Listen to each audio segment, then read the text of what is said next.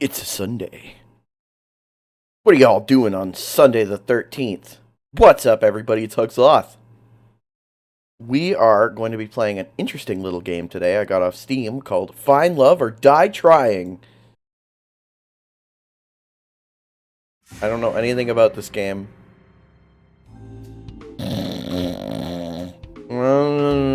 That's me every day, dude.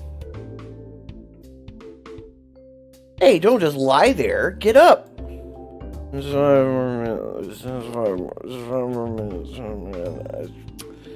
Fuck. I don't want to go to this meeting. Can I cancel it? I'm sick. I don't feel good. I don't want to go anymore. You're the star of the show. You can't just sleep through it. I'll just say it's part of my gimmick. Watch me. Oh, that's how you want to play. Hiya.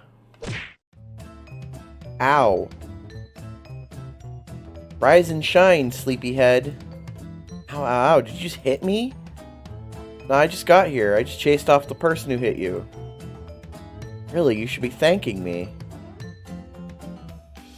Yeah, thanks. Thanks, I guess. Don't mention it. It's all in a good day's work. Anyway, what was your name again? Oh, my name's... I can't remember my name. What? I swear I didn't even hit you that hard. So it was you! It's not important. Try to remember. If you can't remember anything, we're both going to be in big trouble. Why's that? We can talk about why after. What was your name? It's... Sloth. My pronoun is he? My name's Sloth. It's Sloth. Can't remember anything else, though. That's kind of nice. They just let you pick what pronoun you want to be called as the protagonist. That's cool. I can't remember anything else, though. Wow, I should try hitting my accountant sometime. Do you remember where we are? What you're doing here? No, I can't remember a thing. Everything's so foggy. Alright, I can give you the rundown. You're on a reality TV show called Find Love or Die Trying, though we just call it Find Love for the uninformed. I'm the producer. The name's Kat. The premise is that you, the suitor, are living with 5 beautiful women, and one of them is your soulmate. I haven't even met them yet. How would I know one of them is my soulmate? That's just how it is. Welcome to reality TV. You'll get to know 2 of the girls over the next 6 days, over 3 dates with each of them. Then on the 7th day, you'll have to ask one of them to marry you at the final ceremony. It seems straightforward enough to me. Not so fast, partner. The girl you choose will be given a choice whether or not they accept your proposal. If she says yes, you two will get to fade off into the sunset in a gold-plated yacht on the last day. Happily ever after, forever. Except without the yacht, it's a loner. If she says no... well, we're gonna have to kill you. Wait, what? Killed? You're joking, right? Now that's the reaction I wanted to see. Really? You look like I just took a shit in your cereal. What's going on? Who are you? Oh, where are my manners? The name's Damien. Damien Black. I'm the CEO of Royal Black Media, the biggest network for Battle Royale games on the planet. Battle Royale games? Like computer games? You've been living under a rock's stink-ass armpit? I had to, pause a second and be like, is that really what he just said? Real people killing each other is in this season. What? Well, was in this season. I swear, I put in hard and honest work into making top-of-the-line killing shows, and what do I get for it? So we're trying a new kind of killing game. spicing a little romance on top for the people who fart dreams and bake cakes out of rainbows. What? It's where you come in. Hey, it's not a bad deal. It's like this guy learned how to be edgy from, like, Roblox. You might find love. Or die. Whatever. Just put on a good show for me, Excuse me, Mr. Black? What is it, one? We're missing one of the aerial cameras for the backfields. Well, that's my cue. The intern ain't gonna shoot himself. Give him hell, Kit Kat. You don't need to tell me twice. Look, I don't know what's going on here, but I'm getting out of here. For starters, I can barely remember my own name, let alone if I already have a partner. If that's what you're worried about, you didn't. And not for a lack of trying. How would you know that? Look, you don't have a choice. Damien will kill you if you try to escape, or if you tell any of the girls about the truth behind the show. The girls don't know? They have no idea that your life is in danger. They just think it's a regular dating show about finding your soulmate called Find Love. If you tell any of them the truth, you won't just get yourself killed, you'll get them killed as well. How could you... I don't make the rules, Sloth. I'm sorry. Really, you're a pretty serious person, Sloth. Most people would be a little happier to hear that they're alone in paradise with 5 beautiful women. What's there to worry about? Oh, you know, the whole getting executed thing if the girl I ask says no. The little bit with not remembering who the hell I am. How about this? I need my show to be successful and run according to plan. And you want your memories back, and presumably to leave this show alive. That depends on what the memories are, but yes. If you'll be a good suitor for my show, I'll help you get your memories back. It's really not a bad deal. Most people would kill for a chance like this. Seriously, all you have to do is get to know 5 lovely women, and then ask one out. I'll be with you every step of the way off camera. Before you know it, I'm sure you'll be having lots of fun. Who knows? You may even fall in love. You wouldn't be the first. But if you survive the whole show, I promise that I'll tell you everything you want to know. Pinky promise. How does that sound? I mean, I guess so.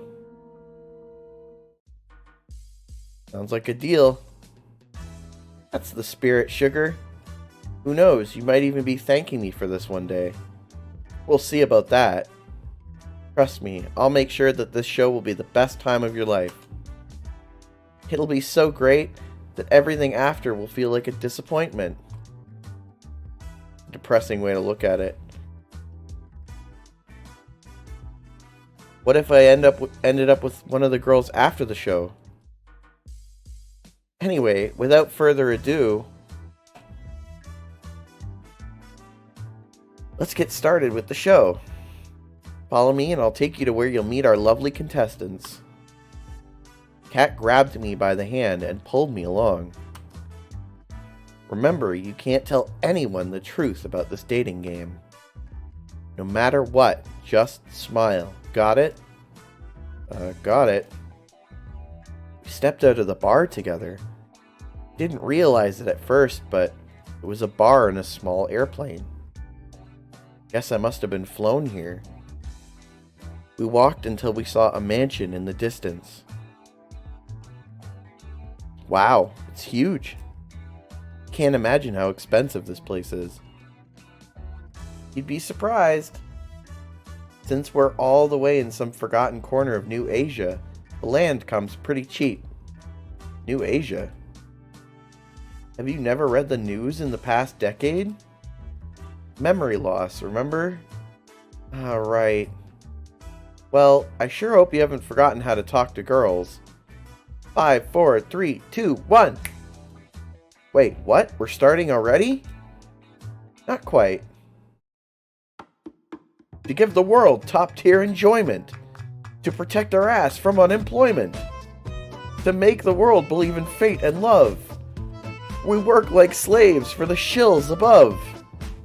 We're the Brothers 5. 1, 2, 3, 4, and 5. Prepare to get the set ready. I want to start filming yesterday. Oh. Guess we're not important enough to finish our intros. Whose idea was it to work in the TV industry anyway? This wouldn't have happened if we had just decided to be accountants. Wait by the mansion doors and thank me later. It's showtime, people. Let's get to work.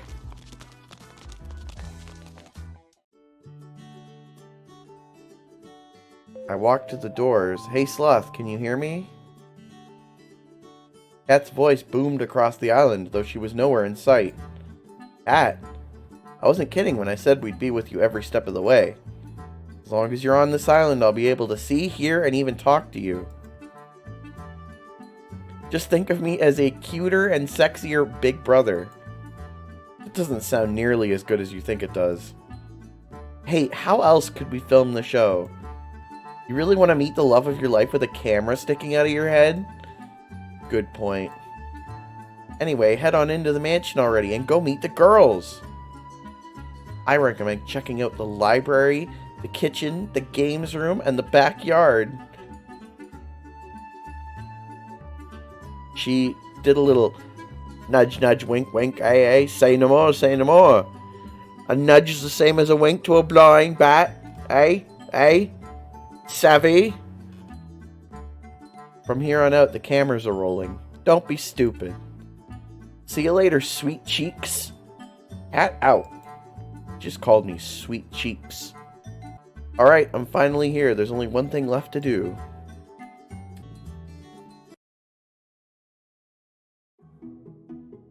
Anybody home?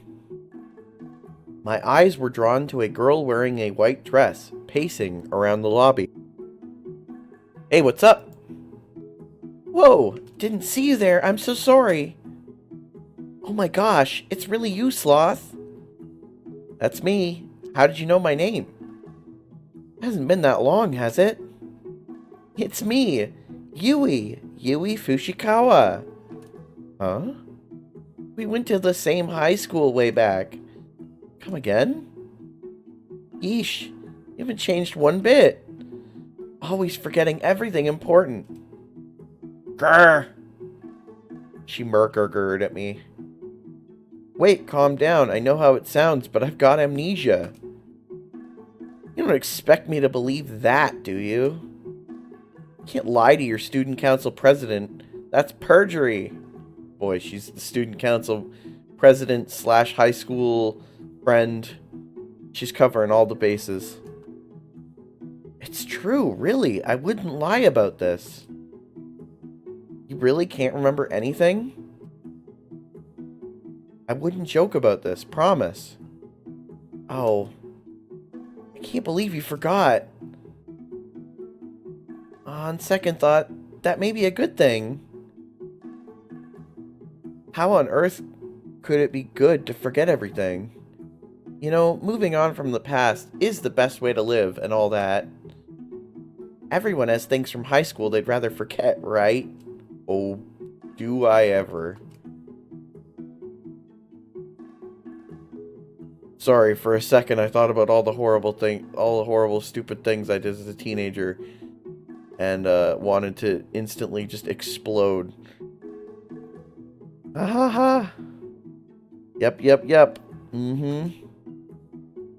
It's good to see you, Sloth. You haven't changed. It just feels like when we used to fool around back then. I don't know if that's good phrasing, Yui. Fool around in like a family-friendly sort of way. Pinky promise. Whoa. We get nookie with this girl and we have amnesia now? Rough. It's good to see you too, Yui. What brings you out here? Oh, you know, to be honest, dating apps or shows and all that aren't really my thing. But I saw that you were... What are you making me say? Besides that, welcome to the mansion. It's ginormous. I'll spare you from embarrassing yourself asking me and show you where my room is. Oh, wait a second, I haven't even cleaned it up yet. She rushed off before I could get in a word. Somehow I get the sense that this has happened before. I guess I'll see her later. She get back to exploring the house. Where to next? Well, we gotta go to the games room, right? Is there like a gamer girl? Hell yeah! As I walked into the games room, my eyes were drawn to a girl playing on a handheld game device. I knew it. Games room? Obviously gamer girl. She looked deep in thought as her fingers moved and pressed buttons at lightning speed. Woo! New high score. Oh man, it's a shame I can't submit it. Oh, sup, dude? You know what happened to the internet? Huh? What? Ever since I came to this island, I haven't been able to get any signal at all. I'm literally going to die at this rate. Oh, I know the feel. You okay? Tell my followers they were the best. She died. What does a person even do in this situation? Are you okay? She fell. No worries, Sloth. She'll be fine. Oh, hey, Cat. What's up? We had to turn off all the internet to make sure no spoilers for the show get out. Tara's just a bit overdramatic about it. You'll get used to it. She's got like a little PSP or something. Yo, you tell me I'm being overdramatic when you literally just sent us back into the Stone Age. But in the Stone Age,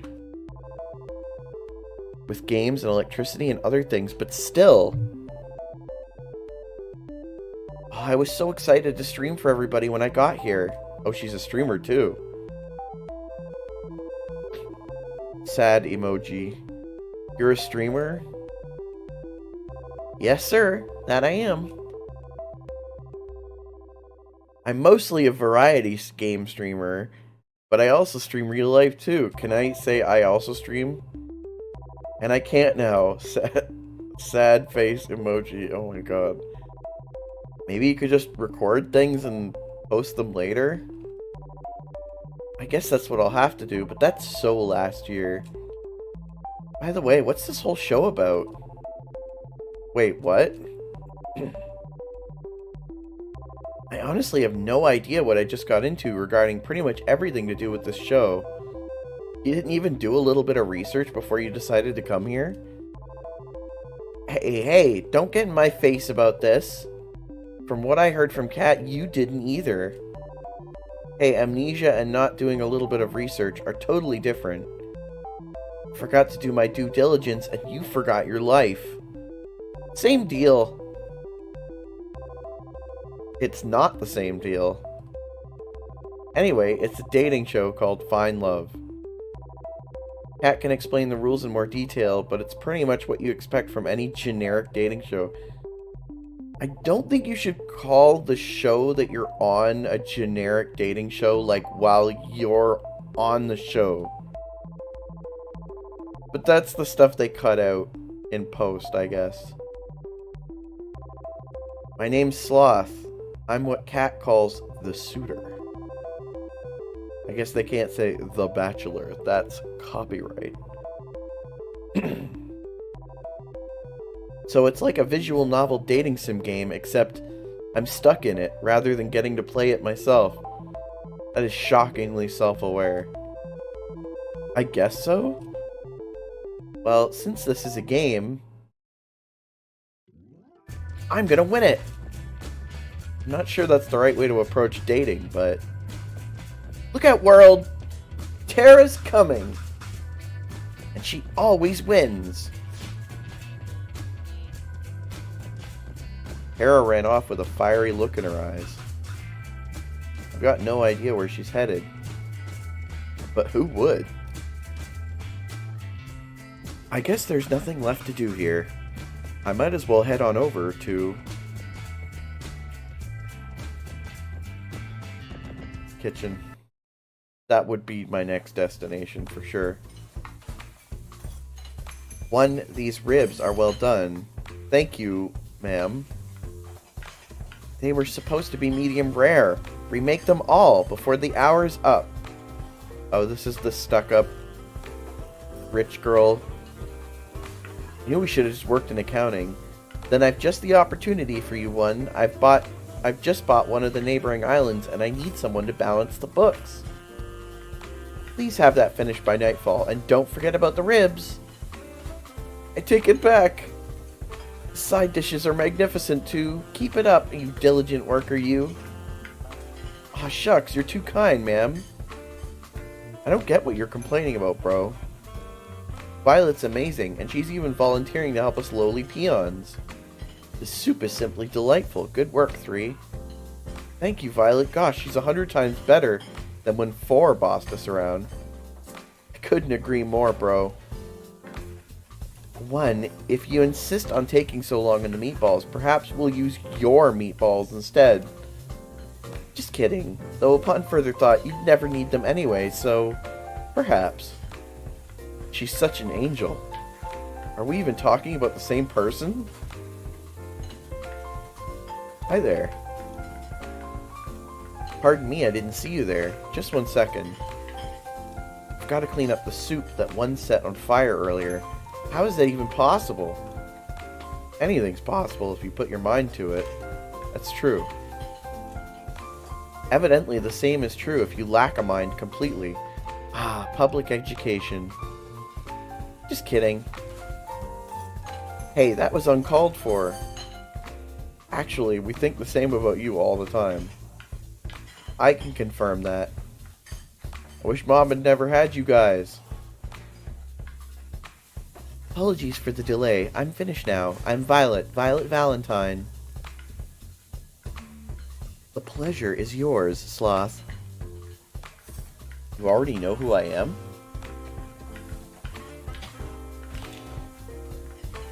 I imagine each contestant does. Flying all the way out here for a week for a blind date? No one could be that unintelligent. Huh?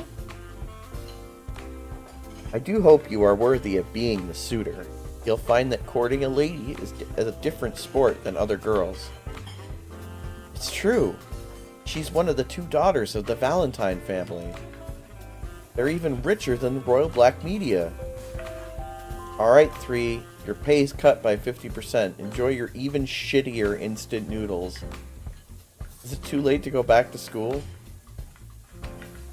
I am, how to say, fascinated. I'd like to see what makes you so special. You look rather average to me. I guess you'll be in for a surprise, Violet. I do like it. Deafening explosion blast through the kitchen. The spaghetti tonight will be, how to say, a little different. I hope you do not mind. You're not really putting one on the menu, right? 1, why is there a hole in the ceiling? It's like they'll be busy in the kitchen for a while. I decided to head over to... Okay, so the library's gonna have the bookworm girl, and then maybe backyard will have like a tomboy. Tomboy girl has got to be in the backyard, right? Wow. Calling this a backyard is like calling what happened to the Titanic a leak. The field goes farther than the eye can see. My eyes were quickly drawn to a girl running laps across the field. She's quick, she's getting closer and closer, and she slid to a stop in front of me. Howdy, I'm Allie. It's nice to meet ya. You're Sloth, right? That's... I don't really care. Care for a jog, though?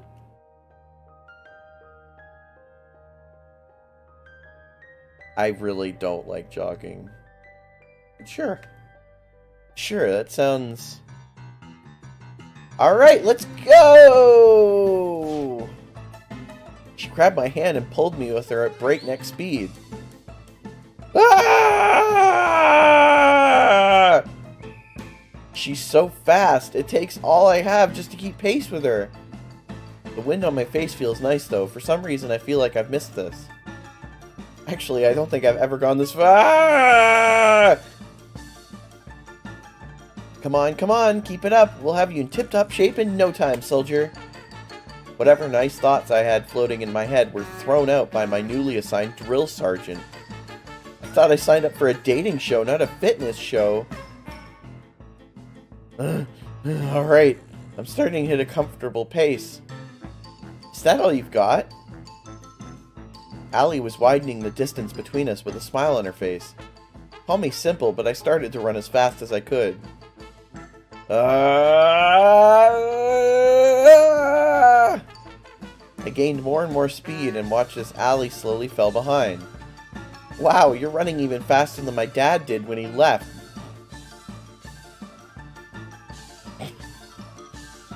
What the? I unconsciously slowed down, my face contorted with shock. In just that single moment, she caught up and quickly surpassed me. I'm kidding, geez, no need to take everything so seriously. The bastard died before he ever got a chance to. Oh, I'm so... Don't be, I killed him myself. What? The look on your face is hilarious. Don't worry, Sloth. I'm kidding. Or am I? My heart starts to give out less from the running and more from the emotional roller coaster. We finished jogging a few minutes later. I'm completely out of breath. That was fun, Sloth. Let's run again sometime. I fell to my knees to catch my breath and watched as she walked away effortlessly. But you'll have to be faster than that to keep up with me, suitor. I laid on the grass like an obese walrus gasping for air.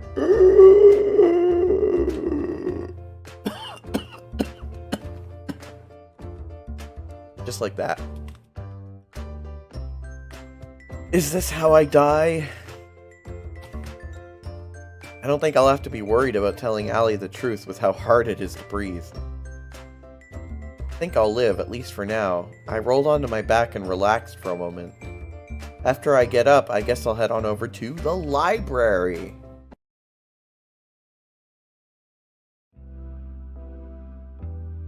Oh, they got a painting of themselves up on the wall.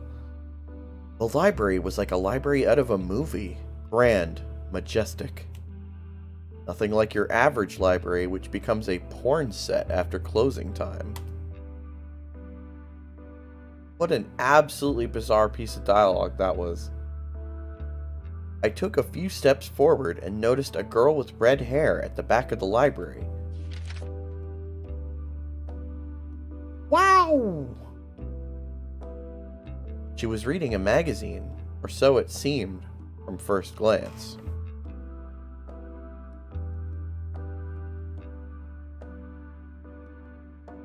Not. If you craned your head a bit to the side, you could see another book hidden behind the magazine. A/B Testing After the Apocalypse, first edition by DB. Hey, what are you reading? Oh, this? Just another elementary, I mean, an absolutely fetch, truth bomb, T-bomb, yes? That was a jarring transition in tone. Can you believe that this one celebrity would, like, date another celebrity? I can't even. It's almost like they're people. I can see what you're actually reading, you know. Oh gosh, that's so embarrassing. Why would that be embarrassing? The book you're actually reading sounds a lot more interesting. Where I come from, people make fun of people who do what I do, I guess. To them, a library is just a place to film porn after closing time. Okay. I'm Scarlet, by the way. You're Sloth, correct? That's me. Nice to meet you, Scarlet. It's nice to meet you too, Sloth. Oh my god, she's doing the Akariat thing. The mouth-tongue thing. I'm curious, so what are you actually reading? I thought you'd never ask. Here, let me show... Scarlet dropped the magazine and the book behind it on the floor, revealing a second magazine in her hands. She ran away so fast I didn't even have a chance to say anything more. Alright, enough mussing around. If you're on the show and you're not an underpaid grunt, come to the main entrance of the mansion. I guess that includes me. I should start heading over. That includes you too, Tara. I can see you playing, you know. You're not the boss of me. What have I gotten myself into? By the time I got there, Kat and the girls were surrounding a blackboard covered with scribbles and math equations. And that's why Sloth is the perfect soulmate for each of you. I'm sorry, you just drew a bunch of numbers and symbols that don't mean anything. It's like the bullshit math they show on screen in a movie. You're late to the party, Sloth. But you're just in time for the first alone time segment. Alone time segment? Can't find your soulmate without having a little alone time together. It's time to pick your first soulmate candidate, one of two lovely ladies you'll get to spend time with this week. Without further ado, who's it gonna be? I have to choose already? I haven't even had a chance to really talk with any of them yet. Don't think of it that way. Think of it more like, well, who do you want to talk to the most right now? Alright, I guess. We are absolutely going with Gamer Girl as if there's any other choice. Tara. Alright, our work's cut out for us. Places, people, you know where to put Tara. What? Put her? Give us a minute to set up the scene, then go find her. What? As I walked closer and closer to the games room, I could hear people screaming bloody murder. Help! You're not going anywhere. Take him, I'm too young to die. I rushed inside as fast as I could. What kind of brother would sacrifice his own flesh and blood to survive? Life is tough, Buttercup. No! I'll save you, bro! Bro! Ah! It's the heroes that die first, you know. Bro! Where was I? Oh, right. 1 down, 2 to go. Get over here! They were playing a fighting video game. Sup, Sloth? Give me a second. I've got to do a bit of pest control. 2 and 3. Kill him first!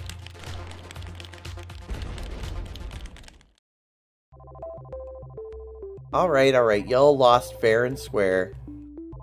As promised, you guys know what you have to do. Dude, she's got the mythical Vita 2. The Vita 2 where the X is on top. Promised. The Brothers 5 groaned as they each put on some kind of futuristic helmet. Incredible, Tara. Decimated those guys without breaking a sweat.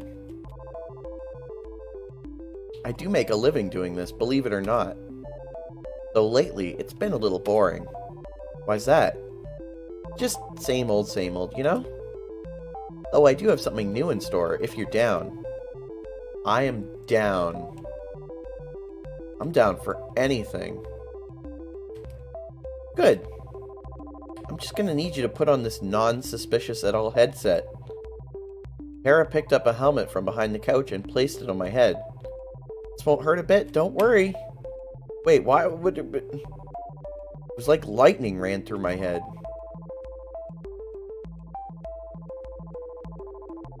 I'm in some kind of forest? Whoa, Sloth, you're here too. Where are we? I want to go home. Oh, stop whining. You're just in a video game. Come on, this isn't the first time you've seen this happen in fiction. What kind of thing exists now? Been around for at least 1,000,000 years by now. Get with the times. Last time I checked, I'd never heard of anything like this. Alright, so maybe it was some kind of weird device I'd never seen before. Can you blame me for wanting to try messing with it?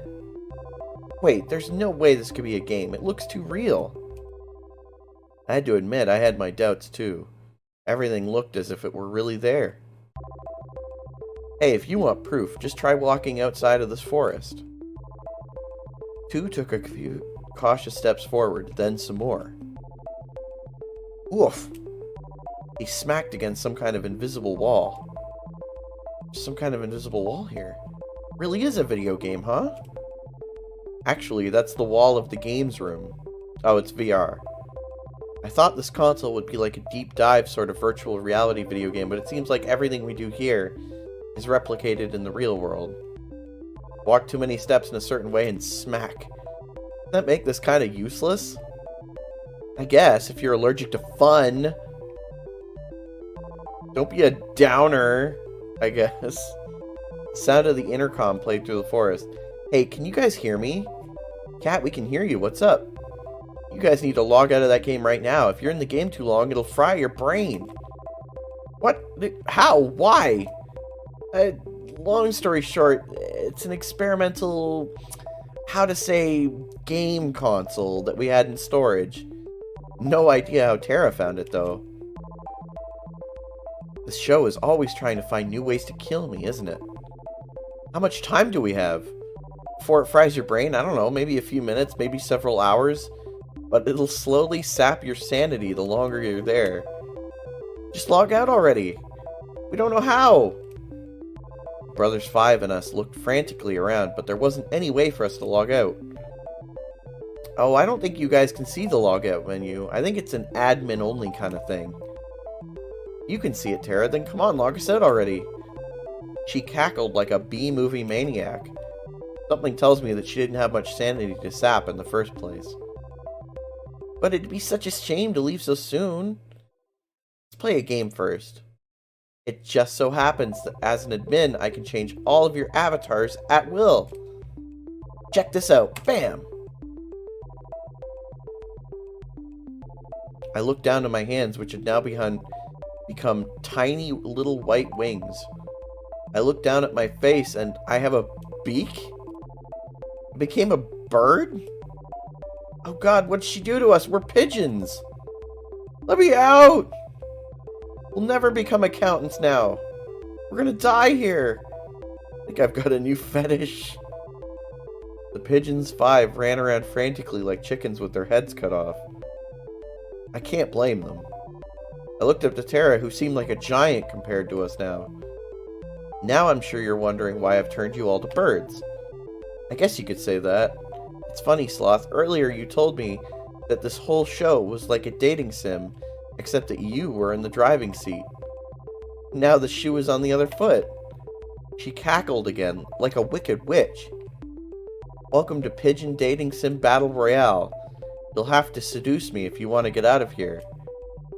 With each day that passes, I fear more for humanity's future. Big Sam. And you wanted us to be pigeons for this? This just turned into Hatto-ful boyfriend. I mean, yeah, the ratio of human to pigeon visual novels is totally out of whack, man. That's true. There's only like one pigeon dating sim. I figure we should balance that out. I am trapped in a killer virtual reality game. I am also trapped on a killer dating show. To make matters worse, I am also trapped in the body of a pigeon. That's rough, buddy. Now I need to seduce a woman with my avian charm. You can imagine the kind of stress I am under. Now seduce me! One by one, the pigeons 5 fired pickup line after pickup line at Tara, but to no avail. Come on, move those wings like you mean it. I tried my hand at a few too, but it was clear they had no effect. Can't imagine that being a pigeon helped with that in any way. Let's try one more. How about... With my will to live at an all-time low, the game went dark. A moment later, we were back in the games room. What? We're back, thank God. Got fingers, I can write, I could fill out a balance sheet. Just when it was getting good. Wait, is something burning? The game console had smoke coming out of it. Guess it's toast. What happened? My mind's all foggy. You okay, Tara? I'm gonna take a nap. She jumped on the couch and within seconds was fast asleep. I relate so strongly to this girl. The brothers Five and I decided that it would be best to never talk about this again.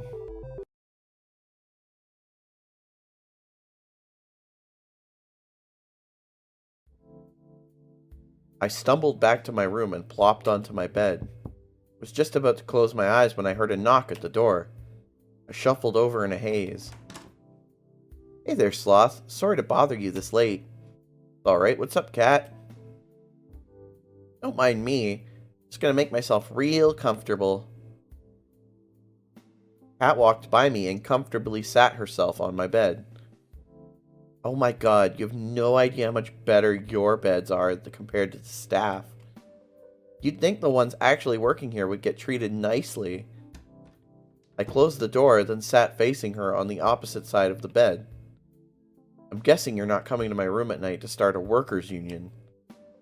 I wonder, what would you want me to come to your room for instead? You'd think of a few things. You'd think 5 women would be enough for a person. You're incorrigible, Sloth. Anyway, as the producer, I'm obliged to help you survive until the end of the show. Just until the end of the show? I'm heartbroken. Being your babysitter doesn't pay well enough to make it a long-term gig. I'll be checking in with you each night to let you know how you're doing and give you some advice here and there. That's nice of you. Thanks, Cat. To be honest, finding a new person to take your place would be a recruiting nightmare. Back to topic, our audience has really loved your date with Tara today. Honestly, I've got no idea what to say about your date today with Tara. Except that I'm surprised anyone thought it was a good one. Can I really be picky when my life's on the line? I guess not. That said, I'm hoping we can sprinkle a little more drama into this show. More drama, love triangles, less pigeons. So tomorrow, I want you to find who your other soulmate candidate is and ask them out on a date. Or Tara. I get that it would be better for ratings to date somebody else, but I like what I have with Tara so far. I don't want her to give her the wrong idea this early on, you know? I understand that, really I do, but it's out of our hands. What do you mean? Look. In a perfect world, you'd be able to do just that. But if you do that, the show's ratings won't be high enough. And how's that my concern? If the show's ratings aren't high enough, they'll just axe the show before the last day. And it'd be treated as if you didn't end up with anyone at the end, if you catch my drift. I get why you wouldn't want to, but that's exactly what the last person in your shoes did. They're not around to tell you about how it went anymore. Alright, I'll ask somebody else tomorrow. Can I at least explain why I have to do this to Tara? You already know the answer to that, Sloth. Would that be good for ratings? Well, that's pretty much what I needed to tell you before tomorrow. Getting late and we both got big days tomorrow. How about we call it a night? Sounds good to me. If it's worth anything, I'm sorry. I'll see you tomorrow. Good night, Sloth. Good night, Cat. She left my room, closing my door behind her. I went back to laying on my bed and closed my eyes. Kept thinking about Tara before I slept. Sound of waves crashing against the shore. Hey! I can hear a woman's voice call out to me within a dream. You probably can't hear me in there, but I try to respond, but no words come out. Sloth, promise me one thing. Don't forget. Don't you dare forget. You promised. Promises are unbreakable, right? That's what you told me. You promised. But you lied, didn't you? Episode 2. We kicked our morning off with a delicious meal made by Violet. So tell us more about your dream, Tara. I don't really remember much, but I was in a video game and I was getting hit on by a lot of pigeons. How am I supposed to respond to that? What if it was a sign? I'm sorry, what? It was a dream, nothing more. I don't see how... Allie had a devilish grin on her face. I think it is a sign, Tara. It's a sign that you should try making video games. The world needs more pigeon dating sims. You're right! There's no time to waste. Tara ran off. Oh my, are you certain that was a good idea to spur her on? Of course. Seriously, what's the worst that could happen? I felt a chill run down my spine.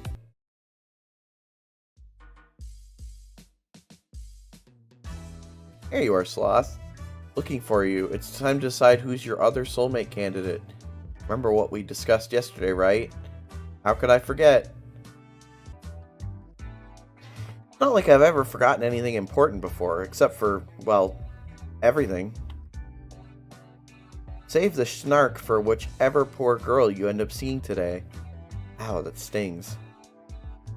It'll be just between your two soulmate candidates from here on out, so choose wisely.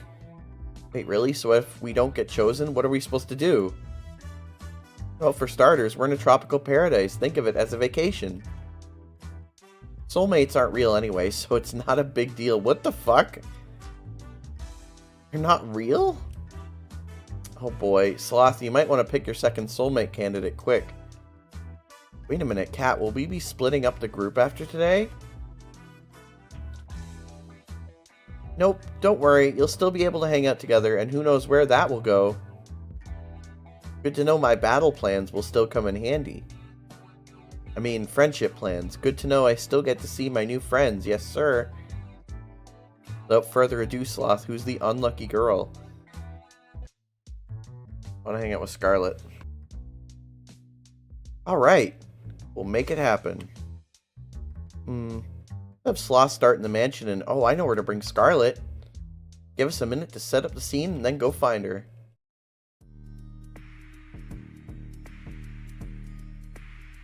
It didn't take long to find Scarlet. She found me first. She had just burst through my door and was trying to catch her breath as she slammed it shut behind her. Sloth, thank God you're okay. Oh my god. What's going on, Scarlet? Long story short, I experimented with some of the local fauna on the island earlier. There's really nothing like it. It's really incredible, and I messed up my intro with you earlier, and... Whoa, slow down. I made a new chemical compound that causes amnesia. It's amazing. Wow, that's not something you hear every day.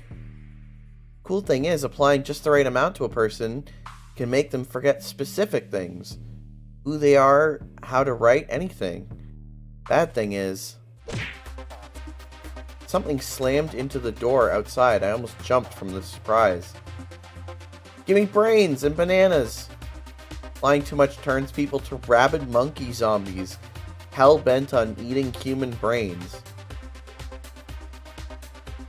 Excuse me? And bananas. Dear God, not the bananas. The door slammed again. It sounded like it was about to be knocked down. We need to get out of here, and fast. 4 busted through the door and blocked our only exit. Give me brains and bananas. I'll get him out of the way. It'll give you time to run. I've got a better idea. Scarlet blasted forward with a white powder covering his face entirely. He flailed wildly for a few seconds, then fell to the ground unconscious.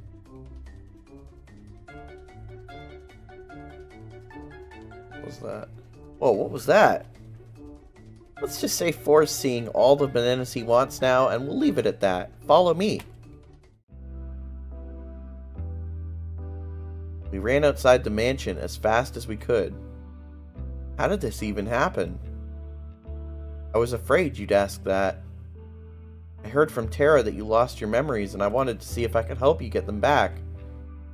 So I may have experimented on the Brothers 5 to see if I could erase their memories and bring them back. I must have done the numbers wrong. I added way too much, and I didn't realize their brains were so empty in the first place. In a weird way, that's really sweet, Scarlet. Thanks. Crazy, but still, thanks. I'll fix this, I swear. I just need to make time to make an antidote. Luckily, I left my tools and supplies pretty near here. We can stay there till we've got an antidote. Sounds like a plan. Lead the way. Wait, where are the other girls? Do you think they're still inside? They're actually trapped inside the library right now. Oh, shit, we gotta go back and save them. I don't know how to say this, but I accidentally turned them to zombies too. But they were a little bit much, so I locked them in the library. We're doomed, aren't we? Scarlet and I passed the time talking about the craziness that was going on and coming up with a plan to save everybody. She seemed to be quite frazzled despite seeming so put together, but I could tell she really did care about the infected. Not enough to prevent this from happening in the first place, but, you know, enough. I watched her build a machine that she insists can turn them back to normal, but looking at it, I can't help but be a little skeptical. Alright, it's showtime. Really think this will work? You bet. I made it after all. Looks like the coast is clear here. We walked to the outside of the library undetected, but we definitely weren't alone in here. Alright, it's time to save our friends.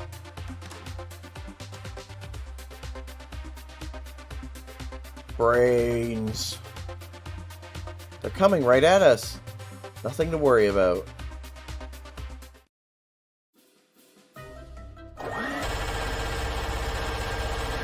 This is payback for you guys acing your introductions. Oh, she's a complete psychopath. Okay. I'm sorry, what? Nothing. Sure that's gonna cure them? Of course, what does it look like I'm doing? Something told me Scarlet was enjoying this a little too much. What the hell? I take my eyes off the cameras for 1 second and there's zombies in the house. Not for much longer, promise. We spent the rest of the day administering the antidote to each person. Each of them knocked out as soon as we delivered the cure. Not quite the first date you expected, huh? You can say that again. It was definitely a first, though. Kat told me that to make a date exciting, I had to get your heart racing. I think I did a pretty good job at that. I guess that's technically true, but aren't there easier ways? Something tells me this woman is full of more surprises. I was about to enter my room when I felt a familiar tap on my shoulder. Hey there, Sloth. Got a minute? I want to make Tara and Scarlet jealous. It'd be good for ratings. Sorry, what? You're no fun. Anyway, she opened the door to my room and walked inside. I followed suit. Got some good news. I'm all ears. Turns out my strategy worked. We've gotten enough ratings to avoid early canning. Don't get me wrong, people loved it when you and Tara were the main ship, but now with Scarlet as some serious competition, let's just say online threads went from optimistic and united to downright murderous. Well, I'm glad to hear I got to live another day. For now at least, but that'll change quickly if our viewers don't feel like your relationship with both of them is progressing. Kat laughed, then took a seat on my bed. You know, I'm curious how you're feeling about Tara and Scarlet. Between those two, do you have a favorite? Tara didn't murder and try to kill us with zombies or anything. I have a better connection with Tara right now. Say what you want about her, it's never boring with Tara. I had a feeling you'd say that, and you're right to say that. Well, we'll see where things go with Tara. Something tells me you'll get a chance to hang out with her again tomorrow. Anyway, that's it for today. Keep it up, and who knows, you might just be the first one to make it out of here. Good night, Sloth. Good night, Cat. Left my room, closing the door behind her. Guess it's time to turn in for the night. I see waves crash soundlessly against the shore and dissolve to nothing before they reach my feet. Must be my dream. She's next to me. I can't make out her face or even hear her voice, but I know it's her. The way the pale moonlight dances in her hair is so nostalgic. You look like you've seen a ghost, Sloth. You. Somehow I can't see your face, nor hear your voice, but I know it's you. I'm fine. Don't worry about it. I hear my own voice speaking as if it were coming through an old cassette. Are you thinking about what's going on out there now? $10 said it's better on this side. Out there, every day is a fight to stay alive. Here, at least, there's food, shelter, a place to call home, and most importantly, high-speed and unlimited internet. I reach for her hand and hold it tight. And people that love you. I know. And I love you too. I know how lucky I am to be here, but I still want to see the other side. Why? You wouldn't survive a day out there. Same goes for me. Because it's real. It's real life. Where things happen that aren't planned by some producer. Where living isn't just following a script. Do anything for just a taste of it. We've been over this. I know. Just so tired of this. What the hell are we doing here, Sloth? Felt the same way she did, but there was nothing we could do. Not if we valued our lives. There's no escaping from here alive. We're living another day. What are we living for? You really want to see the other side that badly? Yes. I laughed. When she had that look in her eye, I knew there was no convincing her otherwise. Even if she had to go alone, she'd see it through. Hey, PC Witness. Good to know this game is stream appropriate. Most visual novels are hentai. Yeah, this one's alright. This one's on the up and up. And I loved her for that. I guess you'll owe me $10 pretty soon. She laughed. You'll be the judge of that.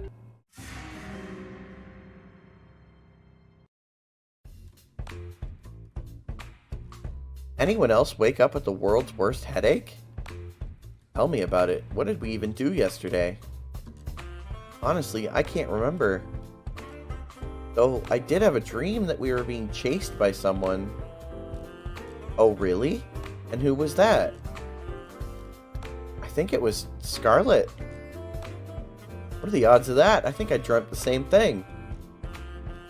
As did I. She locked us in the library and then shot us to pieces. The same dream I had. What do you think made you all dream up that? Either way, it was just a dream. Yui used mean glare. It's super effective. Come now, there's no point getting upset at someone what they did in a dream. You're right, Violet. And yet... seem to remember you being there too, Sloth. And how am I going to talk my way out of this one? Some way or another, Scarlet and I managed to convince everybody it was a crazy coincidence. At least I think we did. Violet was skeptical. Naturally, she had every right to be. Everything she dreamed really did happen. Let's just hope this wasn't the kind of dream that comes back again. figure it's about time to talk with Kat about my next date, but felt a tap on my back. Kat, is that... Kat? No, this is Allie. Oh, sorry, Allie. What's up? She looked to see if anyone else was around before she spoke. Have you noticed anything weird lately? What do you mean? Something about this show gives me the creeps. I went out for a walk in the forest last night, you know, because it's gorgeous and all. But after I got there, I must have dozed off for a minute. Taking a nap in a forest at night? You're braver than most, Allie. Let me finish. When I woke up, I was back in my room on my bed. And I swear I don't remember ever walking back. It sounds pretty crazy if it really happened. You sure you just didn't have a weird dream?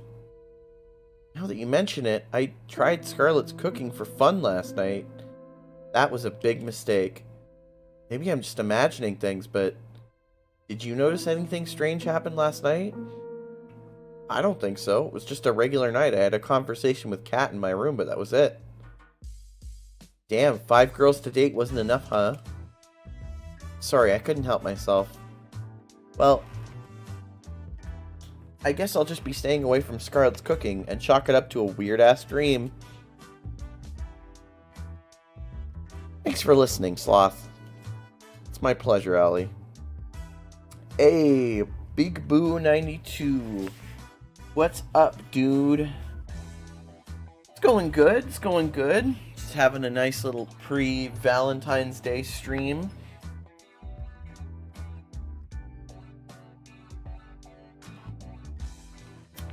See you later.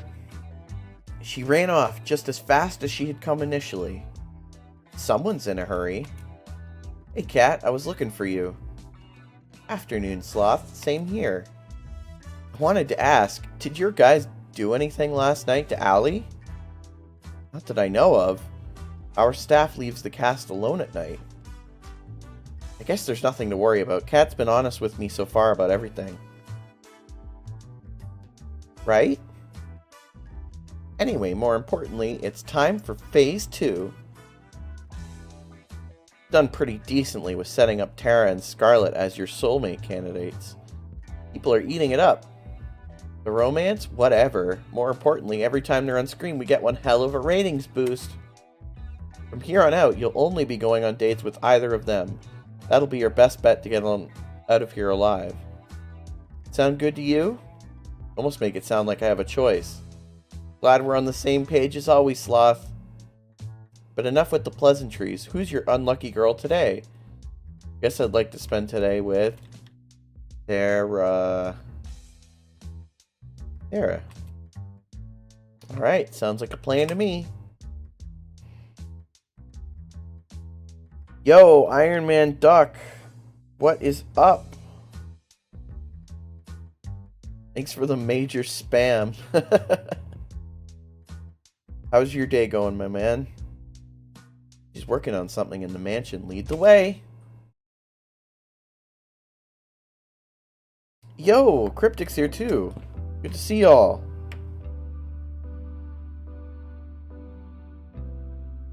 I knocked on the door to the games room. Hey Sloth, what's up? Thought I'd check in and see how you're doing with your game.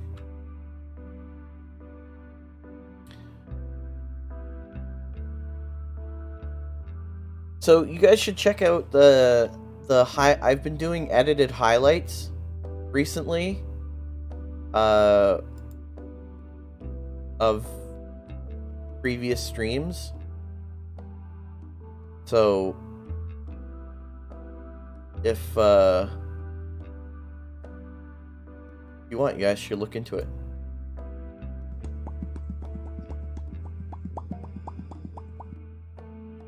Thought I'd check in and see how you're doing with your game. I need to get to 100 subs on my YouTube channel so that I can have a custom URL.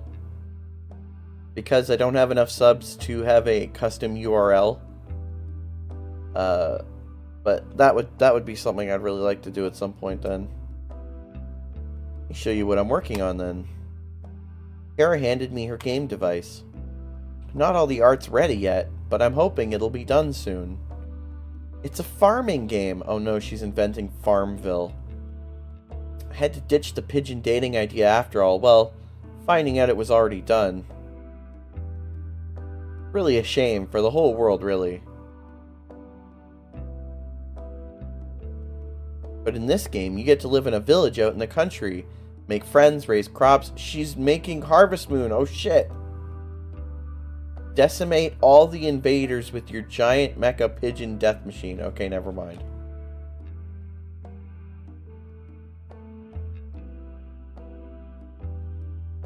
And there's 1 million possible weapon combinations.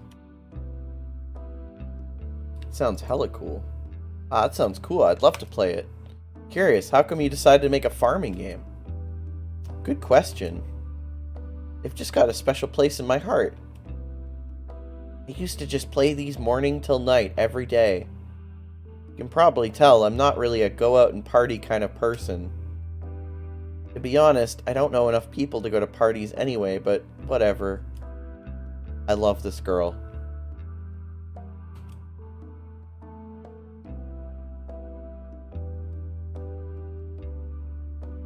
Sometimes it can be more fun to stay indoors and just do what you enjoy. That's how I feel about it. Enough talk, try playing it. Want to see how you feel about it. Alright, here we go. The title screen displayed with a click. Star Blue Valley. I was a mecha pilot who got tired of life in the mecha corps and decided to move out to the country to become a farmer. It was a pretty good one at that. Every season I'd learn to plant, water, and harvest new kinds of crops. Tara would give me advice for farming in every season. Her face was so close to mine, she'd watch my every move with a pensive expression. Farming and fishing felt great, but fishing was almost impossible to do at first. The mecha parts of the game felt incredible. You could even get to know the villagers and have relationships with them too. What, like in the mecha? Can I be in the mecha and like talk to the villagers and date them? There was just one thing that was a bit weird. First, wow, what you have so far is incredible, Tara. You think so? Yeah, really, it's incredible. I never thought you could combine farming and being a mecha pilot in the same game, but you did it just fine. Thanks, Sloth. That's nice of you to say. There's just one thing I think that was a little off. What's that? Any feedback would be great. I feel like the relationships with the town people were a little weird. The dating aspects didn't really feel right. I knew you'd notice that. It's kind of embarrassing, but I've never actually dated before, so I have no idea what it's really like. To be honest, I've never really had a real friend either. Oh my gosh. It's not too much to ask. Her voice suddenly reduced to a whisper. Maybe you and I could be friends? I'd be honored to be your friend. That said, please don't trap me in a video game again. Sorry, what? Anyway, watching you play gave me some ideas. Want to help me with testing them? Sure, I'd be happy to help however I can. We'd both suggest ideas, she'd implement it, and we'd test it together and repeat. Just kept getting better and better. Kara's smile and enthusiasm was contagious. I couldn't help but be excited for her and in awe of her drive. We spent the rest of the day working on her game, but it only felt like minutes. Just glad it wasn't another virtual reality game.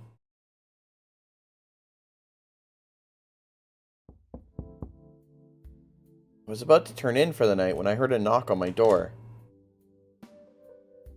Hey Kat, I thought you weren't going to come over tonight. Sorry about that, I got tied up in some things. Is everything okay? Good as always. Care to join me for a walk? Sure, that sounds nice. Then away we go.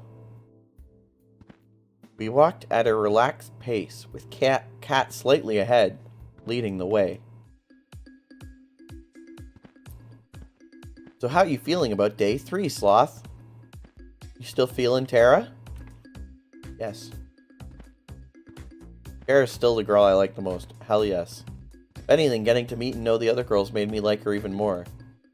There's no one I'd rather spend a day with than Tara, you know? There's nothing quite like that. Aw, it's cute. Also a perfect answer for the cameras. Thank you very much. I guess you'll be giving Tara's fanbase some more things to go rabbit over soon, You can say that again. Perfect.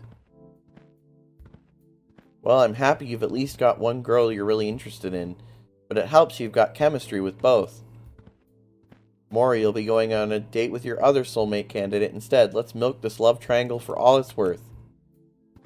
Sound good to you? I'm noticing a pattern in making it sound like I have a choice when I really don't. None of us really have a choice nowadays, I'm afraid. Alright, I gotta get back to editing today's footage. You ready to head back to the mansion? Sounds good to me. We walked back in comfortable silence. Night. See you later, Cat.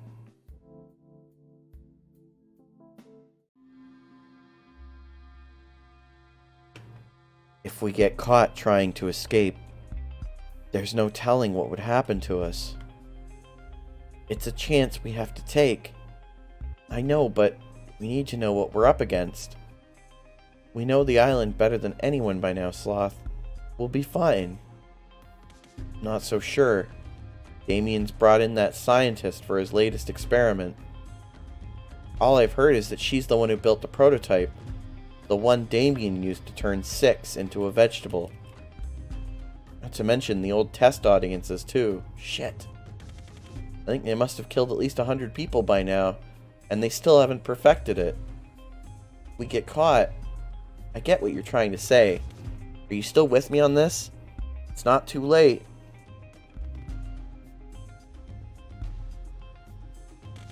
You didn't even have to ask. Of course I'm with you. Who are you? Somehow I know you're close by. But every time I try to see your face, the dream ends.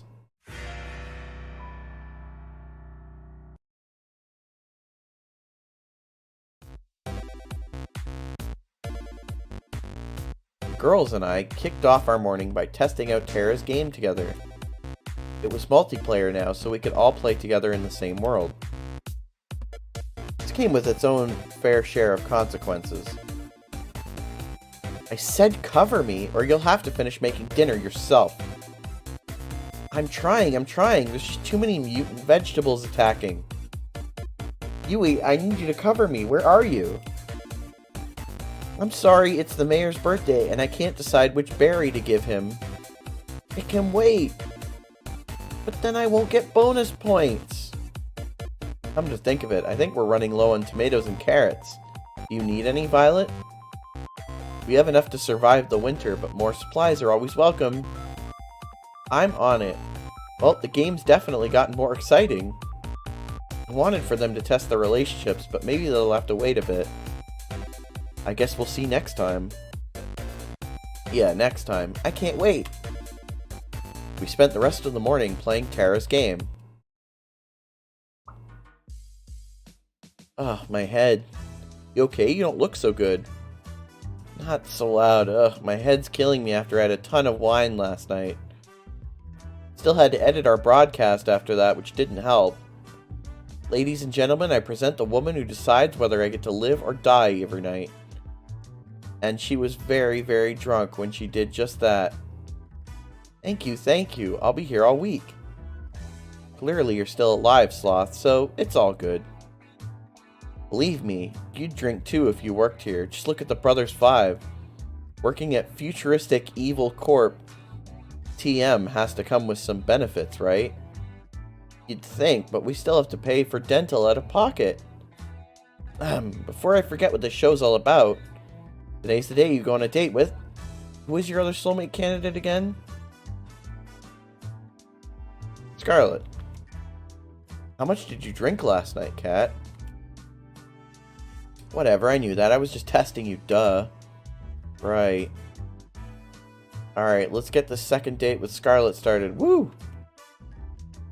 Someone tell the world to stop spending like a little bitch.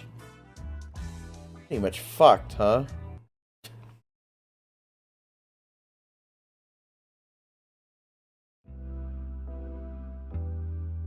I found Scarlet out for a stroll outside the mansion.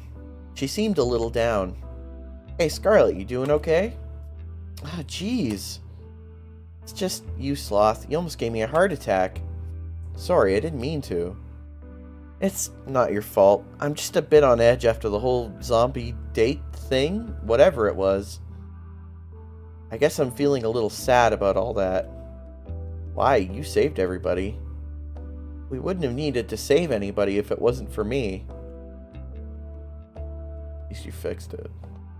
Hey, at least we don't have banana zombies running around anymore. Without your help, they'd still be running rampant. Still, they wouldn't have been running around in the first place if it wasn't for me. Well, that's true, but hey, it makes for great TV. Which, inadvertently, is pretty good for keeping me alive, but I'll keep quiet on that. Besides, you did it because you were trying to help me get my memories back. That means more to me than I can say. I'm sorry I couldn't do it. It's okay with you, I'll try again, and I'm sure this time... Let's not worry about that for now. Thanks, though. I appreciate it. For now, I just want to get to know you better, Scarlet. We got interrupted last time, to say the least. Care to join me in making up for some lost time? That would be fantastic. There's somewhere I'd like to go if it's okay with you. Lead the way. You won't regret it. At least I think you won't. Should I be worried? Come on, let's go. She grabbed my hand and pulled me along with her. Who could say no to a girl who could turn you into a zombie? An interesting perspective. Behold! Behold! There's a nightclub in this mansion? There is now. I made it myself. Granted, I use it more as a testing ground than a real nightclub, but the staff really wanted something to blow off steam. And okay, I cheated a little bit. I made a robot that made the nightclub for me, but it still counts. You're probably the first person to ever say something like that. Also, I didn't know you knew how to build robots. That's amazing. Hell yeah, it's cool. I get the feeling that building things to make people happier was what I enjoyed the most before I came here. What do you mean by that? You wouldn't believe me if I told you. Actually, maybe you're the one person who would. Maybe it's worth a shot. Could she be like me? There's so much of my life I can't remember for some reason. I couldn't help but raise an eyebrow. There was a lot of broken people after the war in New Asia. Not just broken bones and missing limbs, but shattered minds. People trapped in their own heads. I was told I had a gift for research. A gift that might help those people be able to reclaim their lives. So I finished school early and got my PhD. I led a task force dedicated to helping the survivors. We helped them forget their most painful, most traumatic memories and move on. It was my life's work, you know, but now I can't remember what it was, how it worked, if we even got anywhere with our research. To be completely honest, I can't remember how I got here either. Sorry to ask, but how on earth did that happen? I knew before, I definitely don't know now. Maybe testing got dangerous and I wasn't willing to test on someone else. Maybe I don't know. I don't know. Crazy thing is, I went from that to being on some kind of dating show? What the hell? I guess it does sound pretty weird. And the idea of getting married in 1 week? Who wrote this? An idiot? I couldn't help but laugh. But what do I even have to lose at this point? I wouldn't look at it that way. I can't remember anything either, but at least we're alive. As long as I'm alive, I've got everything to lose and everything to gain. Optimist, huh? That's worth something. I guess you'd understand better than anyone. What do you plan to do after this is all over? Honestly, I don't know. I want my memories back, but if I can't get them back, I'd just try to make the best of things. I had some plan. I'm still working the details out. Give me a break. At least you remember some things. I couldn't even remember my name at first. You got me beat there. We talked for hours about how we both felt about our situations. Good things, the bad things, about forgetting who you are. We laughed about forgetting the embarrassing moments that probably plagued others for a lifetime. We lamented the moments that truly made life worth living. The moments that made your life unique. It's nice to have someone that understands. You know, I've got a silly idea if you're interested. Let's hear it. Getting engaged in a week is stupid, and a person who'd agree to that is even stupider than that. But I think I'd say yes if it were you, Sloth.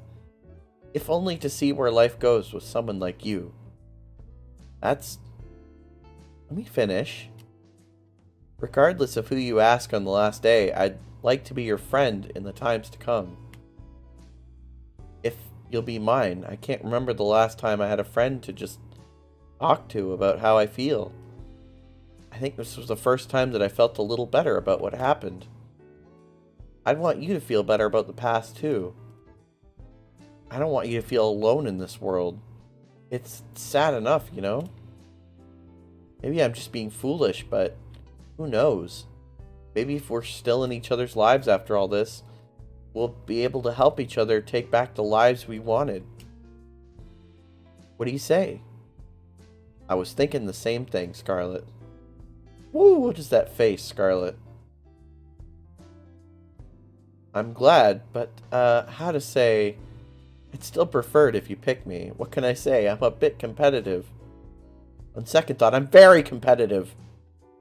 Just saying, but out of all the girls, I'm the best educated, had the most illustrious career, won first place in the National New Age in Science exhibition, and I laughed out loud as she listed her accomplishments one by one.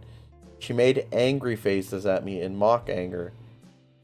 But most of all, I want you to have a happy life, and I think someone else might get it wrong. We spend the rest of the evening enjoying each other's company. Laughter and smiles never stopped, and she never let go of my hand during our walk. But I want to go for Gamer Girl. Scarlet is very tempting, though. I was feeling too restless after today's date to wait in my room, so I went for a walk downstairs.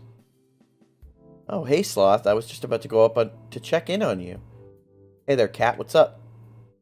Huh. There were some fancy desserts here from last week, but I can't find them anymore. Guess I'll take that out of the Brother Five's paychecks. How do you know it was them?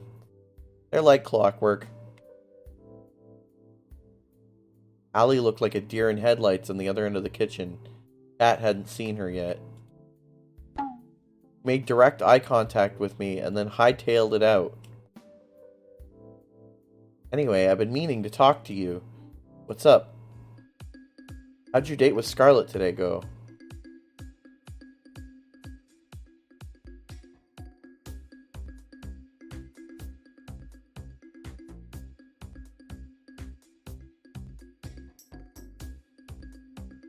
I mean, I'm not gonna lie. It was very pleasant.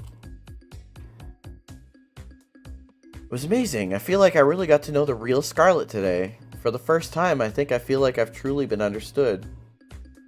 Glad to hear that, Sloth, really. Scarlet puts on a front that's nothing like how she really is, and I'm glad you can see behind it. She must really trust you. Glad she does, believe me. More importantly, though, Scarlet's fanbase has been ravenous for new content. From what I saw you delivered today, I'm a solid 85% sure you won't wake up in a torture chamber tomorrow morning. Good job, Sloth. Thanks? Anyway, you're probably safe for at least another day thanks to the ongoing rivalry between Tara and Scarlet. Stakes are rising and so are our precious ratings, so without further ado, it's time for Phase 3. You've only got one date left with each of them before the final day. So make them count. You're not out of the woods just yet. Will do. Alright, good. Well, I need to get back to preparing for tomorrow's show. You better rest up for tomorrow. You only get one third date with a girl, right? Sounds good to me, Cat. See you later, Sloth. Thanks for the help. I realized I'd probably be screwed without you. Don't thank me yet.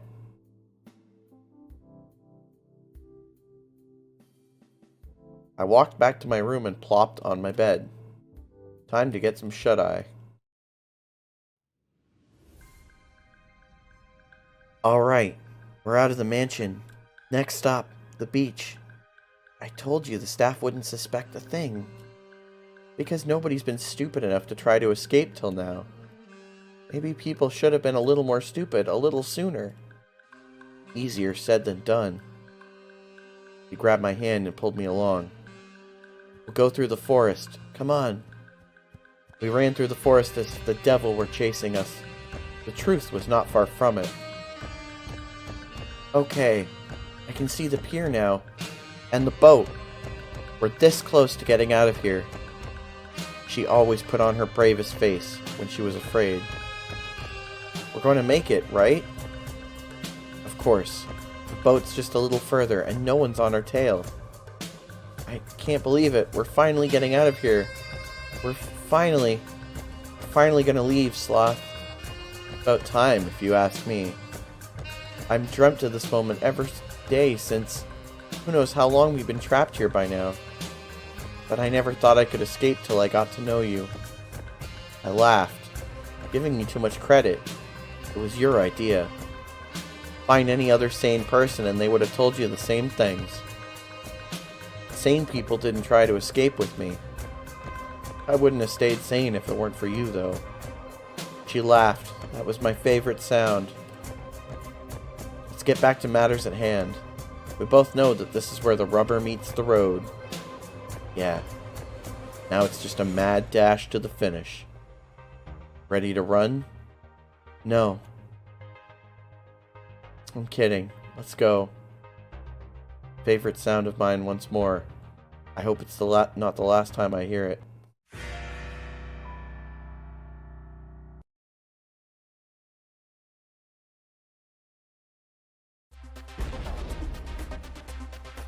Next day I woke to the sound of an explosion outside. I ran outside as fast as I could. What the...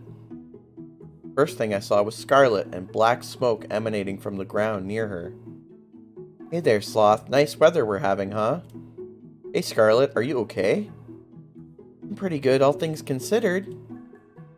I've been experimenting again on trying to bring back people's memories, without the whole monkey zombie bit. I figure if you and I ever, well, you know, I'd want us to know everything about each other. No secrets. I'd like that, Scarlet, thanks.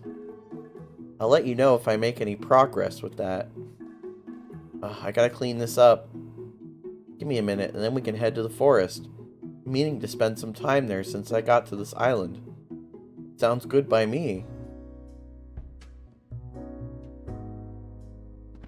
We walked together through the forest, hand in hand. Talking about things we do after we got this island. Talking about everything and anything. After we're off this island, whatever happens, maybe you want to catch a movie together? Sure, but why a movie? I can laugh, but there's a part of me that just wants to be a regular girl for a day. That's something I could never forget.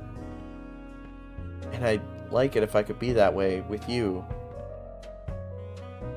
What do you say? I'd like that. Yay! Scarlet did a little dance of happiness. It's really adorable. Spent the rest of the morning together in the woods, enjoying each other's company, and maybe a little more than that. Somehow, in the middle of it all, I forgot what kind of show I was on in the first place. It was just me and her. In this moment, more than ever, I was glad to be alive. Morning, Sloth. Time sure flies, huh? The show's almost over, and you'll be able to go back to your regular life soon. No idea if that's going to have any less headaches, though. Who knows? As strange as it sounds, I've had some fun here. Initially, I thought Tara was more interesting because of the gamer girl streamer angle. But her scenes have... I mean, they're very wholesome. But, like, then Scarlett's seems like she's got a lot more going on, like personality-wise. She's competitive. She's super smart. She's like she had like her first scene where everybody's like a zombie or whatever. I feel like was not really relevant to how she's been behaving the rest of the time. So now that I've seen her in later scenes, I'm starting to like Scarlet a lot too. Whole getting murdered thing isn't great, but it hasn't been all bad. I did mention that other people would kill to be in your position. On second thought, they definitely haven't thought it through enough. Probably not. Well, back to business. It's time to pick who you go on your first third date with. Who's the unlucky soulmate candidate today? But I just had that like beautiful fancy scene with Scarlet, right? Doesn't that mean Scarlet's in?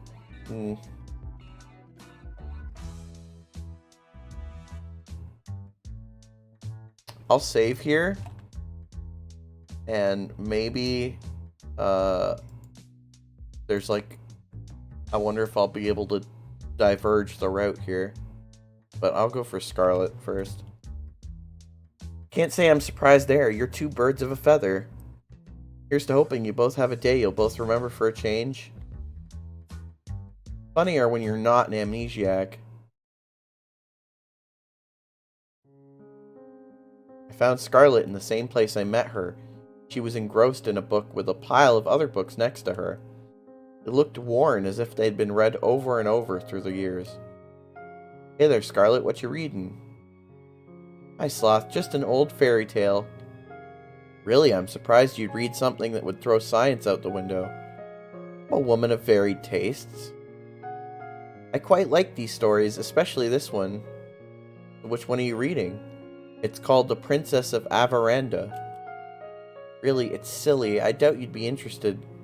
Try me. I smiled at her. She smiled back at me in kind. Okay, I don't see why not.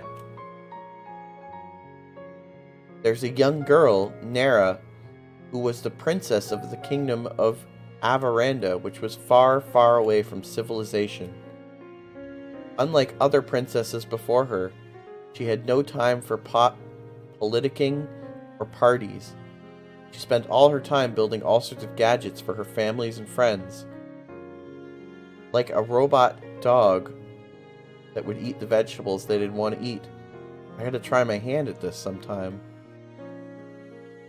Scarlet giggled like a child. Nira has a blissfully happy childhood. She even falls in love with a commoner named Aloria. Though her kingdom would never approve of their relationship, Nira and Aloria never failed to see each other in secret, every night by the crooked trees in the western forests. But those days don't last. One day, her mother, the queen, is taken by a witch, never to be seen again, and Nira is forced to become the queen at age 16. In her mother's absence, Nira does her best to lead the kingdom, and for years it prospers. She's like no other leader they've had before. But secretly, she wants to leave. As queen, she has no more time for the things or people that she loved with all of her heart. She cries every night alone. But she knows she can't. Too much responsibility falls on her. Then one day, Nira is cursed by the same witch that took her mother and forgets everything. Her name, her family, her kingdom. Everything except for Aloria and the desire to leave. And so she leaves, and no one in the village ever sees her again. I won't bore you with the rest of the story, but thanks for listening till now. So the book that she's talking about is obviously connected to the dreams we've been having, right? Which is very interesting. Come on, believe me, Scarlet, I want to hear this to the end. Especially because you like it so much. I looked deep in her eyes and I could tell just how much she loved this story. Well, there's really not much left, but, well, Nira and Aloria live a wonderful life in a neighboring kingdom for many years. But one day she remembers everything and rushes home, worrying for her people. When she gets there, she sees her people have been ruled by the very same witch who took her memory, and that her people no longer prosper the way they did under her rule. In anger, Nira confronts the witch on the border of Avaranda. The witch takes off her cowl, revealing herself to be Nira's mother, the lost queen. Nira's mother gives her an ultimatum. She can return to ruling the kingdom, but she can never leave again, or she can leave now and never come back. And that's where the story ends. You never get to know what choice Nira makes. It's quite the cliffhanger. I want to know what happens next. Believe me too. I'm curious, what would you do in Nira's shoes? I think I'd leave and never come back. Interesting, why is that? No point in living without love. Even if it was better for the kingdom for Nira to stay, it would guarantee her love could never be realized. That's just too sad. I think the same way. I've loved this story ever since I lost my memories. I'm sure I don't have a kingdom or anything, but sometimes you wonder, you know? I get the same feeling too. It's just life, you know? Just have to keep moving forward. Yeah, you're right. I'm really happy that you're the one I get to move forward with, Sloth. Me too, Scarlet. There's no one else I'd rather be with right here, right now. Speaking of right now, there's somewhere I want to bring you. Where's that?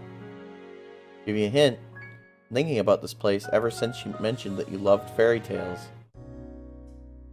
My gosh, there's turtles down here. Turtles! She was practically dancing around the room, taking in all the sights. It was impossible not to smile.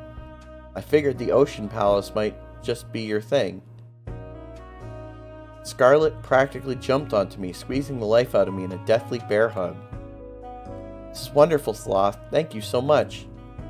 You've made everything so special in ways I honestly couldn't believe. But you did it. And this is just the beginning, Scarlet. We're in this together. I held Scarlet and kissed her on the lips. It was like an explosion of passion had set me on fire as she kissed me back and wrapped her arms around me. Always. We spent the rest of the night enjoying a lovely dinner in a place straight out of a fairy tale, with nothing but love in our hearts and laughter and smiles on our faces. Can't wait to leave this island with you, Sloth. I've never been this excited, this happy since ever. You make me feel like I'm living in a fairy tale. You know, I've got an idea of how we could spend tonight, if you're interested. And what's that? I'll show you why fairy tales were written by adults.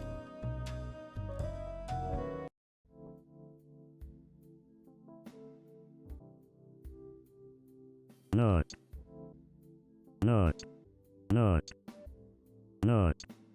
After today's date with Scarlet, I decided to take a stroll around the mansion. The night was clear as could be. A light breeze made it just a bit chilly, but not enough that I'd need to put on more. I found myself fixating on the moon without thinking. I thought I'd find you here. Why's that? Just a gut feeling and the island-wide surveillance system. You doing okay? Yeah, I'm just thinking. Can't believe the show's almost over. It didn't feel real earlier today. Time sure flies, doesn't it? You've only got the last third date with Tara tomorrow, then the final ceremony on the day after. Speaking of which, how was your date with Scarlet today? Kind of fucking unbelievable. It was the best. My connection with Scarlet's one of a kind, and there's no one I'd rather be beside me than her. Being married to her would be like a dream come true. Can't really argue with that. Aren't you a romantic, Sloth? But I'm happy to hear that. If it's you two, I'm sure that whatever you two face out there, you'll be fine as long as you stick together. If she stops turning people into zombies. Yeah, that's a conversation we have to have. Don't forget that in the prenup. Who knew that 3 dates were all you needed to figure out if a marriage would last? This TV gig doesn't work out. Maybe I should become a marriage counselor. Anyway, I'd love to stay and chat, but I've got to get some work done tonight to prep for the ending of the show. You know what? I could use some company, and it's not like you were up to anything. Kat reached her hand out to me. I put my hand in hers on instinct. With her hand in mine, she pulled me with her to the library. Now, you're probably wondering, why did I bring you here of all places? You like to read? Well, yes, but no. There's no internet for us goons, so here's where we store most of our information. Records of every single run of the show, building and security details, guard schedules, and most importantly, salary records. Hidden in plain sight as regular books. You need to know how to decipher them, though. They're pretty useless to the average person. Interesting and also a little unnecessary. Who here is going to read a book? Oh, I knew the state of education was bad, but not this bad. Oh, you have no idea. Still doesn't answer why you brought me here. Well, you see, I have this lovely chair and table here that I do so love to work on. And it's truly, truly exhausting for me to get up from this lovely arrangement to have to fetch each book I need to reference. So, you want me to grab your books for you so you can just stay here? So glad you understand. And you know I'm doing everything I can to keep you alive, and it's just a teeny tiny favor. I couldn't help but laugh at her mock pout. Sure, Kat, it's the least I can do. Great, alright, to start, I need you to grab me the Princess of Avaranda, 100 easy recipes for a Philosopher's Stone, and I regret everything. Must be the 100th batch of books I've had to deliver. It's been hours. Seriously, whoever designed the system should be shot. I tried to read a few of the books I was delivering, but like Kat said, they just mean like regular books. And that's a wrap. Thanks for the help, Sloth. I'll send you a thank you card for when you're off this island or something. At that rate, it was pretty much slave labor. I like to think of it more as unpaid charity work. You got one last date tomorrow. Don't mess it up. Curious, what's the first thing you're going to do when you're out of here? Honestly, I'm not sure. Maybe try to figure out what my life was like before. Who knows? That's as good a start as any. Well, I gotta get back to editing. Night, Sloth. See you, Kat. Guess I'll head back to my room and call it a night. Rep to go! Whoa! Yo, Gabriel Da Vinci with the 8-month resubscription! Can't think of a mean thing to say today, so take my Bezos bucks. Thank you for the Bezos bucks. They will be used to feed me. As all money does. The alarms were deafening. We planned for every possibility we could, but it wasn't enough. We made it to the ship, but it still wasn't enough. Our one saving grace, the ship, wouldn't start. Someone tampered with it, and there's no time to fix it. That's it then. I couldn't find the words to say. I love you. I love you too, Sloth. I wish we could have met anywhere but here. She held me in her arms with the last of her strength. All that's left to do is wait. Goodbye, love.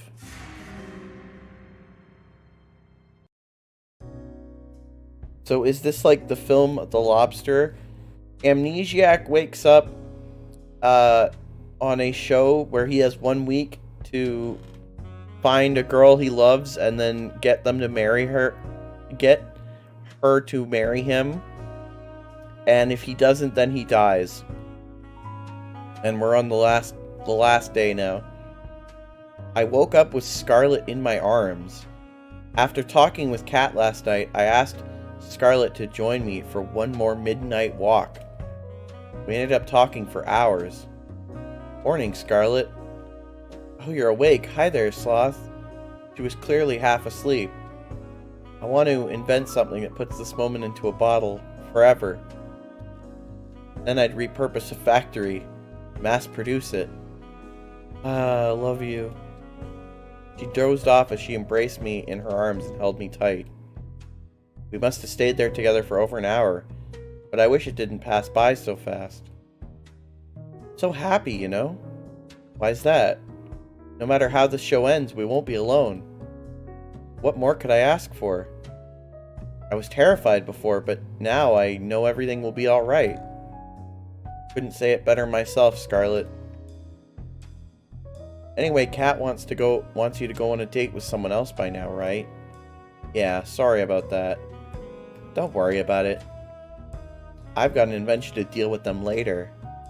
Sorry, what was that? Oh, nothing. See you later, Sloth.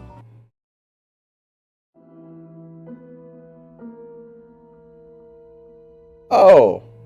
Okay, that does kind of sound like vaguely similar. Look who crawled out of an economy class airplane toilet. And good morning to you too, Damien. Sloth, don't mind him. Damien was just telling me the news. Your ratings are doing really well so far. At this rate, I really think you'll make it out of here. It's great news. I wouldn't celebrate just yet. Just because you've done well till now doesn't mean you won't jump the shark today. Your ratings today need to be higher than they've ever been, or you'll get axed. Axed literally if I'm around when your number's up. I guess we'll find that out together, won't we? Later. Sorry about him, he can be a little mean sometimes. A murder threat is a little mean? Anyway, you ready for your last date with Tara?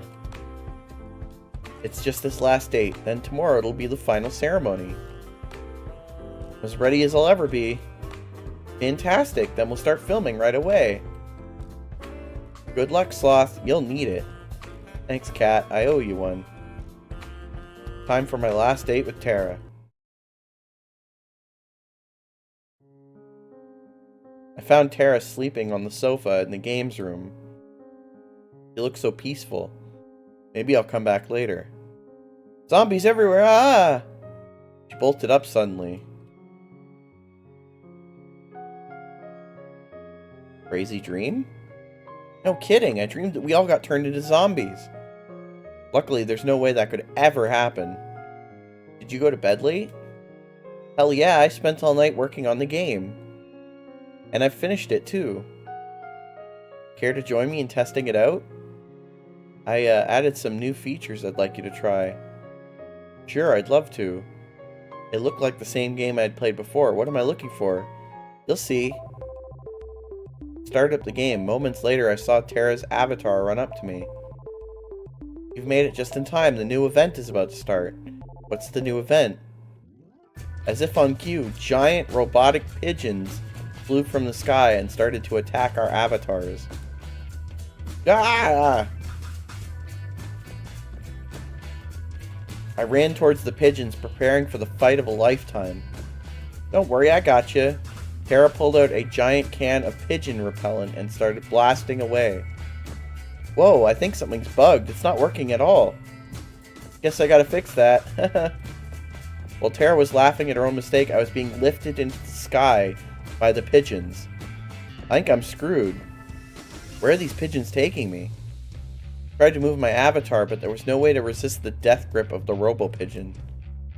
Don't worry, they're about to fly into the territory of the maple syrup dragon. I like her Pink Floyd shirt. I didn't notice that before. The what? Uh-oh. Screen lit up with a blast of flying maple syrup. I never thought I'd ever say something like that, but here we are. The maple syrup slammed into the pigeons and forcefully stuck their wings together. As a consequence, they started to fall to the ground at breakneck speed. Ah! Save me, I hadn't saved yet. I knew I forgot something. I forgot to add the ability to save. I'll have to write that down. As Tara took notes, I rapidly fell to my doom. I'm happy for you, but if you could just, for a minute... My avatar smacked into the ground pigeon first and instantly died on impact. Aw man, I had so much stuff! Is there at least a respawn mechanic? I've never died before in this game. Of course. Just hit the retry button. Press the button and watch the world around me reset to the village without the giant beast of death. But now the village seemed 10 times bigger than before. When did the village get so big? And it dawned on me, wait, it's not the village that got big, I got small. Took a more careful look at my avatar, I was a pigeon again. I sighed deeply. At the same time, Tara was giggling like a child. We spent a few more hours testing out the rest of the game's new features. Thankfully, there were no more pigeon Easter eggs. There's one last thing I want to test out, if that's okay. Will it end with me getting turned into a pigeon? No. Just come with me. Followed her avatar to the cabin we shared in the woods. Got there, she turned around, walked up to me, and held out an item I'd never seen before. She walked up to me and gave me an item called Ring of You're Pretty Cool. What is this? Let me try to explain. I came onto this show with no idea of what it was about. Personally, I thought it was stupid at first. But hanging out with you has been so much fun. I've never really got to work on my hobbies with anybody till I met you. I've never had someone to share all my crazy shit with. But you're different. So I guess what I'm trying to say is, you're pretty cool, and I hope we can keep doing this even after the show is over. Sounds like a plan, Tara. I gotta say, you caught me off guard with this. Why's that? Giving this ring to me, it could be a little misleading. You're not making any sense. We laughed together and then walked back to the mansion with a spring in our step. Played the day away without a care in the world. This girl needs friends, not a relationship. It's enough gaming for today. Up for a movie date? Sure, what do you want to watch? How about, whoa. And then I saw something I'd never seen before and would never see again. The sky outside rapidly turned from orange to black, as if it were water being drowned in the darkest ink. Then the bright sun in the sky went out like a candle in the wind. What's going on? She held my hand tight. I could feel that she was scared. I didn't have a chance to respond before I heard a rush of footsteps coming towards us in the dark. Something isn't right. Oh no. We were surrounded. A familiar voice cut through the short silence of me holding my breath. Sorry, Sloth, you just didn't make the cut. We've got to get out of here. Just make it quick, please. Sloth, I'm scared. What's happening? I clasped her hand as tight as I could. We need to get out of here. Come on. I didn't even make 3 steps before I was tackled down and cuffed behind my back. Sloth, hold on, I yelled at her to run, but she came back to try to help me.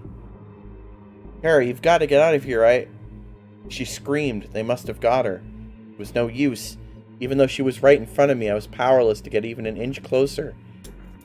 They tackled her down in an instant. I heard the clink of the cuffs. I struggled with everything I had to get up to save her to run for what felt like an eternity.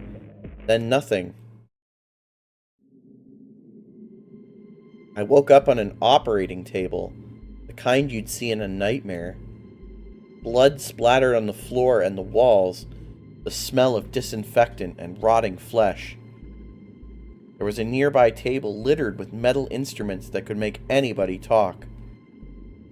My first instinct was to get up and get off it as fast as possible, but my neck, hands, and legs were cuffed and pinned down in thick metal braces. I tried to force myself out with all my strength, but the braces didn't so much as budge.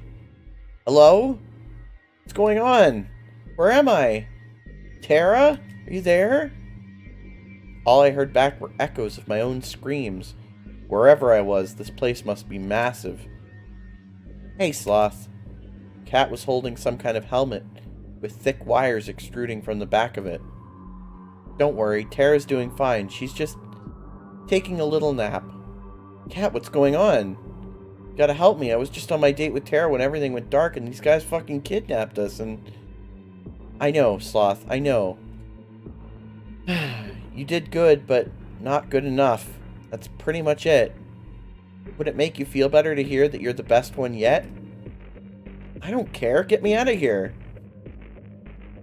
At this point, there's no point explaining. She placed the helmet on my head carefully. Even if I wanted to stop her from doing so, The brace around my neck made it impossible to maneuver. Please, Cat, don't do this. I could hear the hum of a massive generator turning on behind me. She raised her hand, revealing a trigger switch with a single red button. I just want to get out of here. I want to get back to my life, whatever it is, please. Not today, Sloth. She pressed it. The sound of crashing waves, a world without time or color. I'm back. This time it's as if I'm sitting in an audience, watching myself from afar.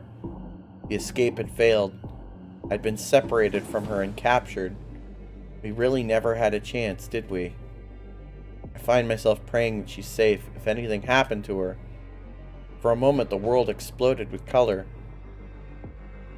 Always the hero, aren't you, Sloth? What did you do to her? You should be more worried about yourself. You knew the rules. Try to escape the island. You die. It didn't have to be like this, but you... I'm done talking. Goodbye, Sloth. Oh, will ya look at that? Looks like our little hero's got some life left in them. You know, Sloth, you're in luck. Usually I'd just kill you for this. But a new opportunity's just opened up, and I think you'd be the perfect fit. Hey, don't just lie there. Just 5 more minutes. You're the star of the show. You can't just sleep through it. Well, that's how you want to play. It's on.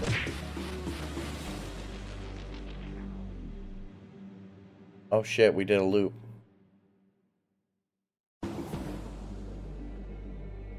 My name's... I can't remember my name.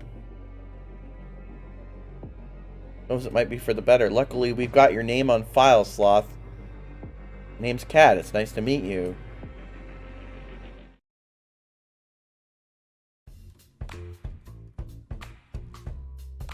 How on earth did I get into this mess?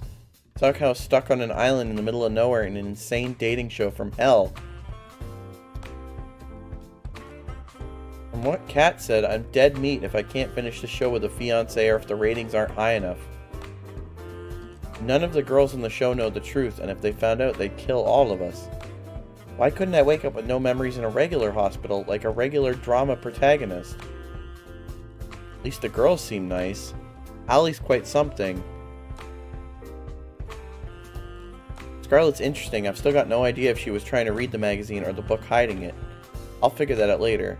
Tara marches to the beat of her own drum. I like that. Violet's cool, but intimidating as hell. I'm pretty sure she was about to cook one of the brothers for dinner. And then there's Yui. She seems like a really sweet girl. Something about her is so familiar. She said she knew me from before. I'll have to ask her about what I was like before as soon as I can, but for now, the show must go on.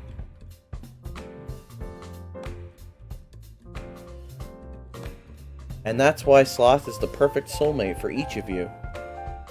I'm sorry, you just drew a bunch of numbers and symbols. Oh, late to the party, Sloth. Now that we're all together, it's time to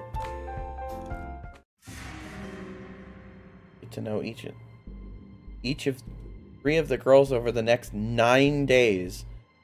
Over 3 dates with each of them.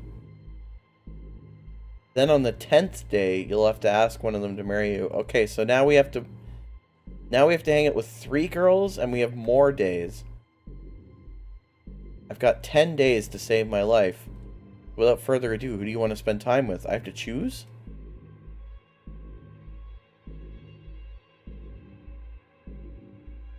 Wait, hold on just a second. I forgot to tell you something pretty important. Should be far enough. So the girls think you'll be asking any of the 5 of them for a date. But really, I only want you to be asking 3 of them. Basically, everybody but Tara and Scarlett. Why's that?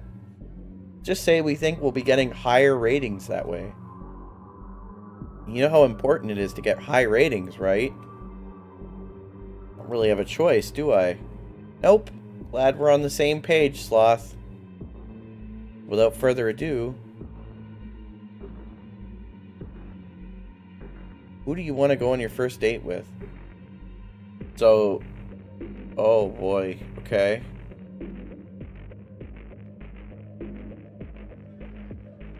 So we're just going down the list, eh?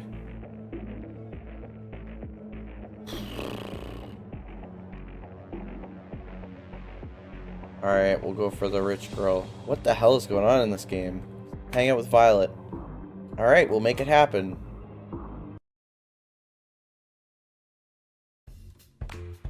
Just gone outside the mansion to find Violet when a white limousine drove up and stopped in front of me.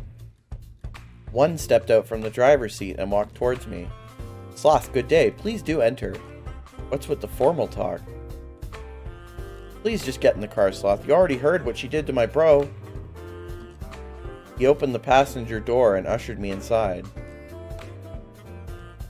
I shrugged and went inside. What's the worst that could happen on a death game dating show? We sat in silence as one drove me to what looked like some sort of fancy restaurant, then escorted me inside. Bonjour, suitor. I trust my new butler brought you here safely. Yeah, he did. What's going on, Violet? I thought I would give you a chance to have some alone time with the star of the show, is all. I am told this is what people do when they are courting. You never been on a date before? Of course I have, and I've read all the manuals on the subject.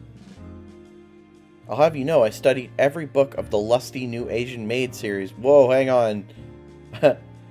The lifts her dress? Would the main character's name happen to be lifts her dress? Lifts her tail? Impressed, I'm sure. I don't care about any of these other girls. Give me Scarlet. A word for it. Scarlet or Tara. Well, I'm not interested in the rest of these girls. Pardon my interruption. I brought your food. Please be seated, honored guests. Violet and I sat at a table in the corner of the palace as one placed each dish onto the table one by one. He seemed to linger over the meatballs as he brought them over. Oh god. She didn't actually... Thank you, one. Please don't hold yourself back. Don't think I will. This food looks incredible. And probably worth more than my life. You're right on both counts, Sloth. I'm ecstatic you liked the assortment. I planned it myself. You're a chef? I'd say that. What do you mean? Anyway, tell me more about yourself, Sloth. Not much to say. Amnesia is a hell of a drug. Do you not remember your past? Yeah, bummer, right? Then rest assured, I will find the finest scientists in all the land to help you recover your memory when this is over. That'd be great. Thanks, Violet. Think nothing of it. It's the duty of those with more to give back, no? Though, have you ever thought perchance that this is actually a blessing in disguise? What do you mean? Many of us would be happier not knowing what drags us down. It may be true, but still I need to know. Sound just like the reference examples in the romance manuals. Consider me impressed. You know, those manuals are just regular old fiction novels, right? Ah, you're quite funny, Sloth. An admirable trait to have. I like that. Anyway, you haven't told me about yourself, Violet. Who are you? What do you do for fun? I'd like to know. Being the scion of the Valentines does not leave much time for fun, I'm afraid. Even on the show, I spend most of my waking hours managing the Valentine's restaurant businesses. But I suppose if I have a spell of time I enjoy. Baking? I don't get it. Why are you embarrassed by liking baking? Everyone has a hobby. Baking is something of a servant hobby, according to my parents. When they found out I was enjoying that, well, they made sure to stop me from ever doing it again, with all the restaurant work. A bit ironic, isn't it? You know what? I do know of what, but what do you mean? Who cares what your parents think? You're on this island a million miles out. They can't stop you. How about we find some time together to bake up for lost time? She laughed like a child. That would be wonderful, Sloth. I'll make some time on my calendar for you. We spend the next few hours enjoying the finest meal that money could buy. Each course was better than the last, just like each chapter of The Lusty New Asian Maid, according to Violet. Something tells me that the same applies to every moment I'll share together with Violet.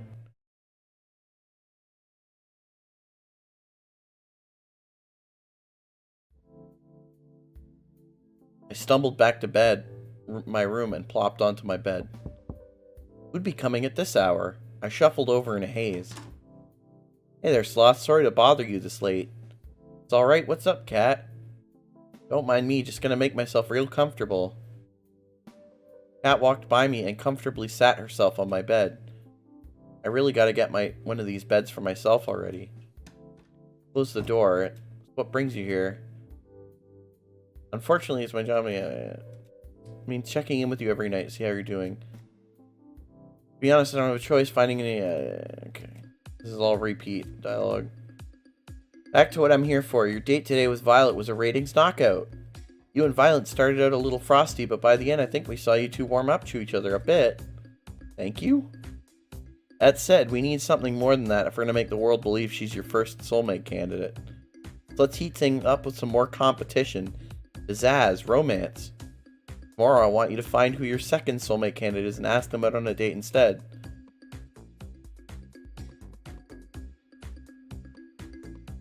Okay. Alright, sounds good to me. Would have expected you to want to spend more time with Violet tomorrow, but I guess you understand your situation. Though those ratings getting higher and higher every day, they'll axe the show and your life with it. I guess that makes sense in some warped way. I'm impressed at how well you took that. I'd almost think it wasn't your first time in a life or death killing dating show.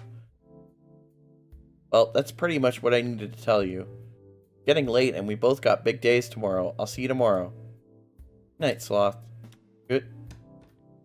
He was gone before I had a chance to finish. Guess it's time to call it a night.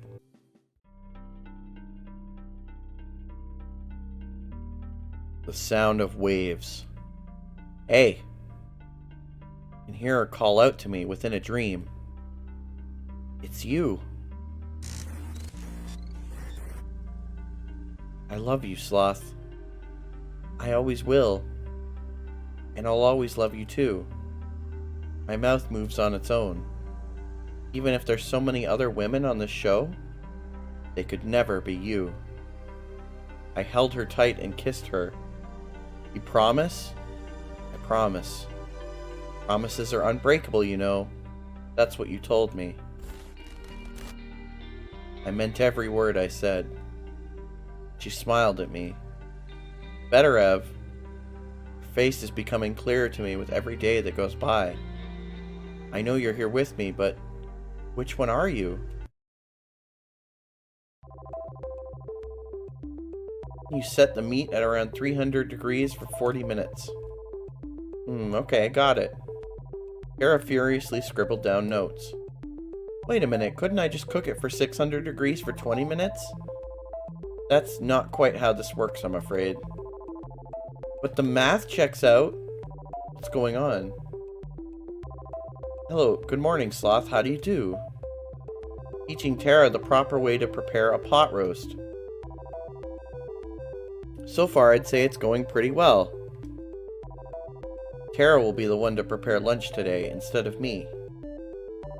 Tara turned one of the dials on the stove as far as it would go to the right. And the student has surpassed the master. On second thought, perhaps I'll prepare an alternative course. One moment, please. Oh, ye of little faith! Time for the moment of truth. Lunch is served. Tara was nervously clasping her hands tight.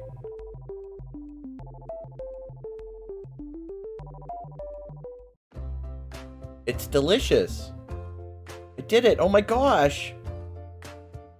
Tara did a little dance in celebration and gave Violet a high five. Should I become a food vlogger? I'm a cooking savant. This talent shouldn't be wasted. Hey Violet, what is it? Is this what you cooked? Or is this what Tara cooked? Violet smiled and winked at me. I don't know what you're talking about. She sipped on her soup contentedly. I couldn't help but smile back at her. Damn, this was the best meal I've ever had.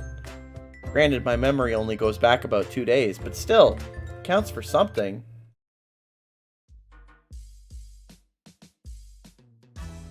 There you are, Sloth. I'm looking for you. It's time to decide who's your second soulmate candidate. How long has the stream been going for? 2.5 hours? Okay. Okay, let's keep going. Time to decide who's your second soulmate candidate. I think you really have a choice, though. Without further ado, Sloth, who's the unlucky girl?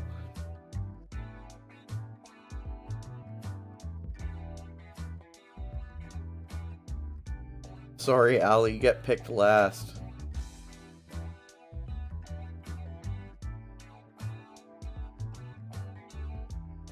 Great choice, Sloth. I knew I could count on you.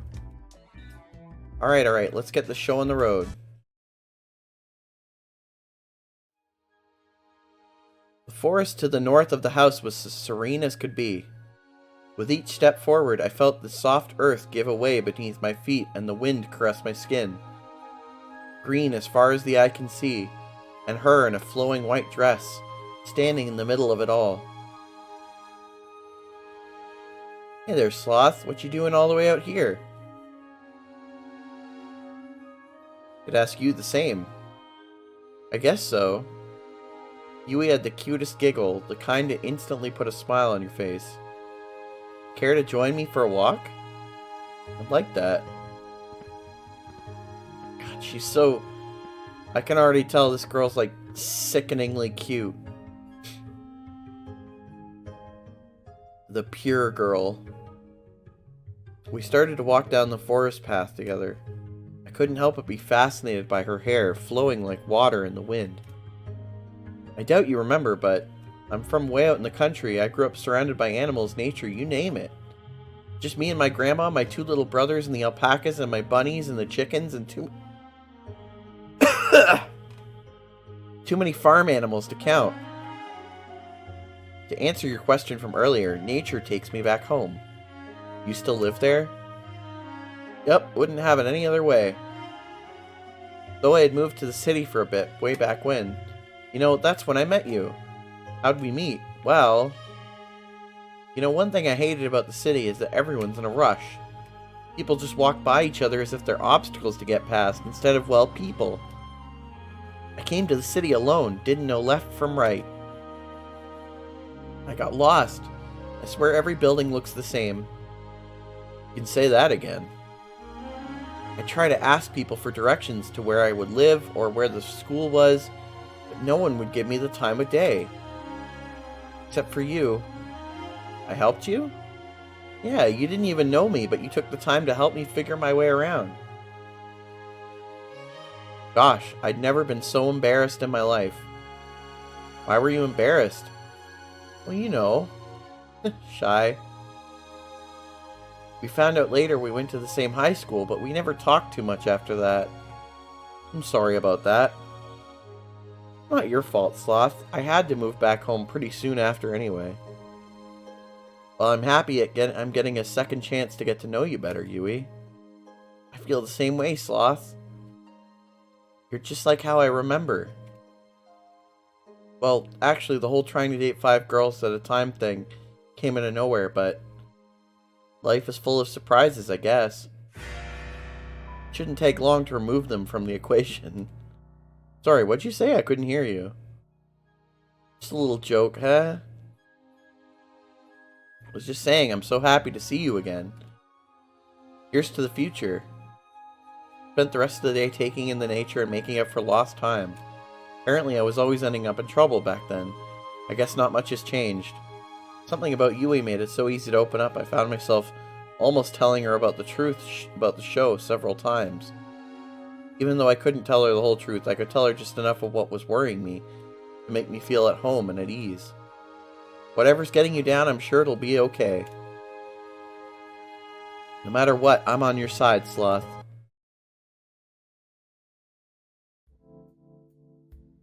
I was about to enter my room when I felt a familiar tap on my shoulder. Hey, Sloth, got a minute? Let me just make sure Violet or Yui see me come in here, fan some flames. Sorry, what? Cat looked around, smiled, and then went into my room. I followed suit.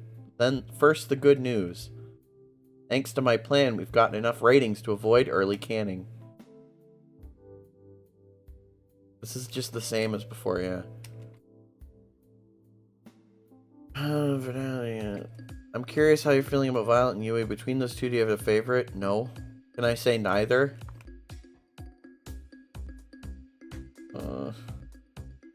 I guess Violet's alright. I have a better connection with Violet right now. I don't know as much as I'd like about Violet just yet, but I know more than anything, I just want to keep learning more about her. But a feeling you'd say that, and you're right to say that.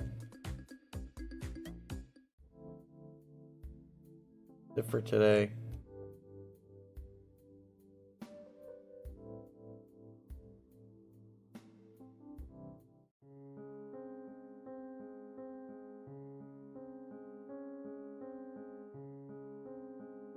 Sometimes the most precious moments are the most mundane. It's just the two of us, spending the evening together in the games room. Reading a book and at the same time watching her rage against an opponent in a fighting game. It's fun to watch her savor each victory or explode with profanity when she loses. Life is good. It's times like these where you wish life could always be this simple. Sometimes in those moments people wish for more excitement, for fame, for fortune, for anything but the ordinary. But all I want is the ordinary with you. Fuck you! I love this woman so much. In the morning, the girls and I decided to hang out in the garden outside the house. Wow, there's all kinds of flowers here that I've never seen here before. Really, you've never seen a tulip? Grandma and I only grew hyacinths back home, so nope. Not even on the internet? And I thought I had to give out more. I can believe that. The only flowers I ever work with are Venus flytraps. Weird. What do you do with those? Well, we do a lot of experiments at the lab. Don't you ever find yourself thinking, wouldn't it be cool to make a Venus flytrap that could walk and talk? Literally never. That's whatever. She ran away 2 years ago. Both my neighbors lost their pet cats the same day too. I miss you, Fluffy. You sure they were lost? Tea's ready. Thanks, Violet. I got a cup for everybody. The aroma from the tea really worked up my appetite. I've prepared some treats for us as well. Please enjoy. We spent the rest of the morning eating delicious treats and sipping on delicious tea as we theorized what might have happened to Fluffy. Personally, my money's on the felines being the culprits. Every cat I've met has had a nasty surprise up their sleeve.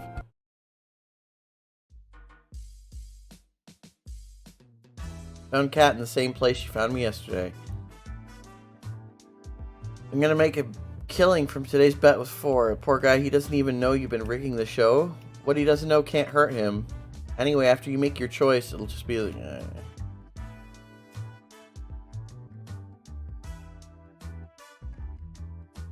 He's explaining this again. Okay, Allie.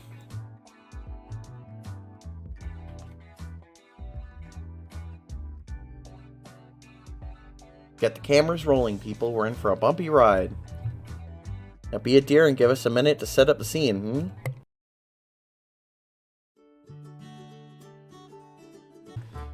How I let Allie talk me into this, I'll never know. You sure this is a good idea? There's only one way to find out, isn't there? Allie grabbed my hand and pulled me towards the slope of the hill. Relax, Sloth. What's the worst that could happen? Well, I could die. Would it be too much to ask to be on a TV show that didn't end up with me dead? Don't worry, I've got you. Whoa! Oh shit! Allie slipped on her rollerblades, pulling me down with her. I tried to step back up on reflex, but it was all I could do to stand up with the rollerblades. Oh, fuck. We started rolling down the hill faster and faster. Allie was rolling down the hill backwards at full speed. I could see panic in her eyes. I couldn't figure out how to stop, and we were going faster and faster. I screamed. Allie laughed and pointed at me. Gosh, your face is priceless. I love it. Allie turned around effortlessly and somehow glided next to me without ever having let go of my hand. Our breakneck pace became slower and slower as she steered us back and forth repeatedly. Before I knew it, we were gliding down the roads smoothly. The wind felt so nice. Now you got the hang of it. You got a funny way of teaching. Best way to teach a bird to fly is throwing it off of a cliff, no? That's definitely a way of looking at it. Don't worry about it. You weren't ever in danger. Have you ever been rollerblading in a long time? Nope. I actually just learned how to today. What was that about never being in danger? Shh. You're quite the daredevil, aren't you? What gave that away? She laughed as she slapped me on the back.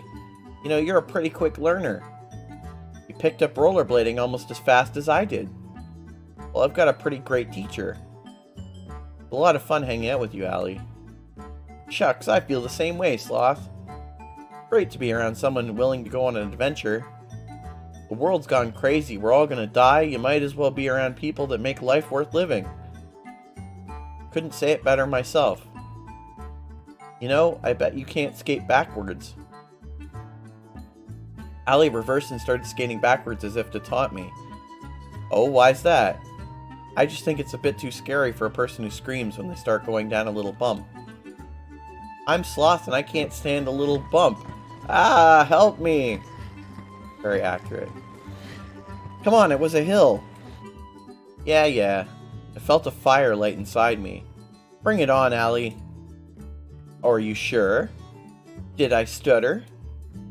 There comes a time in every person's life where we know they're taking a stupid bet, but we do it anyway. The power of misplaced confidence and adrenaline.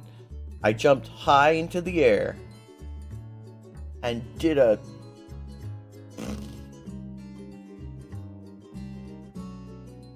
I could do a spin. Did a 360 rotation. Wait, am I spinning or is the world spinning? I'm not sure. Then it dawned on me. Oh, fuck.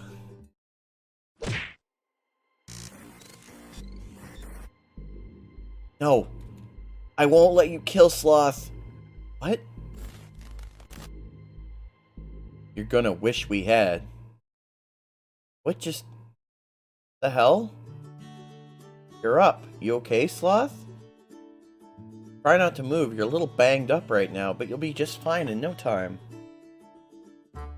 Cat and I treated your injuries pretty well, if I do say so myself. What happened? You, well, skated backwards. We're defining skating quite liberally, huh? How'd I get here? Who carried you here? Oh man, my head. Take it easy, it's only been a few hours since you KO'd yourself. Well, it's sort of my fault, but I made you some food, and it should help you get your strength back up quick. Thanks, Allie, that's really nice of you. Don't expect something that Violet would make. All I can promise is that the food is probably healthier than my last suggestion, before you knocked yourself out. I'll take my chances. I took a bite of the food cautiously. I'm dying. For a moment, Allie was wide-eyed with shock and horror. I'm just messing with you. The food's delicious. Thanks, Allie. I just figured I'd get a little bit of payback. You know, no one forced you to jump. She laughed and slapped me on the shoulder, then ran her hand through my hair and scratched it.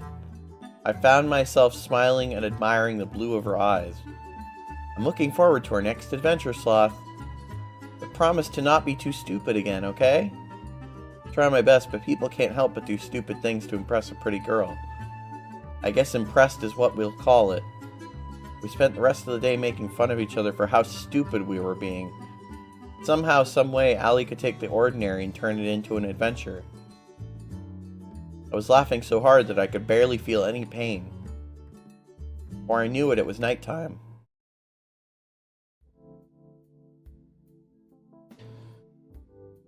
After today's date, I went for a short walk outside the mansion.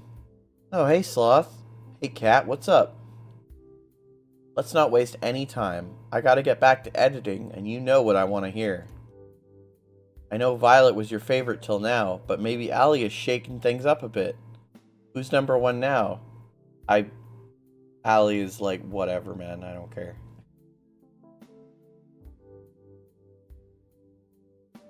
I know it's going to be worth the wait.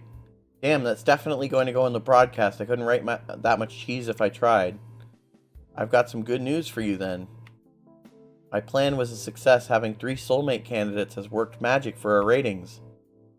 Which of course means the show will go on. It's awesome, so I'm safe now? Just for now, though we're not out of the woods just yet. We need to make sure the next stretch of the show rates even higher.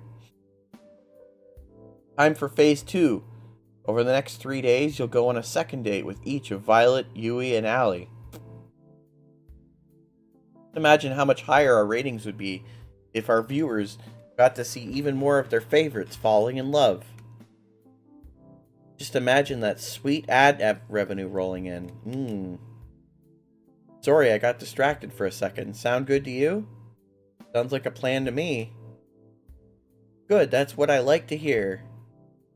Tomorrow morning, I'll be asking you who you want to have your second date with. Put some thought into that. Sometimes the order of content is just as important as the content itself for ratings. Will do. Thanks, Cat. No biggie, I gotta get back to work, so I'll see you later. Night. I waved goodbye to her as she walked away from the mansion. Yo, Zombie Plays. Thank you. Welcome to the stream. Good to see you, dude. Thanks for the follow. Guess it's time to turn in for the night. We borrowed a boat and went for a cruise around the island. I love the way the wind feels. Why's that? Feels like freedom. Can't get enough of it. No cameras, no people, nothing to stop me from... She pulled me close and kissed me on the lips.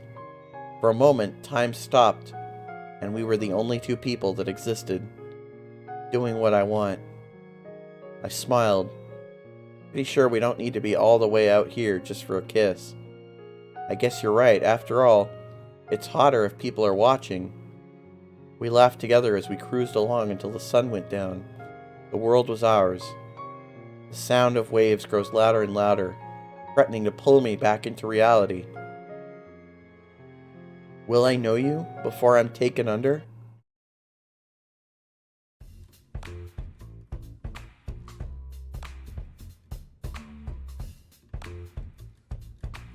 Oh my gosh, I heard what happened yesterday. Are you okay? No worries, I'm good. Thanks, Yui. I'm so relieved. Should you not be resting after yesterday? Nah, no need. I've only got a few scrapes and bruises. Surprised the both of you aren't dead after what you pulled. Believe me, me too. Wait, what? I mean, no worries, Scarlet. I've been rollerblading for longer than most people have ever. Technically, that's probably true, but... You should teach us how to rollerblade, Allie. Seems like it'd be fun. You sure, Tara? I feel like that might not be a good idea. What's the worst that could happen? I like your attitude, girl. Come on, let's hit the road. Allie grabbed Tara's hand and pulled her away. Sometime later. Tara, how was skating? There's no words. I think Allie broke Tara. Scarlet waved her hands frantically in front of Tara's face as if to check if anyone was still in there. Tara, you in there? Tara, the internet's back. Guess nobody's home. Is there a medic on this island? Luckily, Tara was fine. After that was resolved, we spent the rest of the morning...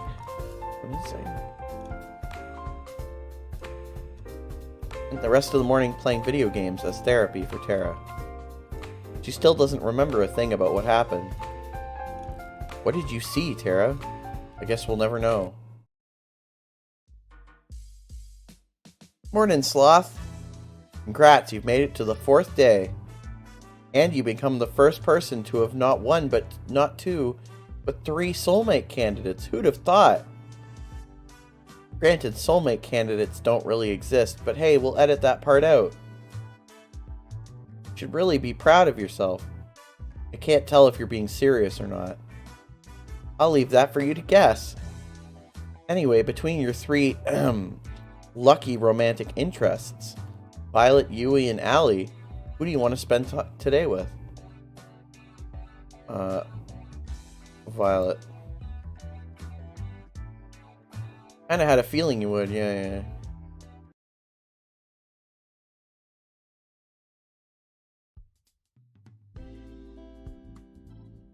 Hey Violet, what's up? Hello there, Sloth. I just thought I'd take a nice afternoon walk. This place truly does bring back memories of home. You lived on your own personal island? Nothing quite that bourgeoisie. Anyway, I've got a surprise for you. Want to see? For me, I motioned for her to follow me into the mansion. I asked Kat to pull a few strings, and well, we have everything we need to bake whatever we want now. Oh my. Violet looked at me with childlike wonder in her eyes. Let's get right to it then, why don't we? She was practically shaking with excitement. Her smile and laughter were positively infectious. We decided to make a chocolate cake. It was her favorite flavor, and I don't remember mine. Said I also don't remember a thing about how to bake cakes, but with Violet that wasn't a problem. She got me up to speed with a soft and steady hand, and before long, we had the cake in the oven, baking away. I wish it took longer to make. Seeing Violet do what she loved most was a treat. When she pulled the cake out of the oven, she looked like a kid on Christmas Day. Now, just for the finishing touches, a little more here, a little more there. She was in her own world, humming away as she danced around the cake, decorating it as she went along. I couldn't help but smile and watch her in adoration. She's pure happiness right now. I wish I could take this moment and can't wait to share this with the others, but first, Sloth, would you mind testing it? You don't have to ask me, believe me, I'm first in line to try it out. Thank you, I'm just unsure if what I make is worth eating or not. Why is that? My family's caretaker, Lucine, was the one who taught me to bake. Besides my sister, Lucine was the only one who ever bothered to try what I made. Sometimes I worry they told me delicious just to make me feel better. Took a little off the top of her cake with my finger and licked it off. It's delicious, Violet, you better believe it. Would you want to help me a little longer? I'm having far too much fun to just stop now. I've just started making some cookies and I quite enjoy your company and help, Sloth. Love to. Let me know how I can help. Violet passed me a bowl full of cookie dough, then a tray. All you need to do is make little cookies-shaped pieces out of this dough and put them on the tray. Do not try to put any of them too close together or it'll become something like a mutant cookie. No mutant cookies here. I ripped off a piece of dough from the bowl and rolled it into the size and shape of a cookie. Perfect, you're a natural. Thanks, Violet. In the time it took me to make one, Violet had made 6 perfect cookies. She moved with mechanical efficiency as she kneaded balls of dough into perfectly shaped cookies. Wow, I thought you were great before, but you're really incredible. How long have you been doing this? Perhaps since I was about, say, 5. To this day, it remains the only thing I can best my sister at. I finished making another cookie as Violet finished 3 more. She held up one of the cookies and raised it to her face. You've gotten quite skilled at this, Sloth. I just wanted to say again, thank you for arranging this. I'm on top of the world right now. It's my pleasure, Violet. Gosh, she's adorable when she smiles. For a few seconds, we kept working on the cookies in amiable silence, our eyes locked on each other's. You said you had a sister. Why, yes indeed, Viola Valentine, first twins in the family. Oh, I'm out of my room on my tray. She flashed a devious smile in my direction right before she lightly threw a dough ball at my face. What's with that cheeky? Before I could react, it splattered against my face and stuck. She burst into childlike laughter. Nice catch, Sloth. Perhaps you might try using your hands next time. Oh, it's on. I couldn't stop myself from smiling as I grabbed some ammo from my own cookie tray and threw them at her. She dodged them with ease and laughed. Quite humorous how an old caretaker managed to do what you are struggling to do now. I interrupted her gloating with another dough ball throw. This time it made a satisfying splat against her left cheek. Strike! Oh, you are so going down. Her smile turned devilish as she grabbed another dough ball. Oh shit. I've only a second before her next volley. I just started to reach for another dough ball when a dough ball splatted against my forehead, sending me recoiling backwards. Ah! And then another landed right next to it. Mercy! And then another, and I crumpled to the floor in defeat. I declare this my victory in absolute confidence. She laughed as she pointed at all the dough on my face. I took the opportunity to interrupt her speech with another dough ball. It splattered right against her left cheek. Oh, you're even more dead now. Forget surviving this crazy TV show. I don't know if I'm surviving the next 5 minutes. I was looking a tiger dead in the eye. Violet reloaded her ando and was winding up for another throw. It was all I could do to reach for one more ball and scream in defiance. Bring it on! Some say you can still hear my screams in that kitchen to this day. We finished cleaning up after our impromptu food fight and brought the desserts that survived the Great War to the porch. Her smile and laughter were infectious. Pardon me, but I guess we can rule out you being a baseball player before you come to this island. She put her hand tenderly against my face as she wiped off some remaining dough. We locked eyes yet again. Her eyes were practically magnetic. Thanks for playing along, Sloth. I suppose it's been too long since I've had that much fun. So thank you for indulging my little whim.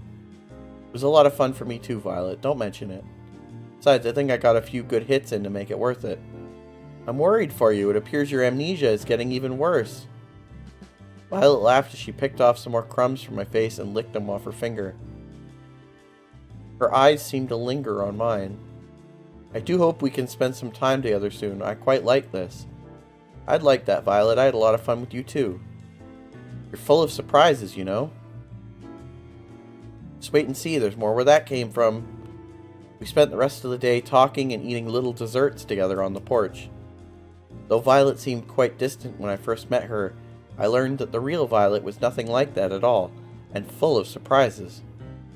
She could be unexpectedly shy one moment, then mischievous as a child another. One thing's for sure, being around her makes my heart skip a beat, and the time flies. Before I realized how much time had passed, it was already pitch black outside. I was feeling a bit restless after today's date, so I went downstairs to relax. Kat was relaxing on the sofa with a bottle of red wine in hand. Hey there, Sloth. Care for a glass or 5? Yeah, sure. Sure, I'd love a glass. Now that's what I'm talking about. She handed me a glass and poured it until it was full. Whoa, maybe a little too much. What's life without a few risks? Long. Much like your remaining lifespan, Kat filled her glass to the brim and downed it in one go. She laughed and lightly jabbed me. I felt like I was finally getting to see her real smile. Kat started chugging down the bottle. Ah. You okay? I work on a TV show that kills innocent people for shits and giggles. How okay do you think I could be? You might want to stop drinking that. You're more of a buzzkill than Damien, and I don't even know how that's possible. He's killed people with buzzsaws. Sorry, Sloth, I didn't mean that. It's okay, Kat, no worries. Now that you mention it, how do you end up working here anyway? Oh, you know, the old career fair down the block. She laid down on the sofa. If you're here for the daily interview where I ask you about your day, I already have enough footage for today. As strange as it might sound, Kat, I'm here because I'm worried about you. Why's that? People who chug a whole bottle of wine in one night usually aren't in the best place. Worry about yourself, Sloth. If you knew some of the things I'd done to survive, you wouldn't be trying to comfort me. From what it sounds like, no one really has any choice. You just focus on being a ratings magnet on your dates. I'll be fine. Thanks, Sloth. If you don't mind, I'd like to be alone. Good night, Cat. Don't stay up too late. Great, the walking corpse is giving me advice on how to live now. That's rude. Do I really look that bad right now? Good night, Cat. I hurried along. Now just hold on a second. Only I could escape this island as easily as I could from a very, very drunk cat. Wait a minute. Cat's drunk, then who's making sure today's episode is good? Something tells me I'm not going to sleep very well tonight.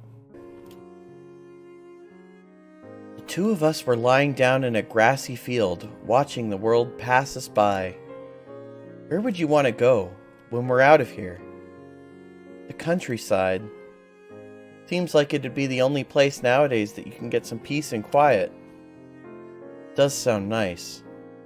Would you come with me? I know it's not for everybody, and it's missing a lot of the... You don't even have to ask, love. Of course I'm coming with you.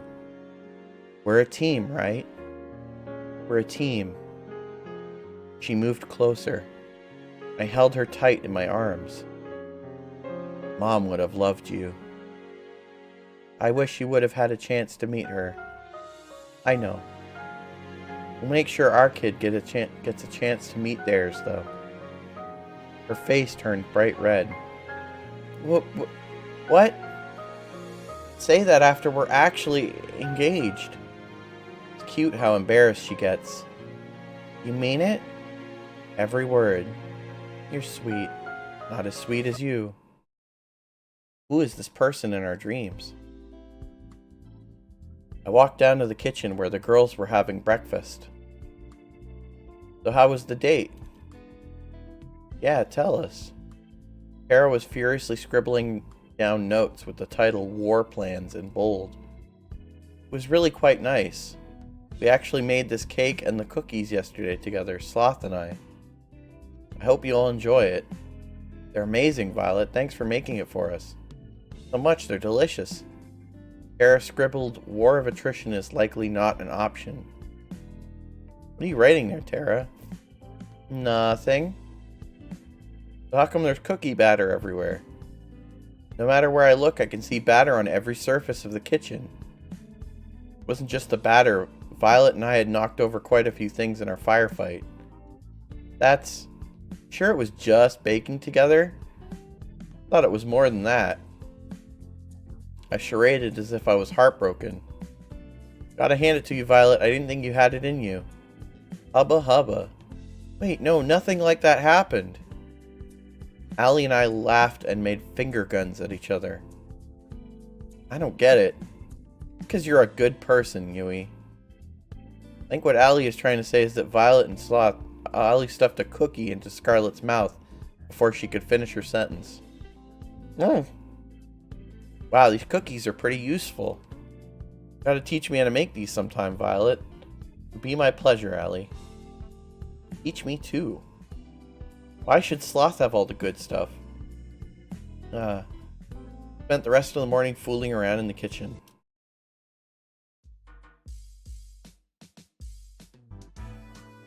Morning, Cat. I've been looking for you. Not so loud, please. My head's killing me from all that wine last night. I still had to edit our broadcast after that, which didn't help. Somehow the scene feels familiar. Something tells me that my chance of surviving goes down for every opened bottle of alcohol on the island. Maybe I should spend today reenacting Prohibition instead of going on a date. You do know how Prohibition ended, right? Anyway, back to the brass tacks. Yesterday's second date with Violet went really well. Let's keep striking while the iron's hot. Which soulmate candidate will be going on a second date with today? Allie's gonna be last again because I don't really care about Allie. I knew it. Damn, I should have made another bet. We'll get to Allie. Don't worry. I wanted Scarlet, okay? I picked Scarlet right... Actually, when I first started, I was interested in Tara because she's the gamer girl. But then I really liked all of Scarlet's scenes. Anyway, Yui's somewhere in the fields behind the mansion. I'll be filming as usual, get a move on. But they don't let you pick the same girl ever, so... Sloth, it's nice to see you again. It's nice to see you too, Yui. You wanted to show me something? Now that I was closer, I could see Yui was holding one hand behind her back. Believe me, it's the most amazing thing you've ever seen. Behold! Yui! This girl looks boring. Yeah, she looks like the traditional, like, visual novel girl protagonist. It was indeed a Benoy. Where did this little guy come from? To be honest, I've got no idea. I wonder if he's a wild one, or maybe somebody's pet? I've asked around, but it doesn't look like he belongs to anybody. So I've been taking care of him since I found him. I just couldn't help myself, you know? Yui's smile was as earnest as could be. Didn't you have a pet bunny back home? I had two, Bun and Bun Bun. Both of them are total rascals, but Bun Bun Bun here is a good boy, aren't you? She nuzzled against Bun Bun Bun's head. Yes, you are. Nuzzle, nuzzle. Played with the bunny for a little while. She picked the bunny up and held it in her arms. Bun Bun Bun looked quite content. You know, you're amazing with Okay, You're amazing with animals, Yui. Well, I've been surrounded by animals my whole life. Back at my house, well, to be honest, it was more of a barn than anything. Since my brothers were too young and Grandma was getting up there, I'd take care of all the animals. Grandma's taken care of them ever since they were born. My parents were supposed to take care of them after Grandma retired, but... well, you know, life happens. I'm just glad to have what I have. Ah. Bun Bun Bun had managed to squeeze out of her hands and ran off. We gotta catch him, let's go. On it, I ran as fast as I could after Bun Bun Bun. But it was no use. The distance kept widening. For long we couldn't even see him anymore. Not. Yo, Mad, what's up? Sorry, I couldn't catch him. He's really fast for something so small. Oh, don't worry about it. Bun Bun Bun likes to do this all the time. He's a bit mischievous, but he won't do anything dangerous. We can take our time looking for him. A hydrate? Okay, thank you. I kind of want to eat, to be honest. Anyone want to order me a pizza? We can take our time looking for him. If you're willing to help, of course, Yui.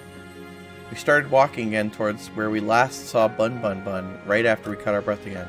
Gosh, isn't it so nice to be outside? The smell of fresh air, the breeze. There's nothing like it. There really isn't. At first, I was really excited to go to the city. There's so many people, so many things to do, so many beautiful things. And most of all, I got to meet you. Shucks, you're gonna make me blush. She laughed and slapped me on the arm. Even so, the city's just not my thing. It's a little bit funny, though the reason I had to come home all of a sudden was terrible. A little part of me was glad to be home. Ever had that kind of feeling before? I have. It's strange, but sometimes there's good in the bad, and sometimes that good can outweigh the bad. Exactly, you get it, Sloth. My family's never been closer, and that's all I want. They told me to make a lot of money in the city, make something of myself, all that. Might seem old-fashioned, but I just want to put the people I love first. All you got in life, really. I'm curious, what do you put first in life?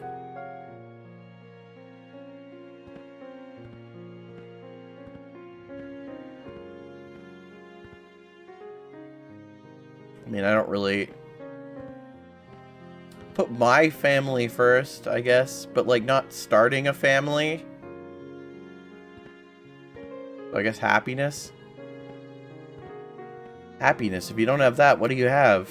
Oh, is that so? I think we'd make a great team then. Talked for several hours about what we wanted out of life. We seemed to match up perfectly. I was beaming the whole time. It was hard to believe that... Bun Bun Bun. Yui pointed in front of us, and sure enough, there was Bun Bun Bun, chomping on a bush. I'd never seen anyone move so fast. Yui descended on Bun Bun Bun like a hawk, and grabbed him in an instant. You are going back to your den, you bad little bunny. But I'm happy you're safe. She nuzzled her face against his fur. Bun Bun Bun was practically purring with delight. She looked right at me.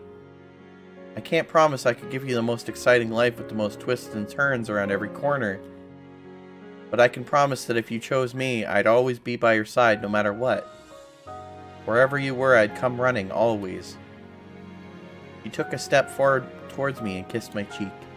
We locked eyes, and for that time, all I could see was her and how beautiful she was.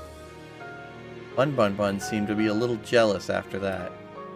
Thanks again for the help, Sloth. Being with you made this all go a lot faster and made it really special to me. Anytime, Yui. I'm happy to. We walked back together to the mansion, holding hands and smiling all the while. Oh my god, that's so boring, dude. I almost fell asleep. If I wanted that, I would just go play Clanad. Seems like a nice night for a walk.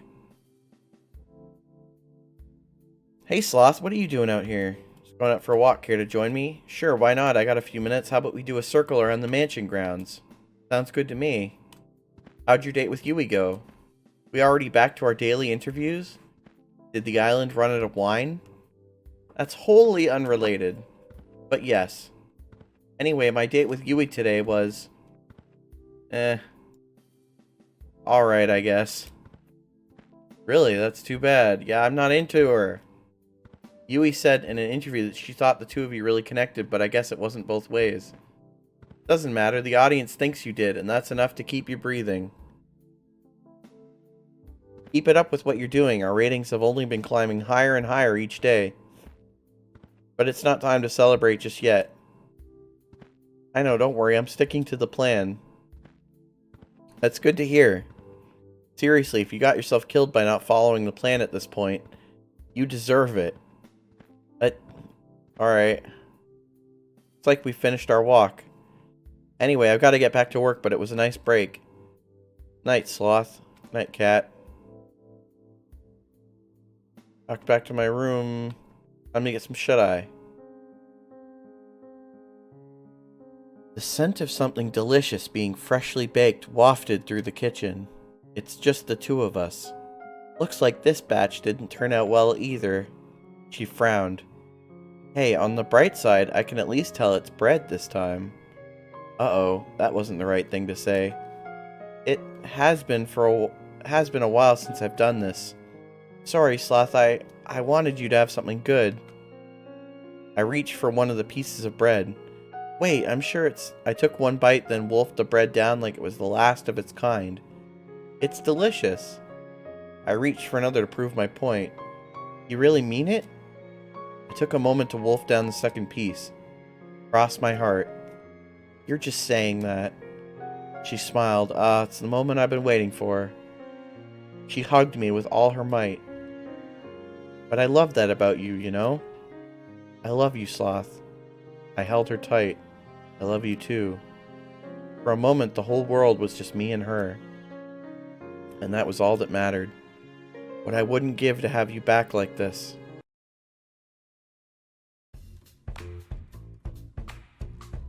Gotta be kidding. My goodness, she really said that. Yeah, and she was all like, whoa, what the hell is that? A flash of white raced through the kitchen, sending the girls into a frenzy. The hell is that? Coming through, sorry. Yui practically bulldozed through the other girls in the kitchen. What's going on? I take it back. Bun Bun Bun is a bad boy. He just seems so well behaved. I thought I'd let him outside again, and Bun Bun effortlessly swerved past Yui under Violet and leapt onto Allie. Whoa! Bun Bun somehow made his way up to her head and took her cap in his mouth. Hey, give that back! Bun Bun seemed to sneer at Allie, then leapt away and ran off. Who's the girl on the right? On the far right, you mean? That's Scarlet. She's like an inventor. And also just kind of hot. She's the one I'm kind of into. I was going for the girl on the left before, because she's the gamer girl, but I found Scarlet scenes were a lot more interesting. This looks like a job for me. I'm going to need a Venus flytrap and a few bottles of... Bun Bun leapt onto Scarlet. Ah! Get it off! It is quite humorous that a mere bunny has eluded you all for this long. Think you could catch it? Why, of course. Watch a master... Bun Bun leapt onto Violet's face! Ah! Get this foul creature off of me! Bun Bun sneered with contempt. Someone do something! That moment I realized that Tara was recording Violet's struggles. I'm helping in just a second. Bun Bun leapt off of Violet onto the kitchen floor and ran out. Give me my cap back! I do suppose a nice rabbit stew is on for lunch today. I guess I should help too. Have to help, Sloth? I don't see why not. Time for round 2. Quick, before he gets too far. I'm right behind you. We spent the rest of the morning trying to catch Bun Bun. Emphasis on trying. That bunny is onto something. I'm calling it now. We finally managed to catch him by baiting him with some food Violet reluctantly made, and even then he didn't make it. Easy. Let's hope the rest of today is a little more relaxed. Morning, Sloth. How'd you sleep? Pretty well, considering how you edit the footage that keeps me alive, drunk. Sounds like a win-win to me, if you ask me. Can you believe it? We're already on the 6th day of the show. Is it already? Time sure goes by fast. No kidding. Anyway, it's time to wrap up Phase 2. You just need to go on a second date with your last soulmate candidate. Shouldn't be too hard, no? Please don't jinx me. Break a leg. Seriously, actually breaking a leg would be a lot better for you than messing up today's date. Not helping, Cat. Time to get today's date started with none other than my 3rd soulmate candidate, Allie!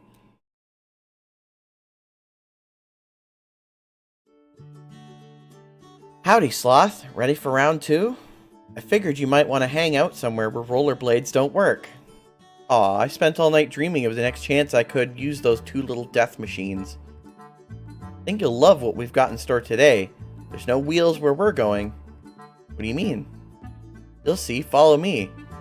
First, I'm going to need you to close your eyes. Not sure I like where this is going. Nothing to worry about, Sloth. I'll be right next to you the whole time. Because that's always gone well. Hasn't it? Allie moved behind me and covered my eyes with her hands. Now let's just keep walking forward. Trust me.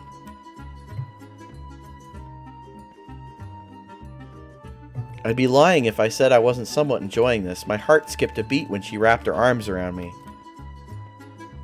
Cautiously took step after step forward.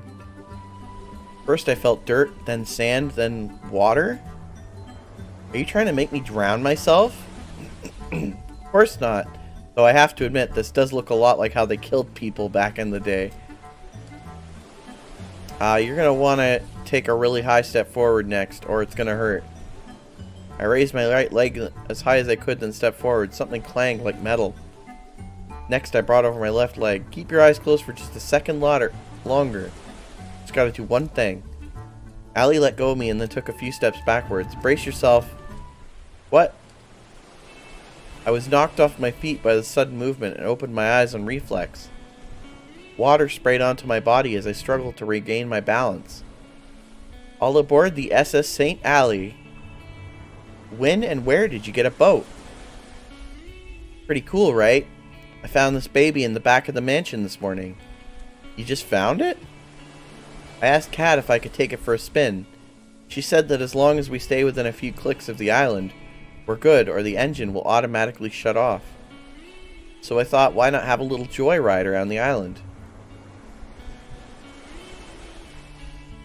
What could go wrong? There's no fun in thinking that, is there? So why bother? Why indeed, thought the person stuck on a life or death dating game. We cruised around the island for a while, taking note of the different buildings covering the island. The mansion seemed so small from way out here. Hours flew by as we cruised around. Allie took a deep breath and sighed.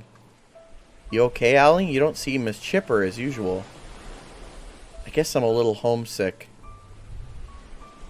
It's nothing to do with you, promise. I'm just worried about my old man. Sorry, wasn't your father... Yeah, he's long gone. You know the old story about New Asia. Talking about Lucas, he was a good friend of my dad's, and he's taking care of me and a whole lot of other kids. Sounds like a cool dude. Sure have a way with words, don't you, Sloth? I don't dwell much on the past, it just slows you down. I couldn't agree more. Is that the amnesia talking? Who knows? She laughed as she put her hand tenderly against my cheek. I'm more worried that he'll get himself into trouble if I'm not around to keep him in check. What's he like? Let's just say that a lot of how I act is from him, but I'm much more restrained. Oh god, she looks a little cross-eyed there. If you're like this, I guess I wouldn't survive even a single day hanging out with him. Hey, what's that supposed to mean? Oh, nothing. Allie made a sharp turn, then sudden force almost threw me out of the boat. Hey, what was that for? Oh, nothing at all. I couldn't help but smile at her. She was practically shining when she had that devilish grin. I'm sure he's doing just fine, Allie. He's probably watching right now, just to make sure you're safe.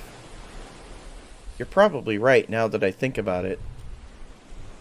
He always wastes the day watching shitty reality TV shows, which gives me an idea. What's that? With one hand on the wheel, Allie turned to me and kissed me on the lips. I kissed her back. It felt like lightning was running through my veins. The boat started to rock back and forth more and more uncontrollably, but we didn't stop. That's gotta give Lucas a heart attack. Seriously, what kind of father lets their daughter go on a trashy show like this? I couldn't help but laugh. Whatever, it's been a fun ride so far. And here's to the next one with you, Sloth. She kissed me again, sending the boat into an erratic frenzy. We spent the rest of the day together cruising around in the boat till we ran out of daylight.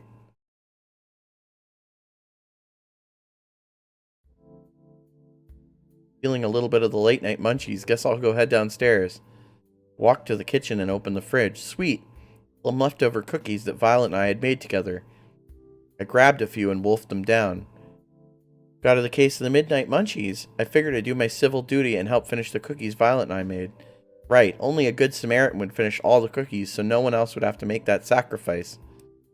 I'm just too good of a person, I know. It gets me in trouble sometimes. Anyway, I've been meaning to talk with you. What's up? How'd your date with Allie today go? It was alright. Really, it's too bad. Thought the two of you really connected.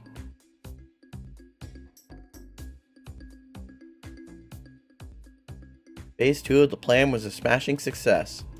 Great to hear. Getting love square between Violet, Yui, and Allie has viewers on the edge of their seats. We've actually broken the record for ratings on a killer dating game show. It's not as niche as it sounds. Get a plaque for that? It's gotta count for something somewhere. We don't have it printed yet, but I've prepared your tombstone in advance if you're looking for a souvenir. Thanks for the vote of confidence, Kat. Let it never be said that I am anything but supportive. Anyway, we're on to Phase 3. Pretty much the same as Phase 2, except with the third dates this time. And one caveat. What's that? Sure, you've got a favorite in mind between Violet, Yui, and Allie. Not really. You want to maximize your chance of getting her alive. Save the best for last.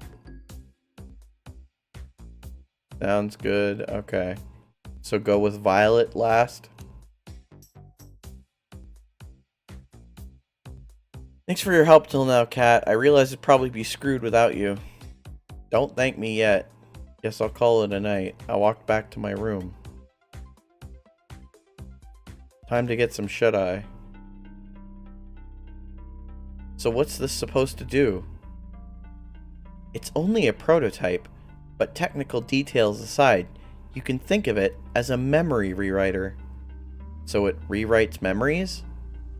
Pretty much. Think of it like a surgeon's scalpel.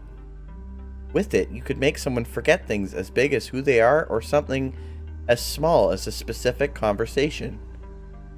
So if you use this on someone, anything's fair game. You could erase anything you wanted. Exactly. Well, maybe it's not really a scalpel since it comes with a reset button. Sad though. This was supposed to help people after the war. I was supposed to help people after the war.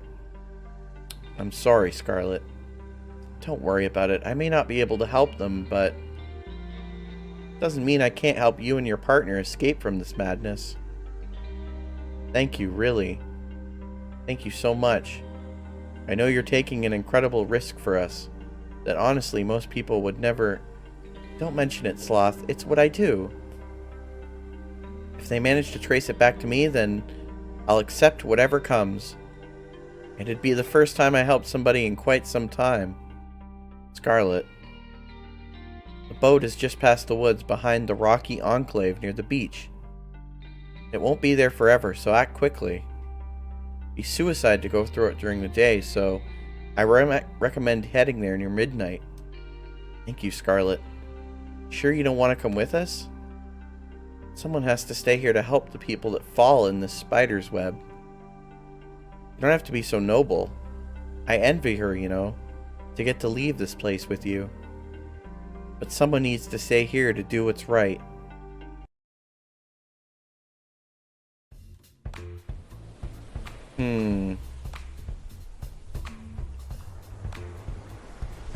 So Scarlet isn't the girl that's in the dreams, I guess. A beach scene? Seriously? Not only gratuitous, but oh so predictable. Oh come on, it's the beach, don't be so negative. I guess you're right, it's not every day you get to go to the beach. Are you alright, Tara? You've looked better. Tara was practically crawling on the beach sand like a zombie with one arm. Sunlight, my worst enemy. We meet again, you piece of shit. There's some shade under the beach umbrellas over there, Tara. Look like you could use it. I swear I'd never seen Tara move so fast. Let's go in the water, come on. Scarlet grabbed Violet by her hand and pulled her towards the water. I didn't bring anything to change. Now that's the spirit. Wait up, you guys. And just like that, they're off. You up to join them? I'd be crazy to miss out on this. Just one thing first. Allie pulled me in with her arms and kissed me passionately. Whoa! It's hotter when the other girls are around. You think they saw? I couldn't stop my jaw from dropping. Look on your face is priceless. My God. Try to keep up. Allie ran to join the other girls in the water. I smiled and followed suit. We spent the rest of the morning enjoying the warm weather on the beach. Morning, Sloth. Kick off Phase 3. Hopefully we can wrap this up quickly, and you'll be back to your old life soon. As nice as this island is, it's a gilded cage. You'll be able to go to your back to your old life soon, that's a promise. Well, unless you make a mess out of your next 3 dates, I can't help you there. But assuming you do, you'll get to leave here with one of Violet, Yui, or Allie. Time to pick which of them you'll be going on a 3rd date with today. Who's it gonna be?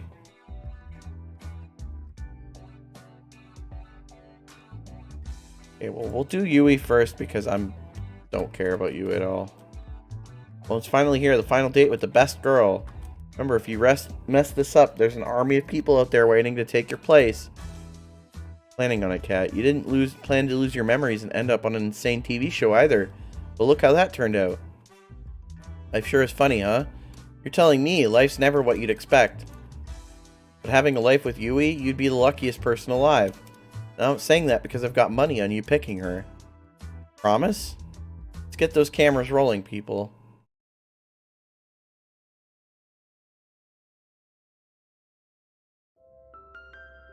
Could see Yui from my room's window walking around in front of the mansion. Looked like she was looking for something. I practically jumped down the stairs and then ran outside to see her. Hey there, Sloth. What's the hurry? You look like you're in quite the rush. Just wanted to see you a little earlier. Gosh, that's really sweet of you. Been meaning to see you too. I've just been doing a lot of thinking since you helped me get Bun Bun Bun. How's the big bee doing? Come to think of it, that's why I came out here. He ran out here in a hurry and I was trying to catch up. This has already happened a few times and each time he somehow ends up back in my room. I'm sure he's fine, I wouldn't be worried. Just can't help myself, you know? You're a really sweet person, Yui. I love that about you. You are too, Sloth. You have time today to hang out? There's something I'd like to do with you. Of course I do, for you. Even if it's a little boring? Oh, God. I'm sure it can't be that boring if it's with you. No, I think it will be boring specifically because it's with her. Whatever it is, I'm down. Okay, here we go. So we walked together to the beach and started fishing side by side. Now this is the life. I have to admit this wasn't what I expected. It was by far the best way to pass the time out in the countryside. To be honest, I'm not much for crazy activities like skydiving or shopping trips. I'd rather just spend my days quietly with the person I love talking from dusk till dawn. Just enjoying each other's company, you know? That's the best. Is this okay with you? Of course it is, Yui. Getting the chance to learn more about you, to try the things you like, that's where the real fun is. I also much prefer that to doing crazy things all the time too. Though I do think shopping trips aren't really in the same category as skydiving. Hey, when you live deep in the country, are you up for a little contest? Sure, let's do it. What is it? Want to see who can catch more fish? You're on. Apparently, I'd fanned the flames of Yui's competitive spirit. For the next few hours, we kept at it while we enjoyed the beach, where we enjoyed each other's conversation and company. Yui was a natural. She was catching fish left and right.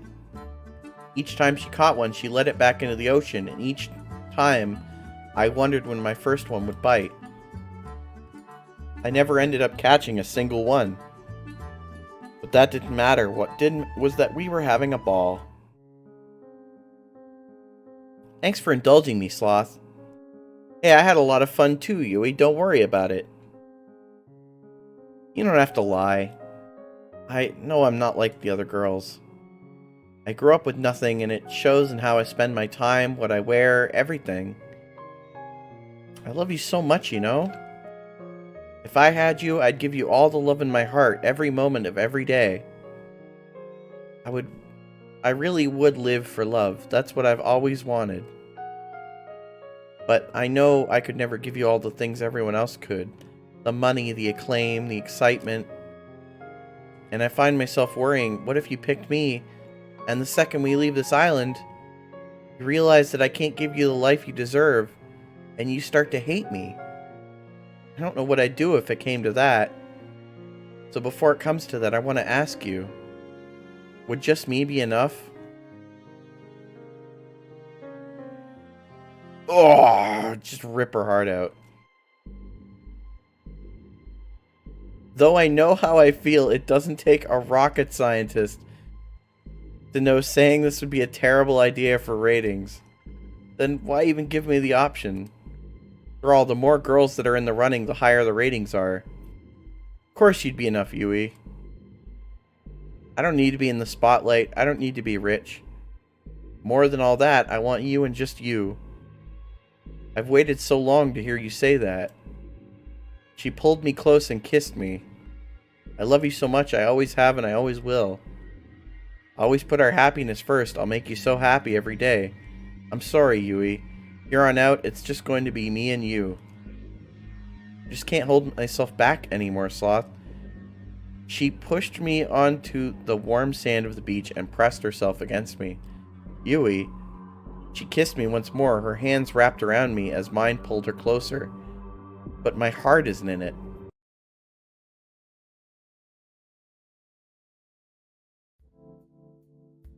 Just like that, it's my last date with Yui. Goodbye. Time sure goes by quickly. Thought I'd find you here. Why's that? Tend to come here when you're lost in thought is all. Thinking about how the show's almost over, am I right? How'd you know? Well, lucky guess. Well, it's not over yet, so don't let up just yet. Speaking of which, how was your date with Yui today? Not the way I wanted it to go. 3 dates wasn't enough to see if someone's marriage material after all. Who knew? I'd ask you if you're thinking of choosing her at the end, but I'd rather wait and see how it plays out. Gonna stay out here for long? Probably be going back inside soon. Be company until then. I figured you might want to have a conversation with someone that won't get you killed if it's not TV worthy. Thanks, Kat. Don't mention it. You know, I'm curious, Kat. What's up? Let's say I knew I was screwed, that there was no way of me getting out of here alive. The only way left for me to survive was to just run. Would you let me escape? Of course, Sloth. Thanks, Kat. That means a lot. It's no big deal. We stayed out for a little longer before we called it a night. I'm lucky I have someone I can trust on my side. I slept like shit. No surprise considering how yesterday went. I lay in bed for a while trying to conserve what energy I could for the day. Guess it's time to find Kat. Morning. We happen to know your third date with Yui yesterday was pretty well received. Not the highest rated we have so far, but enough to give us more room to keep going. Sounds good enough to me. Next date, make sure you pick someone who you think the audience will respond well to. At this point, I think you're in a pretty good spot either way. Without further ado, which soulmate candidate is it going to be?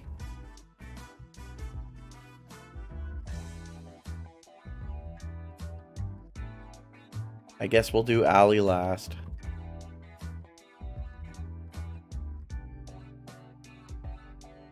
I had my doubts with Violet at first, but now I can see why she's the audience favorite. Don't mess it up. Wouldn't dream of it. Found Violet in the same place I met her. She was taking out a fresh batch of cookies from the oven. Morning, Violet. I slid next to her and grabbed one of the cookies in one smooth motion. Ow, it's hot. I flung the cookie into my mouth anyway. Worth the pain. Damn, that was delicious. Wait a moment, you silly goose. You never fail to make me laugh, Sloth. I quite admire that. I did a mocking bow with my arms behind my back and put on my best fancy accent. Pleasure's all mine, m'lady. Tips Fedora. Stop, you. I wolfed down another cookie. Hell yeah. You do know those are for sharing with everyone, right? I'm part of everyone. What's the problem here? We laughed together at the bit we were performing. Reminds me, Sloth. What's up, Violet? It's come to my attention that the show will be ending quite soon. Yeah, it is. You cheer up, please. I don't intend to feel sorry for myself. Instead, I want to use the time we have left here to do something I've always wanted to do. What I want is to go on a date, the kind that normal people go on. The kind that I've only read about, having a picnic, watching a movie at the theater, long walks on the beach, and something crazy like a paint night. Then we can watch the sun go down together and it'd be so romantic. Her enthusiasm was adorable. She was practically bouncing around the room like a ping pong ball. I think we can make that happen. Can we now? Which one? Why not all of them? She's got the most beautiful smile. Damn. Really? You've got to be kidding me. You can count on me, Violet. I'll make it happen. Yay! She did a little cheer and dance. Gosh, I can't stop smiling looking at her. That said, I have no idea what to do. Guess this will be touch and go. Wouldn't be fair if you figured out everything. Let me handle the picnic. She pulled out a basket from behind her. Care to join me in the lovely outdoors? Wouldn't miss it for the world, Violet.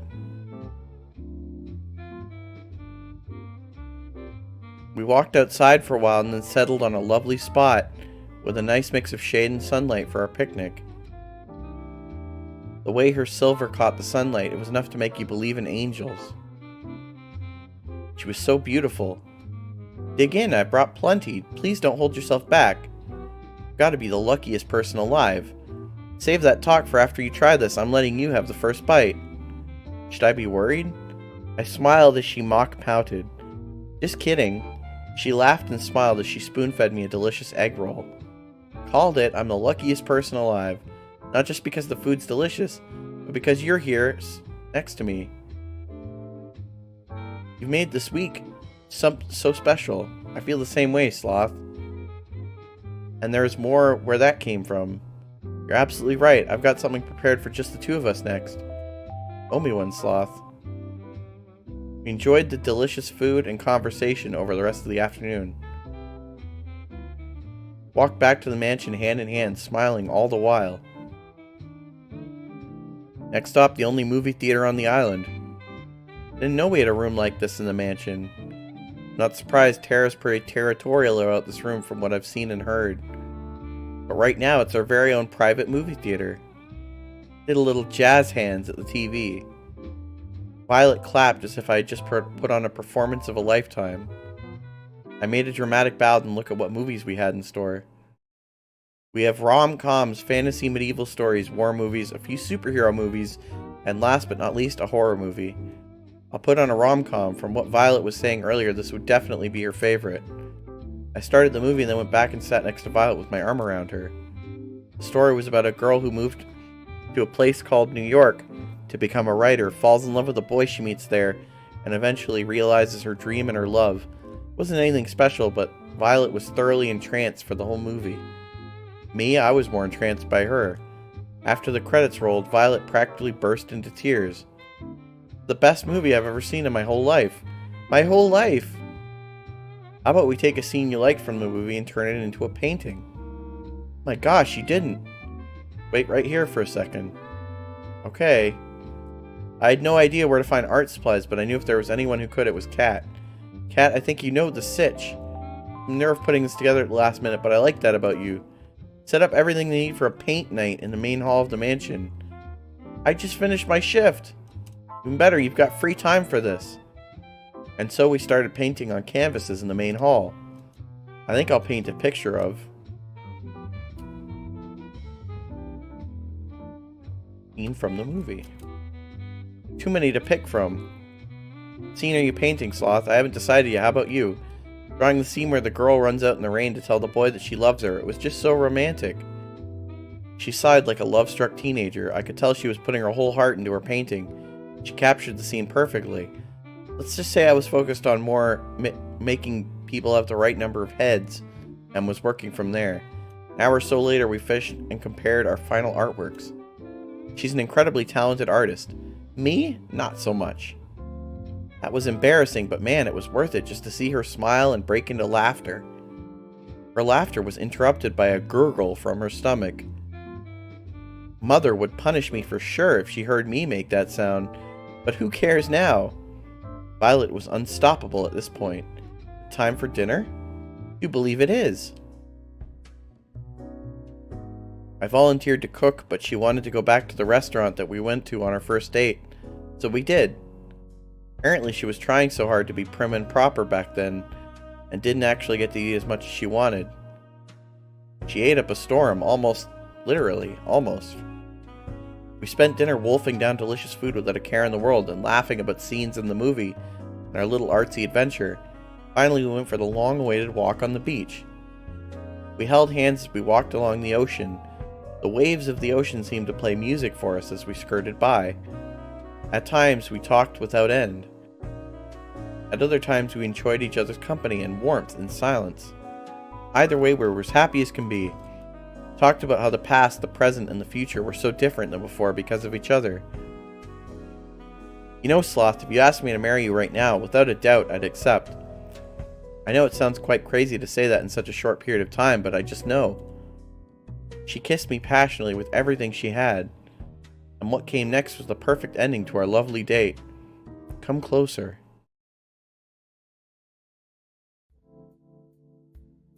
After my date with okay.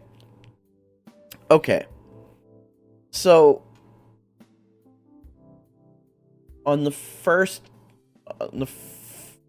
so we have the 3 final dates. First final date, Yui gives me the option of being like, no, I'm not into this. But I'm not allowed to say it. And then there's like weird music. And then we do the next final date. There's no option to say that we're not into it. And it just, there's nothing sinister about it at all. It's so strange. My date with Violet, Kat never showed up. I guess she already has enough footage for today. Might as well try to find her. No one's here. Looks like the snacks from before are gone too. Not here either. Ah, Kat was at a table writing something down at a frantic pace with one hand against her head. Kat, what's up? Oh, hey Sloth, I didn't see you there. How are you doing? Depends on what you're ominously writing. You look like someone who just realized I was dead meat. Oh, this? Don't worry about it. Someone's dead meat, but it's not you. I'm just kidding. I'm fixing up some of the balance sheets Tu left me. Being an accountant was never really in the cards for them, despite what they say. Sit down, I'll be stuck here a while anyway. Sure, sounds good. I sat next to Kat at the table. So how'd today's date with Violet go? Yeah, it was alright. Me and Violet's like, it's great. No idea I'd fall for her so hard after our first meeting, but I couldn't help myself. Now what I want most is to make her the happiest woman in the world. Now that's what I like to hear. I had my doubts at first, but you two really stole the show. With good reason, I feel like our viewers got to see a glimpse of what your lives together would be like.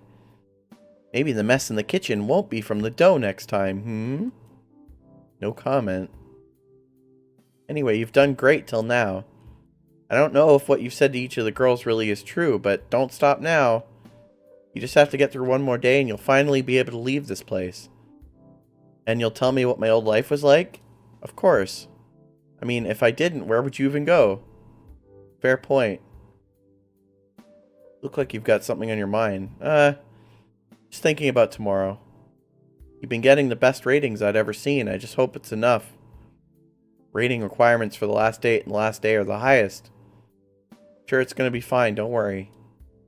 Made it this far. Nothing's going to stop me from making it to the end. I hope so, for your sake, Sloth. When I'm out of here, what are you going to do? Gonna move on to the next killer dating show? I didn't know you were my career coach. Want to know my 5-year plan too? The feeling that 5 years from now you'd rather not be here. There is no plan. Just taking it one day at a time. It's really all anyone can do in the crazy world. Anyway, I gotta get back to work. Good luck, Sloth. You'll need it. Thanks, Kat. I'll see you later. Tomorrow's gonna be the last date. I'll need all the rest I can get. Guess I'll call it a night.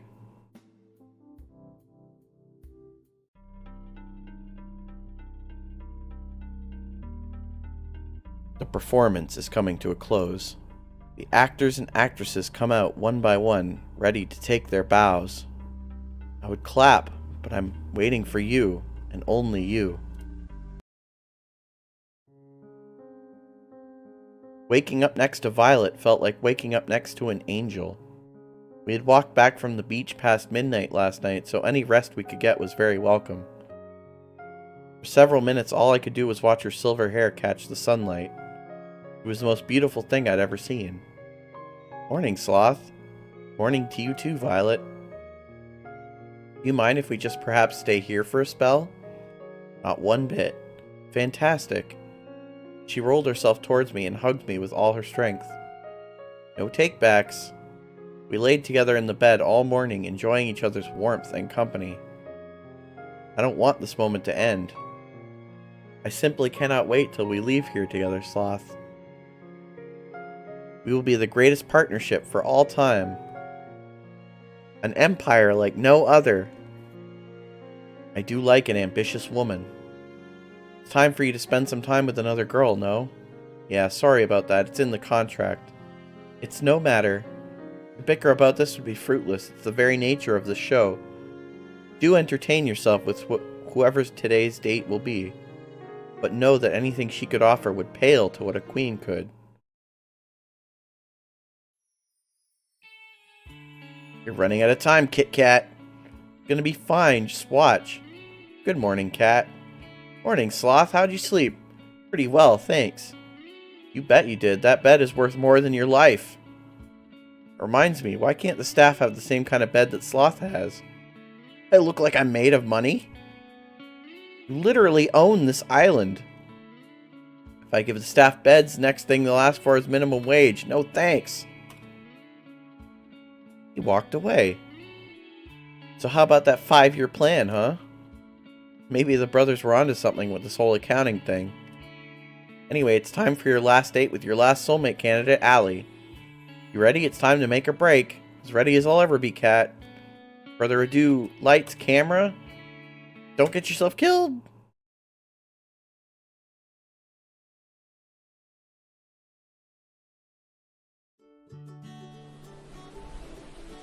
I found Allie by the beach, or more accurately, she came running to me. You are not going to believe this, Sloth. What's that? Alright, who took my keys? You've got 10 seconds before I take it out of forced paycheck. Oh, come on. We'll walk and talk. Come on. Well, less walk and maybe more run like hell. Forrest not going to be happy when he finds out that whatever. Come on, let's go. She grabbed my hand and pulled me with her into the forest clearing nearby. What's going on? You are not going to believe what I just found. What's that? Well, I was wondering how to top the 2 previous dates when I stumbled upon... Wait a minute, it's better if I surprise you. I'm going to have to close my eyes again, right? Look how fast you learn things, Sloth. She was singing as she covered my eyes with one hand and pulled me along with the other. She pulled me along step by step. I can't say I wasn't enjoying it. Is this a staircase? It feels like metal beneath me. In the middle of a forest? It's a bit more now, alright. You can open your eyes now. How on earth? You're inside a small plane, the very same one I'd been rudely awakened in my first day here. How did you even... I was just sitting in the forest, so I thought, why not, right? I have so many questions. Wait a minute, are you planning on... Without even bothering to answer me, Allie rushed to the cockpit. Oh crap. Here's to hoping that this goes better than the rollerblades. Wonder what this big red button does. Oh god, get me out of here. I ran for the door, but it was already shut tight. And away we go! The engine of the plane roared as we took off. I slammed into the side of the door. Wolf, come on, be honest. You were thinking the same thing. You put a big, juicy red button there, completely unattended, and you expect a good citizen like me not to press it? You're bonkers. You've got a point, but do you have any idea how to fly this thing? Wait a minute. If you're talking to me here, then who's flying the plane? Technically nobody, but... Right wing of the plane smashed into a tree. We hit it hard enough for it to be slightly deformed. Oof! I slammed into the wall yet again. Well, we didn't need that wing anyway, and we still have the other one. Exactly like kidneys. Forget killer dating death shows. Forget Damien and Kat. Allie was going to be the death of me. I tried to run to the cockpit, but it was all I could do to stay upright as the plane teetered back and forth. I'm just kidding. I've got this. Allie ran to the cockpit without breaking a sweat. Meanwhile, I did my best impersonation of a ball in a pinball machine. Alright, I got this. The plane seemed to stabilize in a matter of seconds. Thank God, I really thought we were gonna... Oops. Once again, the right wing of the plane smashed into a tree. Somehow it was bent back into its original shape. Not so bad if I do say so myself. Alright, that was dumb luck and you know it. And now for the moment you've all been waiting for. We started gaining altitude. Slowly at first, then faster and faster, higher and higher. Before long we were soaring high above the trees. Allie yelled up in triumph. Woo! I joined it and yelled with glee. Pretty great feeling, huh? Not dying in a fiery plane crash? Flying free. Without it, what's the point of living? Talking about freedom or flying? Why not both? That said, there's another reason I flew us up here. What's that, Allie? This is the only place I could find on the island that wasn't bugged. No one can eavesdrop on us here. Sorry for the turbulence, but without it, they might have heard me disable the bugs in here. Believe me, I looked for a safe place as hard as I could. That's why I got the rollerblades in the boat earlier. To find a safe place to talk as fast as possible. I'm guessing you know what the show is really about then. Unfortunately, yeah. What a bummer, am I right? Unfortunately, I don't think you do, and I can't risk telling you everything either.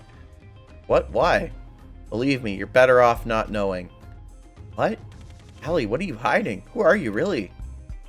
Look, we don't have too much time before we'll have to land. This thing's already almost out of fuel. Sure enough, we had already started descending. Please, just trust me. I'm on your side, Sloth. I know there's so many lies going around here, but I really want to help you get out of here.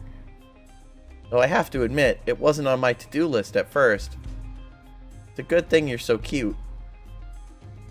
I'm kidding, jeez. Do you trust me? I guess. Sure. You won't regret it, promise. So what can you tell me?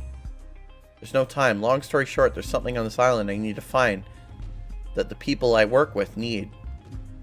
It's life or death, not just for you and me, but for countless others. I came here to save you all, and I won't give up until I have. At this point, I've done all I can. It's in his hands now. Whose? No time to talk. We're almost back in range of the island's recording network. No matter what, don't tell anybody what happened here, not even a little bit. Not even if you think you can trust them. Are we clear? Crystal. The plane flew lower and lower. Alright, we're about to be back in the recording zone. What else? What else? Don't do anything I wouldn't do. That really doesn't limit it much. I guess not. After we landed, Kat scolded us for taking the plane. Kat and Allie seemed to be exchanged more than a few uneasy glances as we got off the plane. As we were walking away, I heard Kat whisper something to Allie. Nice try. And then I saw something I'd never seen before and would never see again. The sky rapidly turned from bright blue to black as if it were water being drowned in the darkest ink. Then the bright sun in the sky went out like a candle in the wind. Even though I knew I was standing outside, I couldn't even see my hands in front of my face. I felt somebody grab me from behind. No, not somebody. There must be several people. They forced me to the ground and cuffed me behind my back. I screamed, but there was no sound. I tried to fight, but there was no way out. I screamed at Allie for her to run as far as she could, but I heard no response. Then, nothing. I woke up on an operating table. Yep, here we are back at the operating table again. Pinned down.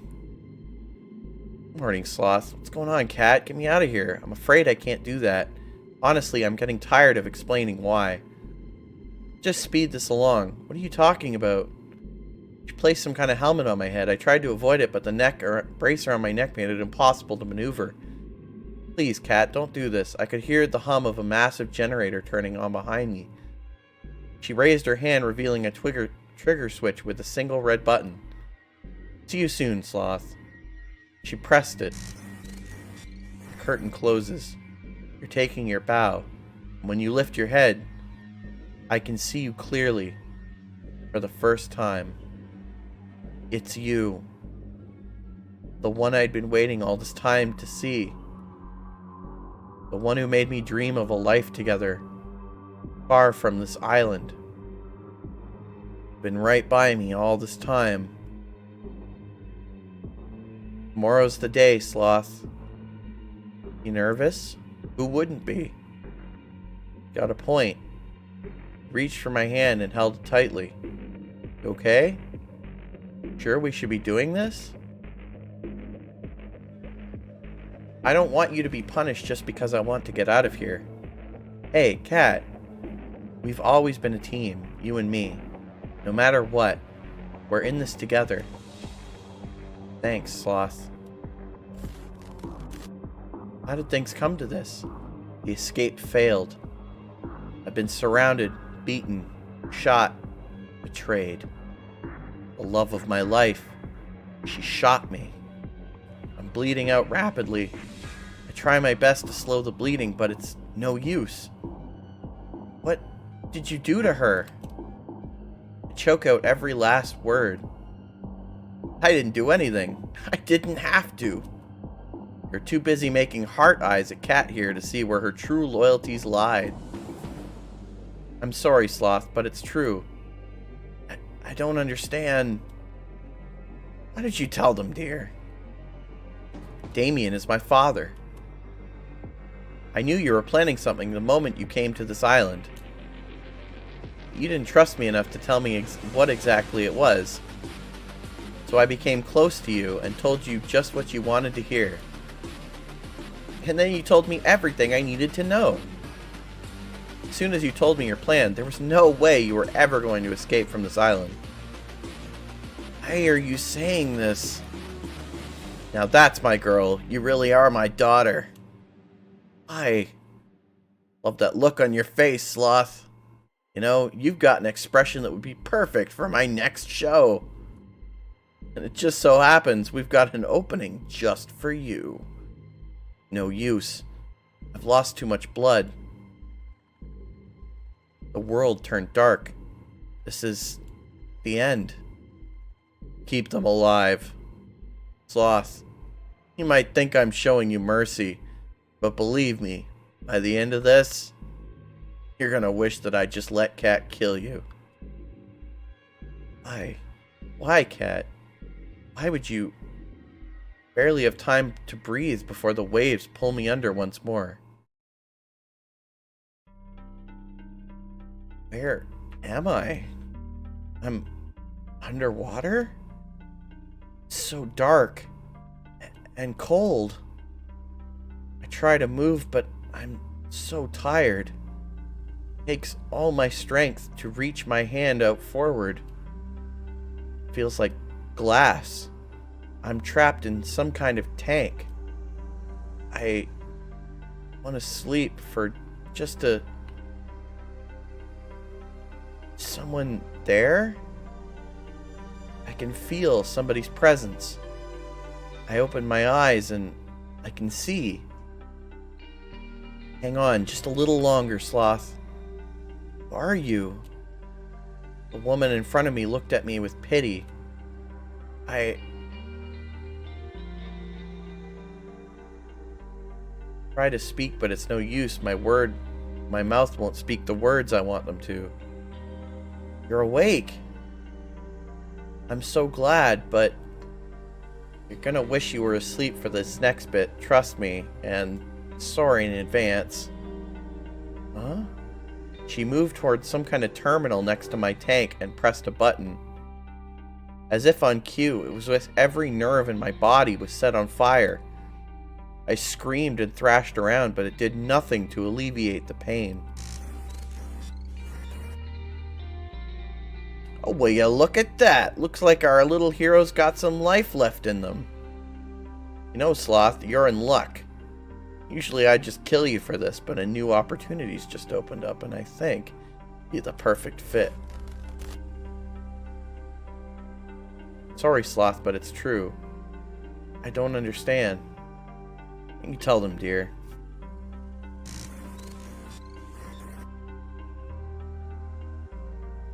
Always the hero, aren't you, Sloth? You should be more worried about yourself. You know the rules. If you try to escape the island, you die. It didn't have to be like this, but you... I'm done talking. Goodbye, Sloth. Hold on just a little longer, Sloth. She looked away from me as if she had heard something. What, I couldn't tell. Shit, they're almost here. We're running out of time. Sorry, Sloth, I won't be able to give you back all your memories, but this will have to be enough. She pressed another button on the terminal. I've got to run back to my tank, or they'll know something's up. She pressed her hand against the glass. Hold on just a little longer, okay? I'll get us out of here. Pain. It stopped. The world turned dark. I've been here before. I'm Sloth.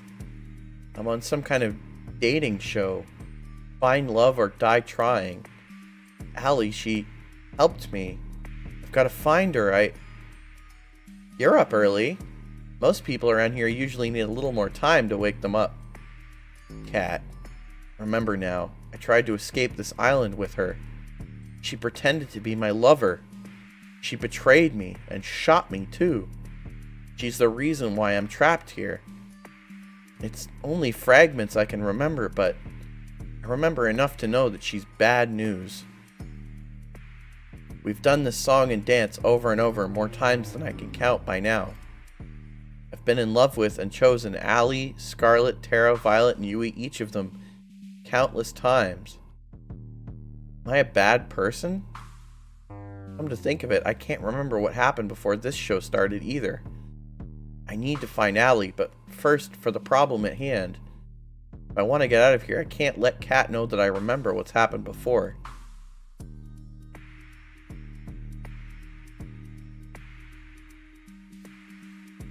I've got to play dumb.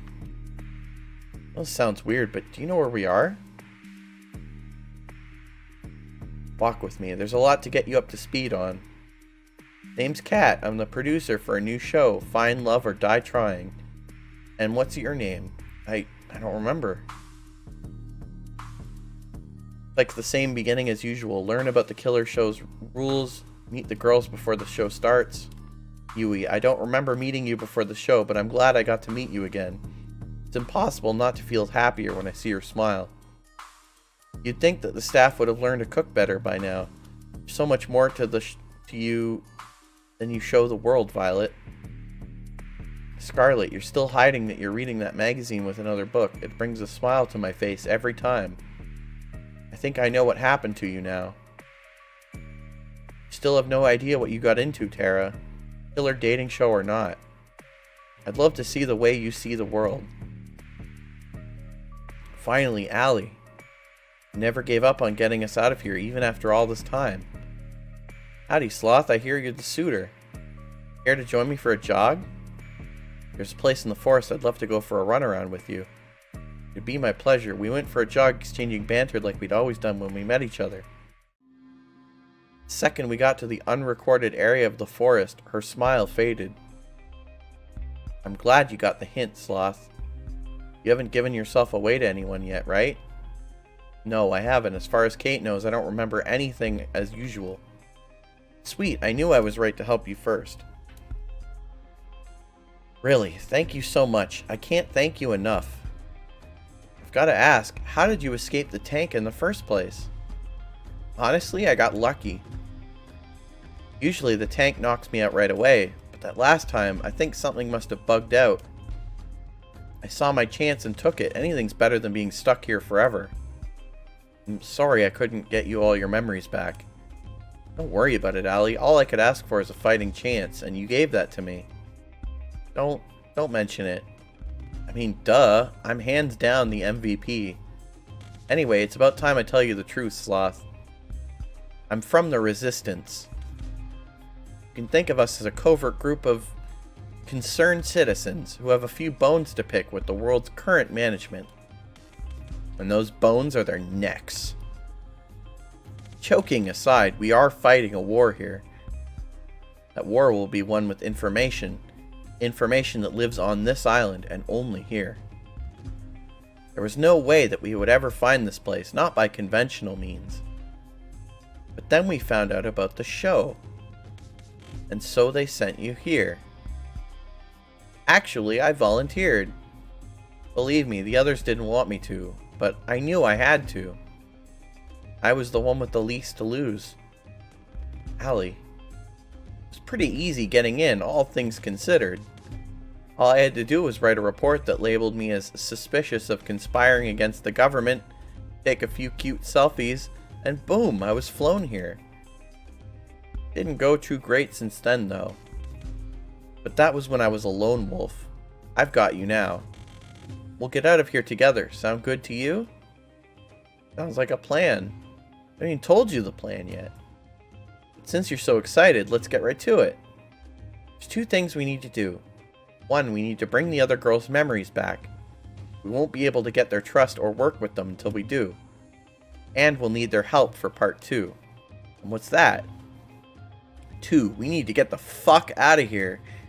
Sounds about right. Easier said than done, though. It's gonna take a hell of a lot of setup and coordination. There's a small army of armed and trained staff tasked with keeping us here. Not to mention us needing a way off the island. We'll figure it out as we go, but for now, how about you go on a date with Scarlet today? I can do that, but how does that relate to us getting out of here? I'd tell you if I thought you could be a better actor. Believe me, you'll know why later. Anyway, let's head back to the mansion. We don't want Kat to start looking for us. Sounds good to me. You're really something, you know? Putting it lightly. Sloth, there you are. Sorry, I got carried away exploring the island. I've got to be careful around Kat. I know exactly what she's capable of firsthand. That's so. Well, it's no harm, but you'll have a whole week to explore, you know? You get 1 date with each of the girls for the first 5 days. Little something special for day 6. And then the final ceremony where you propose to one of the girls. Sounds like the perfect amount of time to figure out if we're meant to be together. You'd be surprised. Anyway, let's get the show on the road. Who do you want to spend today's date with? Scarlet. There's just something about her, you know? I found Scarlet inside the library, the place I'd most often meet her for the first time. She always looked so happy when she was reading. It did the heart good to try to make her smile in the same way when I talked with her. We became fast friends again. The similarity of our situations might have played a part in that. Still, I'm not sure why Allie insisted on me going out on a date with Scarlet today. Sure, getting her memories back will be a huge win, but... Hey, Scarlet, Sloth. I'm glad you're safe. Things are going crazy out there. What's happening? I know it sounds crazy, but there's a horde of zombies outside. Brothers 5 and a lot of our behind-the-scenes help went crazy and... Scarlet, you did this, didn't you? Wait, what? I've been here the whole time with Sloth. I couldn't have. I've never heard of anything like this. Wait, what? I can vouch for her. We've both been here since our date started. Well, either way, I bet you can create a cure for it, no? I mean, I probably could, but I'd need my equipment. Not sure why, but I can't find it anywhere. Follow me, you can use our lab. We followed Kat to the games room. Kat put her hand against the wall of the games room, revealing a hidden trap door. She walked in and beckoned for us to follow. We walked down spiraling stairs for who knew how long. I lost track more than a few times. I remember this place. You should have everything you need in this room to make a cure. Don't go snooping around. This lab belongs to R&D, and we could all get in trouble if you do. This place doesn't have everything I need. What else do you need? To build a cure, I'm going to need a sample of whatever this is. Sure, you can help with that. Got some editing that needs my attention. You got this. Like that, she was gone. Makes you feel better, I'll help you catch somebody. If you're the only person who can make... If you're the only one who can make the cure, then it might be better for you to stay back. No thanks. There's no way I'm letting you out there alone. I don't want you to think I'm weird, but I've just got this feeling that I'd be pretty good at collecting unwilling zombie specimens. That is weird, but in this case, she's absolutely correct. Some memories must be intact, even if they're kept below the surface. Get on with this. Went back up to the surface. Everywhere we looked was overrun by zombies. We wouldn't stand a chance against a group, so we spend the day trying to split them up, as well as searching for lone wolves. Brains, bananas. We're in luck. We finally got an isolated sample. How are we supposed to bring him in, though? One bite and we're finished. I've got just the thing. Scarlet pulled out a pair of brass knuckles. Where did you even get that? Is that really important right now? Mind looking the other way for a second? It's embarrassing. Sure, Scarlet. I turn around. I hope your health insurance covers this. Once more, with feeling. Are we the bad guys? We dragged him back to the mansion, paying careful attention not to run into any more of the zombies running amok. Scarlet opened the hidden trapdoor in the games room, and I pulled For's unconscious body in. Fuck, my hand slipped, causing For's body to tumble down the stairs. He just kept going and going. I know, I'll get him. Better get him quick or we're not gonna have a live specimen. Luckily, I managed to catch him pretty quickly. We put him on the operating table for Scarlet to analyze. Interesting. What's up, Scarlet? Virus, it's pretty clear it's man-made. Even more interesting is it looks like something I would make. Not that I ever made zombie viruses. Yes, you have. It's kind of cute how you try to hide it. Cat, you there? Weird, I thought Cat was supposed to be able to hear us from anywhere on the island.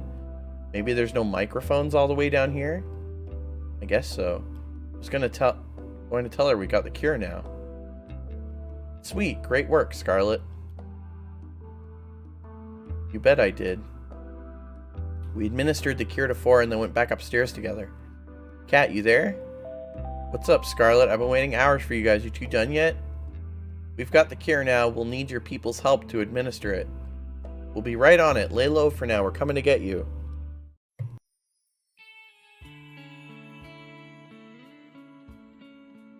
In the meantime, Sloth, how about you tell me about yourself? It'd be my pleasure. With Cat's help, we managed to quell the zombie plague, and with just enough time left in the day for a lovely dinner with Scarlet. After that, I went for a night walk with Allie to somewhere safe from prying eyes. Should buy a girl dinner first before you murder her in the woods, you know. I think I found the way to bring the others' memories back. You found their lab, didn't you? Pretty much. Sweet, I wasn't sure how to get back there after they shipped us out of there, so that's a huge win. So where is it? There's a secret trapdoor in the games room. You just have to press a hidden panel in the wall. That said, how are we supposed to get in without being seen? There's cameras everywhere, and Scarlet and I were only allowed to enter because of the whole pandemic. Don't you worry about that, I've got an inside man. Or's going to be helping us override a few cameras and microphones in the mansion with old recordings. Or? That way we can get in and stay inside long enough to get their memories back without raising any sort of fuss. The brother that we KO'd today down the stairs? What's that look for? I'm surprised he's still standing after today, to be honest. I wouldn't work with people who go down that easy. Was 4 always working with you? Nope, never till now, but we can't afford to refuse his help. I've had him prove he's trustworthy, don't worry, you can count on him. Alright, if you say so.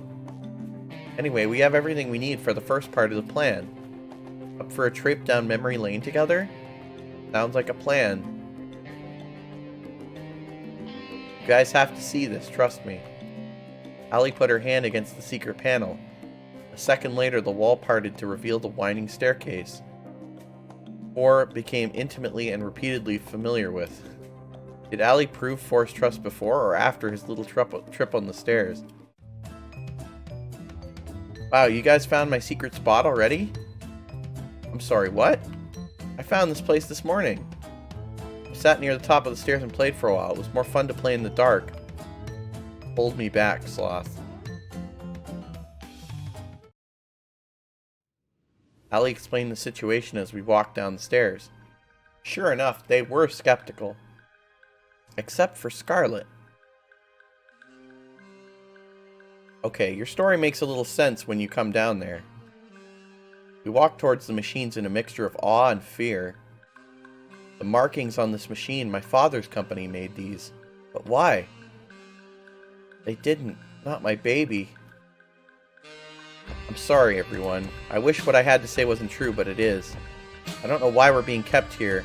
Why they film the show over and over. But I know that if we don't escape, and fast, they're gonna kill us.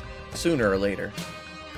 Sloth and I are gonna do our very best to make sure all of us get out of here alive. But to do that, I need you to trust me. Trust you with what? I need you to trust me enough to step back into the tanks they kept you in. For us to escape, we need all of us to have our memories back. Otherwise, you won't trust us enough. I'd have to be quite foolish to step into this tank just because someone said so. Violet, you can trust her. Excuse me? I know she's telling the truth about this machine. Because I built this. Allie, This isn't the first time we've met, is it? No, it isn't. We've gotten to know each other quite a few times by now. A strange feeling. On one hand, this is horrible. On the other, I'm glad that the machine works. Maybe one day we'll put it to use the way it should be. Alright, I'll trust you. We just walk back into the machine? Thank you, Violet. I know it'd be difficult to trust me, so I appreciate it. There's a machine that should have your name on it. Go into it, and then Sloth and I will start the reversal process. I do hope this works. It should, but it might hurt a bit. Do spare me from the details, please.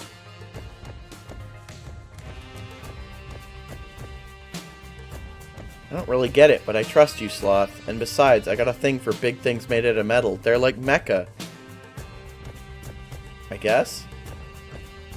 Is this gonna hurt? Yeah, it will. It is. I'm sorry, Yui. Don't be, Sloth. I'm happy you wouldn't lie to me. It makes me feel even more sure to trust you. Here we go, Yui. Let's do this. Let's do this, Sloth. On it. Even if it was necessary for all of us, their screams from the reversal process were almost more than I could take. Allie and I covered our ears as Violet, Scarlet, Yui, and Tara remembered years of memories in a matter of minutes. After doing all this, we better be getting out of here. Violet, Scarlet, Yui, and Tara stepped out of their tanks after what must have felt like hours to them. Guys, are you okay? This probably isn't the time to mention it, but I made a bet with 4 about what would happen when they got their memories back. Why is everybody making bets with 4? What'd you bet? I'm gonna watch from a safer distance if you don't mind. If looks could kill, the girls that had just gotten out of the tanks would have killed me several times over. They ran to me yelling and screaming. You 5-timing little cheater! Wait, I can explain. Too late, they were on me like hyenas. Ah!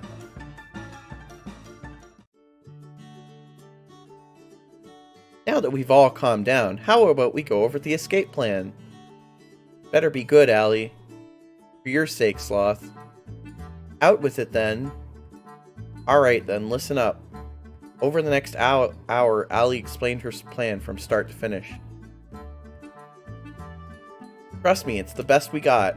If this is our plan, we're doomed. Congrats, Sloth, you made it to day 2. Really gave our audience a run for their money yesterday with Scarlet.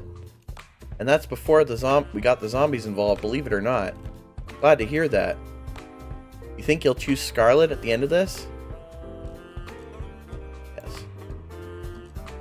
Figure it's best to make things seem uncertain as possible and not get too focused on any one girl.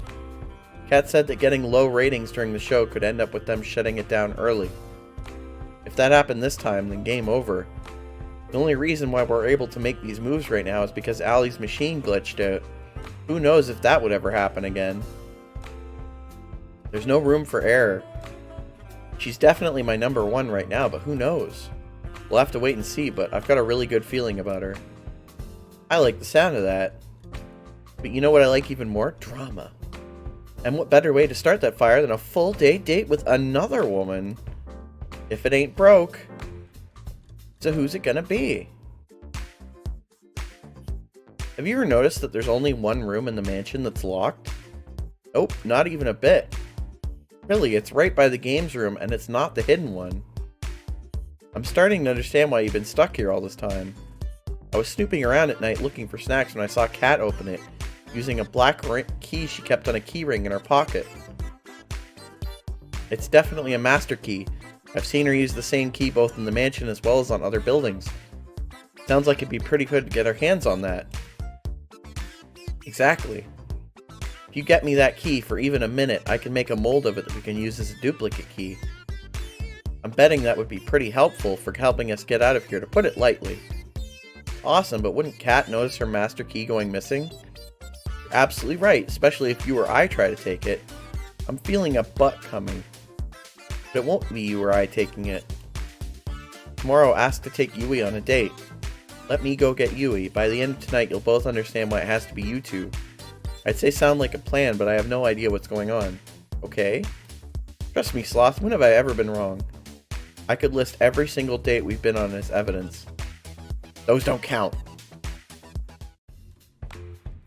Yui. There's just something about her, you know? We'll make it happen. It was the first date since getting all the girls' memories back. We went for a walk out in the woods, the same date we had when we had truly had met again for the first time. It was a little awkward at first, figuring out how not to give away what we knew on camera, but we figured it out pretty quick. It's so nice to see you again, Sloth. I feel the same way, Yui. After all this time, it's got to be fate, hasn't it? It must be. To be honest, I feel like things are going a little over my head. The show, meeting you again, everything, it's just moving so fast. Sometimes I feel like everything's just moving too fast for me to keep up. But with you, everything feels alright. Like I know it's going to be okay. Would it be okay if we just spend today this way? She leaned in closer and put her arms around me. I wouldn't have it any other way, Yui. Wait a minute, what about getting the master key? I can tell from your face what you're thinking about. Don't worry, I've got that covered. Bun Bun Bun. Bun Bun Bun darted out of a nearby bush and ran to Yui's side. Who's a good boy? You're a good boy. She picked him up and hugged him tight. It was impossible not to smile. Almost forgot. Bun Bun Bun. Hunt! Bun Bun Bun leapt out of her arms and then dashed towards the mansion. With that out of the way, how about we walk for a little longer? What just happened? She reached for my hand and then held it tight. I'd like that. We walked and talked for hours. When we took breaks, we laid next to each other on the grass, talking about anything and everything. Yui's a lovely girl. At times, I remembered how dire the situation we were in, and I couldn't help but freeze up. But with Yui, I'm never afraid to face those fears. She makes me braver with just a smile. Even when she couldn't ask directly what was on my mind, she found ways to comfort me despite that. And in turn, make her smile made me feel lighter than air. A life with her would be wonderful. Gotta make sure she gets us all out of here safe. Sloth? Yeah? I love you, Sloth. I hope we can spend another day together, just like this, soon. Me too, Yui. We walked back to the mansion together, hand in hand, and then went our separate ways. Sloth, you would not believe what happened to me today. What happened, Kat? I got attacked by some kind of forest monster. It was at least 10 feet tall, had monstrous teeth, and there was at least 5 of them. It took everything I had to not laugh. Luckily, I managed to fight them off without any permanent injury. I made sure that 4 deleted the footage. That shit was both embarrassing and traumatic. That's good to know. This is the worst run yet. What do you mean by that? Oh, nothing. I've just had a long day. I'll bet. You should get some rest while you have the chance.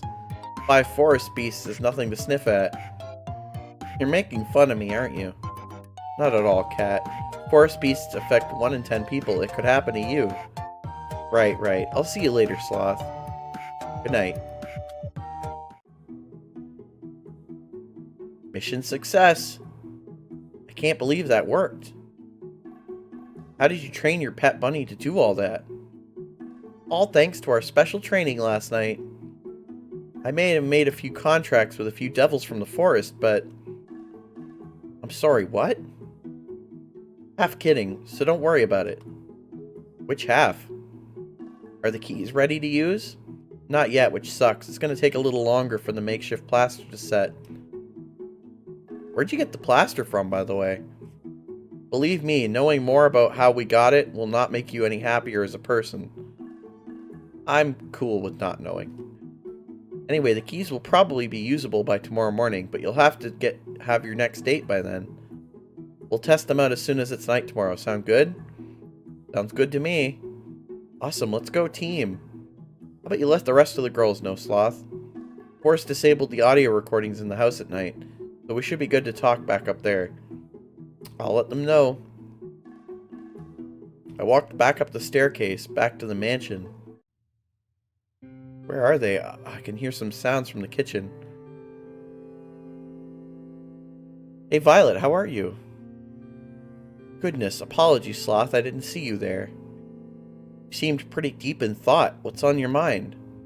Besides the, say, hundreds of different versions of memories of the same week? I'm worried for the people back home. Yui has her brothers to worry about, though she tries not to burden anyone with that feeling. Everyone has family out there, and who knows what's happened to them in the last, well, however long we've been trapped here. I've never gotten along with my parents that well, but even so, they must be worried sick. I'm sure they're doing fine, Violet. And they're going to be so happy to see you again. You're right, Sloth. Though there's no way you could know that for sure, could you? I guess so, but we've got to believe, right? I suppose you're right, once again, Sloth. When we finally escape this dreadful place, I'm going to hold them so tight. It's kind of funny. What is, Violet? I told you I had a twin sister, right? Yeah, you did. Her name was Viola? That would be her. She was always my parents' favorite. You know the type. She came in first in just about everything. Well, I did not. Even so, we got along just fine. I was proud to call her my sister. Then there was the accident. She saw the car before I did. She moved to protect me before I could. And in the end, she was hit before I was. And she died for it. I'm so sorry, Violet. Before then, I had no problem being second place to her. But for her sake, for just that one time, I wish I had come in first. I'm oversharing, aren't I? I apologize. It's okay, Violet. Just say what you're feeling. You're kind, Sloth. It's something I adore about you, you know? After Viola died, I did my very best to live up to the standard she set for my parents. You can probably guess how well that went. Wasn't as good at running the business or appearing prim and proper or even things like finding a partner. It's a little embarrassing, really. That's the whole reason why I came here. My parents saw an ad for the show and thought it might help me. Perhaps they just wanted to kick me out of the house to make more room for my new baby brother. I couldn't resist the chance for them to support me for once. At times, I feel like I can't do anything right. Look at this, how the show has developed. This is a nightmare in every regard. Violet. Yes? I held her in my arms tightly. You're an incredible woman, and believe me, there's nothing you can't do. I've seen you put the fear of God into the Brothers Five and make delicious meals that some people would probably kill for. Even if this is a nightmare, it's one we're going to get out of together, and we wouldn't be able to do it without you. You are too kind. Thank you for the... I appreciate it. But enough about me. Have you remembered anything about why you came here? Unfortunately, I haven't, but I'm hoping that the master key we pilfered will help with that. I hope so, for your sake. In the event where it does not provide any answers, my previous offer about finding you help outside of here to get your memories back stands. Thanks, Violet. I really appreciate that. It is the least I could do. I still fancy you quite a bit, you know? I know it's not the time or place, but maybe when we get out of here, perhaps you'll join me for, say, a lovely cruise around what's left of the world? I'm looking forward to that day. As am I. We talked for a few moments longer before retiring for the night. For once, I lay in bed not worrying about being killed. For once, I was excited about what tomorrow would bring. It's only up from here. Sloth! Allie, what are you... Never mind that, you gotta come down to the lab. What is it? We found something, and I know you'll want to see it.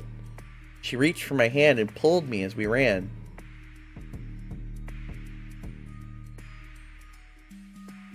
The other girls were already there, crowded around a table with a pile of folders on top of it. What's going on? I was just looking around the lab when I stumbled across these. There are files.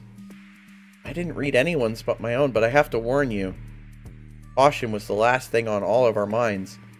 Most of us scrambled to find our own file except for Yui, who was already holding hers, and Allie. Weirdly, there's no file for me here. I double-checked, but there was nothing for me. Guess I'm not getting any answers today.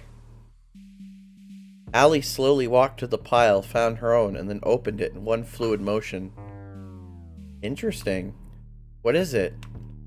Allie Major, sent to the island for being suspected of committing treason against the government. Selected for the experimental show for fitting the sporty girl archetype. We need one of those. Good to know this whole getup was a good idea. Did you know I actually fucking hate sports? I'd never seen Allie look so angry. Let's see, they got all the fake information I gave. That sounds about right. What is it? They've been taking extremely detailed notes on me for every single run of the show for the past 2 years. What I've done, things I've said in private or with others. They've got notes down here to how and when I brush my teeth.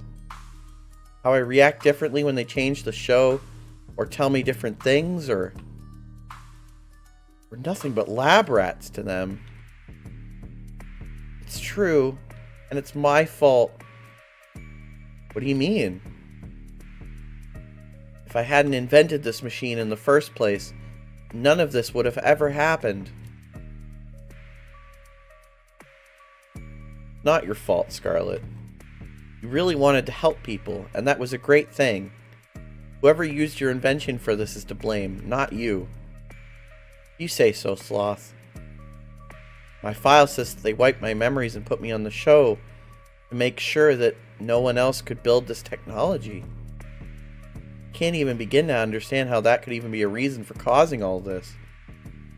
I'm not sure we'd even want to understand the people who run this place. The room fell silent. I wanted to crack a joke to ease the tension, but it was impossible. Thank goodness. Wait, what? I'm surprised to hear you say that, Yui, all things considered. Oh, sorry, I know how that must have sounded. Sorry. Mine's the same as Allie's. They've tracked, measured, and commented on so many things about us so many times. It feels so violating. But it's not all bad. Ever tell you why I came on this show, Sloth? No, why is that? Forgot I wasn't allowed to tell you. That was one of the conditions. To be completely transparent, the reason was money and nothing but that. It was hard enough to take care of myself without my parents, let alone 2 brothers and a whole farm. I remember now. It was Kat who reached out to me. She told me that if I came onto the show, my brothers and the farm would be taken care of for life. I know this is all horrifying, but I'm just glad she held up her end of the deal.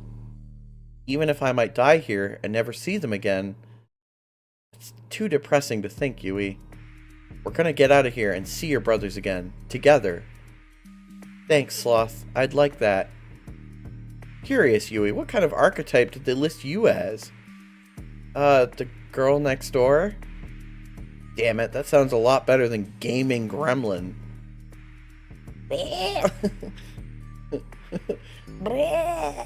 Gaming gremlin just makes me think of Amelia Watson doing her weird gremlin noises. I can't even imitate them. At times like these, having a mood lifter like Tara around was critical. I looked at Violet, who had been silent the whole time. She was trembling. Violet, are you... Please, God, don't let this be true. Violet fell to her knees and sobbed with her hands against her face. Rushed to her side. Are you okay, Violet? Violet threw her folder against the floor, causing the papers inside to scatter through the room. Nothing is okay, Sloth. It doesn't matter if I get off this island or not. I'm not like you. I have nothing to go back to. No one to stand by me. There's nothing for me either way. Violet, wait. She ran to the stairs. Her sobs echoed through the staircase and through the lab. I moved to follow her, but Yui stopped me. I think she might need some time alone, Sloth. I didn't mean to look, but after a paper scattered around the room, Maybe you should just read it. Yui handed me the papers that were in Violet's file. Violet Valentine is a special case. Otherwise unremarkable, but she's the daughter of Edgar and Vane Valentine, one of our primary investors. It is my understanding that they recently had a son, and want for him to be the next heir, after Viola passed. Edgar and Vane sent the remaining daughter, Violet, to us, full well knowing what the show would entail. They've paid us an incredible sum to make sure that she does not return from the show. Why don't you just... That's so fucked. What the fuck? Even for me, this is too cruel. It was too hard to keep reading. I closed the folder and just stared open-mouthed at Yui. There were no words. I knocked on Violet's door later that night, but it was no use. Please, just leave me alone, Sloth. I'm here for you if you want to talk, Violet. Even if she opened the door, I would have no idea what I was supposed to say. What could anyone say? I was wrong. Not only up from here. There's a long way down. Things are getting real dark.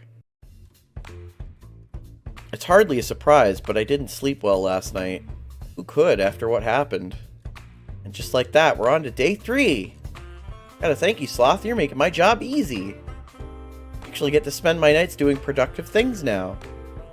Happy to help with that, however that works. You alright? You don't seem to have your usual energy. Careful, Sloth. One slip up with Cat and this is all over. Good, thanks. I just didn't sleep too well. Happens to the best of us. Anyway, it goes without saying that Yui is definitely a contender for the final ceremony. Of course. A woman like Yui, anyone would be lucky to have her. Damn straight. Though she's a very different kind of woman than Scarlet. Got a tough choice down the road. Though you've also got a tough choice to make right now. Who's the unlucky girl today? So who should I be asking on a date tomorrow? Honestly, joking aside, I think you should ask Violet. Really? I don't think she's in any shape to put on a good show. I mean, we need all of us to be able to work together well to get out of here, right? I don't think Violet would be able to until she's feeling better. What better way to do that than for a date to make you feel special? Tara does have a great point. I always make great points. Like seeing if I could arm wrestle one of the zombies Scarlet made. That went great. Oh, I remember that. Wait, I was the zombie.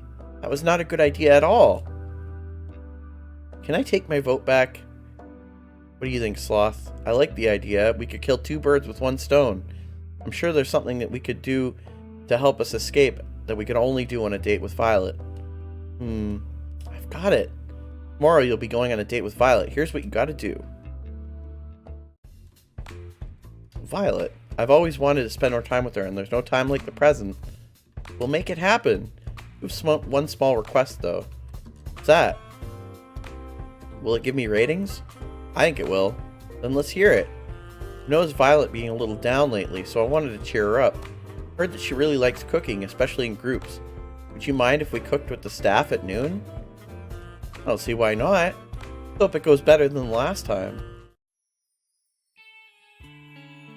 Hi, Sloth. Why'd you bring me here? In a bit of a predicament. You see, I may have made an irresponsible bet. I did not take you for a gambler. Well, I'm not, but the thing is, I heard the cooks bragging that they were the best chefs on the island. But hey, I've tried the food you've made before. I know nobody else could come close to how good you are. So I may have challenged them all to a competition in your name. You are ridiculous, Sloth.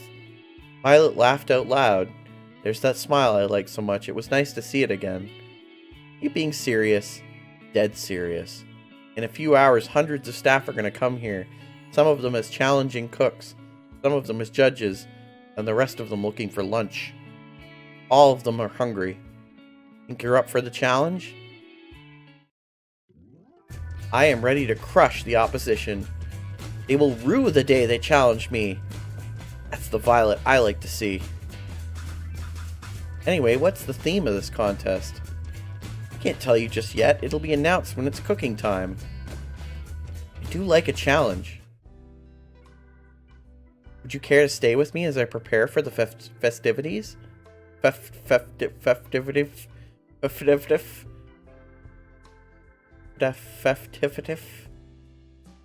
course, Violet. Thank you, Sloth. I know why we're doing this, and I appreciate it. I'm not ready to talk about it just yet, but I feel happier already, knowing you are looking out for me. I'm always here for you, Violet. And I for you as well, Sloth. We spent the time before the contest just talking about pleasant things completely unrelated to the show. Completely unrelated to anything of consequence. Sometimes when bad things happen, what you need most is just a semblance of normalcy. I agree with that. By the time noon rolled around, hundreds of staff members were filling up the kitchen. I don't want to face you, Violet, but I will if I have to. Oh, you're challenging me? Like a snail challenging the mighty eagle. You have my respect. Ew, is it too late to change sides? You're going down, Violet. We're the Brothers 5, the best chefs on the island. What's that, too? What I meant to say is, wow, you really are the best chef on the island. That's right. Damn it, bros, you can't let her intimidate you like this. If we do, she's already won. Say something, 4. We will meet on the culinary battlefield, Violet. You may have my brothers running for the hills, but not me and 5. Come at me. Let us brandish our forks against each other. 5, do you have anything to say? Wait, what's happening? I do hope you'll entertain me, brothers. Violet raised a pan towards the men. Let us begin. Time for the cook-off to end all cook-offs. Each cook will cook their own version of a mystery dish. A dish that I will soon reveal for the first time ever. The judges will be everyone who is not a contestant. Must be joking, there's hundreds of people here. How could we ever feed everybody? That's not my problem. And I definitely didn't come up with rules for this tournament on the spot. Liar. Violet laughed once more. That was enough to keep this charade going. The mystery dish will be spaghetti and meatballs. Like taking candy from a baby. Not this one again. Oh god, I think I'm gonna faint. One collapsed on the ground. One down, 4 to go. Bro!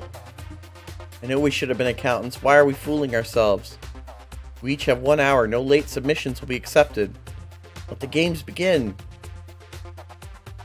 The contestants that were still conscious rushed off to gather ingredients. How are they going to make that much food? I'm sure they'll figure something out. I watched each of them cook furiously at breakneck speed. Violet was hard at work, sweat streaming down her face, with the biggest smile that I've seen her have all day.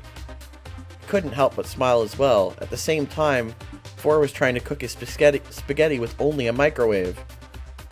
I'm not sure this will be too much of a contest. 1 minute left. Violet filled hundreds of laid-out bowls with spaghetti and meatballs in a matter of moments. If you blinked, you'd miss her finish a whole row. Each looked both delicious and artistic. You'd have thought a cook would have spent much longer than an hour putting each of them together. 5 settled on making about 4.5 bowls. I guess everyone has their own pace. Time's up. It's time to judge. Crowd cheered as they stampeded to the laid-out bowls. They were practically salivating. After everybody wolved down bowls from each of the contestants, they submitted their vote. The people have spoken, and with a resounding majority, our first ever winner of the Best Chef on the Island in the Middle of Nowhere award is... Violet!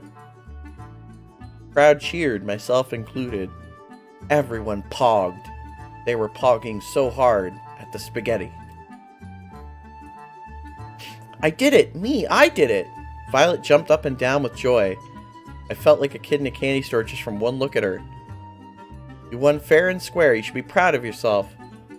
Yeah, your food was the best I ever had.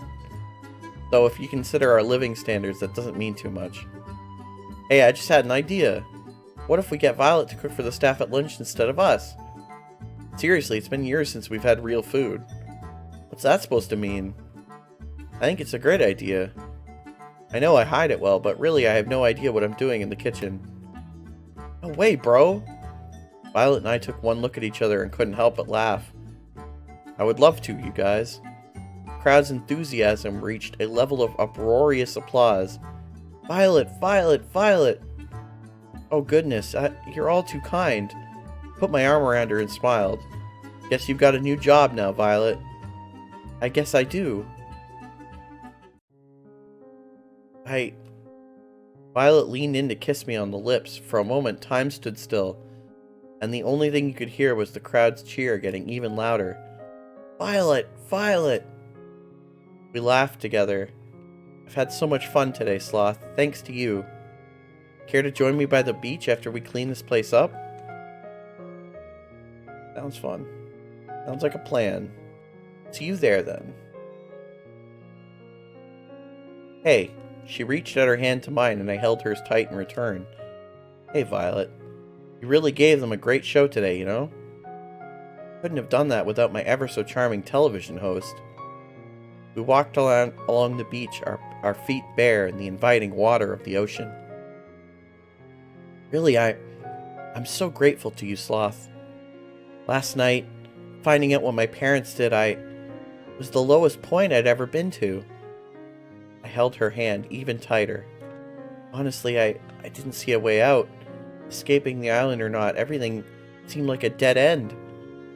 But today you helped me remember that even without them, I've still got me. And I like me quite a bit. You really are incredible, Violet. That was all you. With you. Violet mumbled something under her breath. Sorry, what was that? Sorry, let me try again. I know I'd be fine on my own, but I'd like me better if I was with you. When we get out of here, I do hope you join me for that cruise. She kissed me again. It felt like magic. Violet, She put her finger against my lips. I know it's not quite the time for this conversation yet, but please do remember what I've said when this is all over. Do you mind if we walk for just a little longer? I don't want this to end. Walk with you for as long as you needed to. As long as you wanted to, Violet. We can walk till the sun come up. We can talk about anything and everything. How about we start with planning our cruise together? That would be lovely. We walked together till the dead of night. Nothing less than magical.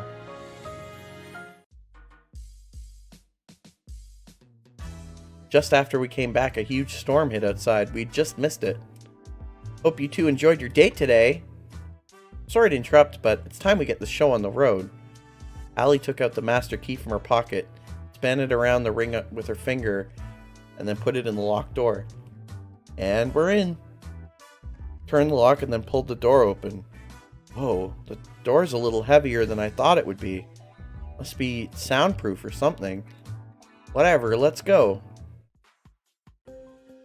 And not another staircase. They would have saved so much money if they just put this on the main floor. It wouldn't be very secret then, would it? Secret schmeekret, it's behind a locked door. I guess you have a point. Though there was another staircase, it wasn't as nearly as the one to the lab. We'd been walking down the steps for only a few moments when we saw where they led. This has to be it. What's it? A while back, Kat told me that all the information on this island was stored in books. They didn't use anything digital or with the internet. Yeah, I remember that too. Well, it's bullshit. They're an evil corporation intent on world domination through fear and control. Of course they have the internet. And I think we've just found a way onto their closets. Skeletons and all. Sounds like a pretty big deal. That's an understatement. Information in here could change the tide of the war. It could give the resistance a real fighting chance. I think. But there's more than that, too. What do you mean? My dad, mom, and my brother got taken by these guys a long time ago. I don't even know if they're still alive. I was too young to really understand what was happening. If there's anything that could help me find them again, or at least find out what happened to them, it's in this computer. That was the real reason I came here. The whole reason I risked everything. What if it doesn't have what I'm looking for? What if... Allie. Yui ran to Allie's side and hugged her tightly. It's gonna be okay. You believe in me, right? She took deep breaths. I'm sorry you had to see that. I'm okay now. Thanks, Yui. You can do anything. Are you ready? Let's do this. I looked to Violet as Allie prepared to turn the computer on. She looked as concerned as I did, but we couldn't let it show. The screen lit up with a single message. Password required. Well, I did think it was going a little too smoothly. Not giving up just yet, though. She tried a few different passwords on the keyboard, but none of them worked. Damn it. I bet only Damien or Kat know this, and there's no way we could just ask them. Silence fell upon the room. It can't end like this. It just can't. I've got an idea. It's not going to involve wrestling zombies again, is it? Hey, I've had better ideas than that. What I mean to say is that I think I have a way to crack the code. I'm a programmer. I can make something that could try all the possibilities for the password. It would take some time, especially if it locks me out after too many attempts, but eventually I'd get the password. Though there's no guarantee we'd get the answer before the show is over. It's a lot better of a shot than I thought we had. Allie ran over to Tara and hugged her tightly. Thank you, you awesome little you. This is nice. Feel free to compliment me more. In the meantime, the rest of us can try and figure out what the password would be as well. Reminds me, I need to tell you guys something important. What's that?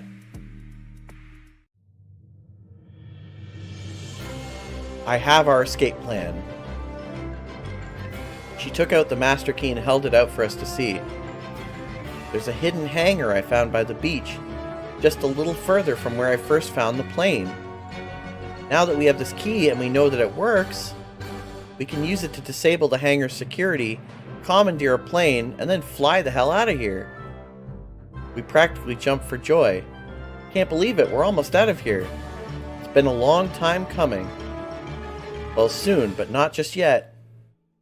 With this storm raging, there's no way we're getting anywhere tonight, least of all off the ground.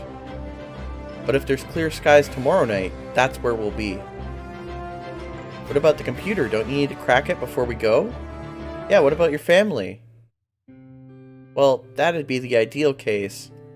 But honestly, I've gotten to know you guys and care about you guys, and I've decided that it's more important to save the people I care about that are right in front of me than chase a pipe dream.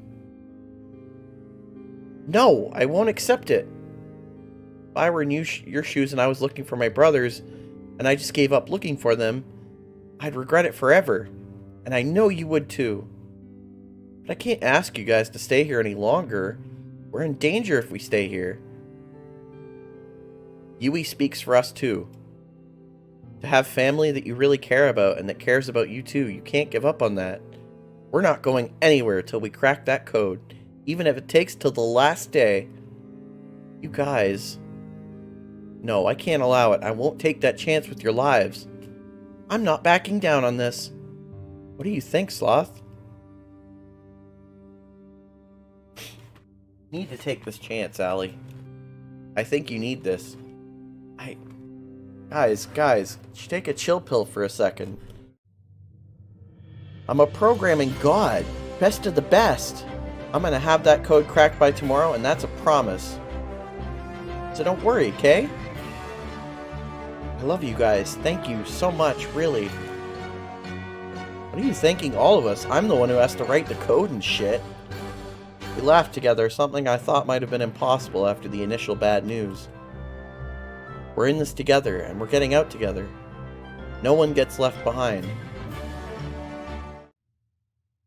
After we called it a night, I laid in bed, deep in thought. Who would have thought I would have ended today feeling inspired after everything that happened last night? We've got this. Sloth, one more thing before we turn in for the night. What's up, Tara? I got caught up in the heat of the moment earlier and... Oh no. I got no idea. No, I do not like where this is going. How to do this, because... I remembered that all I know about hacking are videos of people typing really fast and saying, I'm in, and... Ah! Practically flew out of bed. Thank God it was just a nightmare.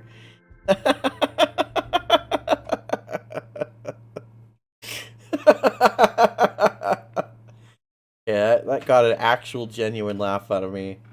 What are you smiling about? Just feels like things are going my way lately. Yesterday's date with Violet still has me feeling as giddy as a little kid. It's almost like there's perks to being on a killer dating show. Well, don't get too comfortable, you still got a few days left, and then it's back to the regular. Looking forward to that. I bet, better sooner than later, you cost too much to keep around. Anyway, the million-dollar question, who's today's lucky girl? Tomorrow it's going to be either Tara or Allie. Probably best if we go with Tara. But doesn't Tara need time to crack the code? Nah, I already finished making the code breaker. It's trying every password as we speak. No guarantee it'll finish before we're both done our dates, but it's worth a shot. Thank you, Tara. Don't worry about it. Besides, I think it's better if we saved your date for last. Why's that? I don't know, you're some super spy from some super secret organization. You definitely got bigger heist potential than I do. I don't know about that, but it sounds good to me. I'll use the time to prepare some contingency plans. Scarlet, Violet, Yui, I'm gonna need you guys on this. I'm happy to provide assistance. Bet. I'll help however I can. Sweet, alright, right, Sloth. What's up? I didn't just build a codebreaker, I built a game that works with it too. What do you mean? She handed me her console. Just whipped it up real quick. It looks like a code-breaking game, but really it works directly with the computer we found. If you get the password right in this game, we'll have access to the computer. Make sense? Amazing, I can't believe you whipped up something so fast. It wasn't hard. It's just a big middle finger to my mom, who thought all my screen time was a waste of time. Anyway, I figured we can play this game here and there during our date, trying to whatever passwords come to mind. Obviously not for the whole date because ratings and all, but, you know, as much as we can. Sounds good to me, Tara. I'm a genius, Sloth. She cackled maniacally. You are. I'd like to spend today with Tara. Is that so? Well, we'll make it happen. Try not to spend all of it playing games, though. Believe it or not, that isn't what viewers want in a primetime slot. No promises, but I'll try my best. It ain't much, but I'll take that. Sorry, Cat, that's pretty much the plan. Hey, Sloth, you up to play some games? I'd love to, but Cat wants us to do some other games it is. Sweet. There's no stopping Tara when she puts her mind to something. We started playing together in the games room while making pleasant conversation. Normal enough to seem like a regular conversation, cryptic enough to disguise what we were trying to do. Even if Tara and I never went on crazy adventures like I did with Allie, it didn't make moments with her any less special. If I forget that we're trying to hack into some confidential database, this is really like a fun day at home with your partner. How about Tara is the best? It's worth a shot. Nope, doesn't work. The nerve of them. Tara rules? That's a miss. Was the T capitalized? Maybe add a 0123 at the end of it. Thank goodness we have the codebreaker running in the background. Time to switch gears. Let's give Kat some footage to work with to keep us alive. Good God, Sloth, why? The sun! Go on without me. Okay, maybe this wasn't the best idea. Somewhere or another, we always end up back inside the mansion, huh?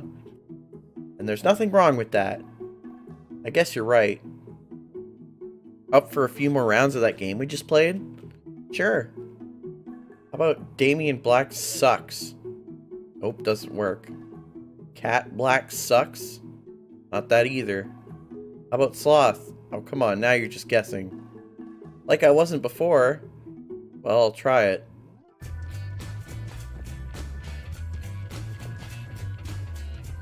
What? We cheered as if our favorite team just won at a sporting event. Wait a minute, why would the password be your name? That doesn't make any sense.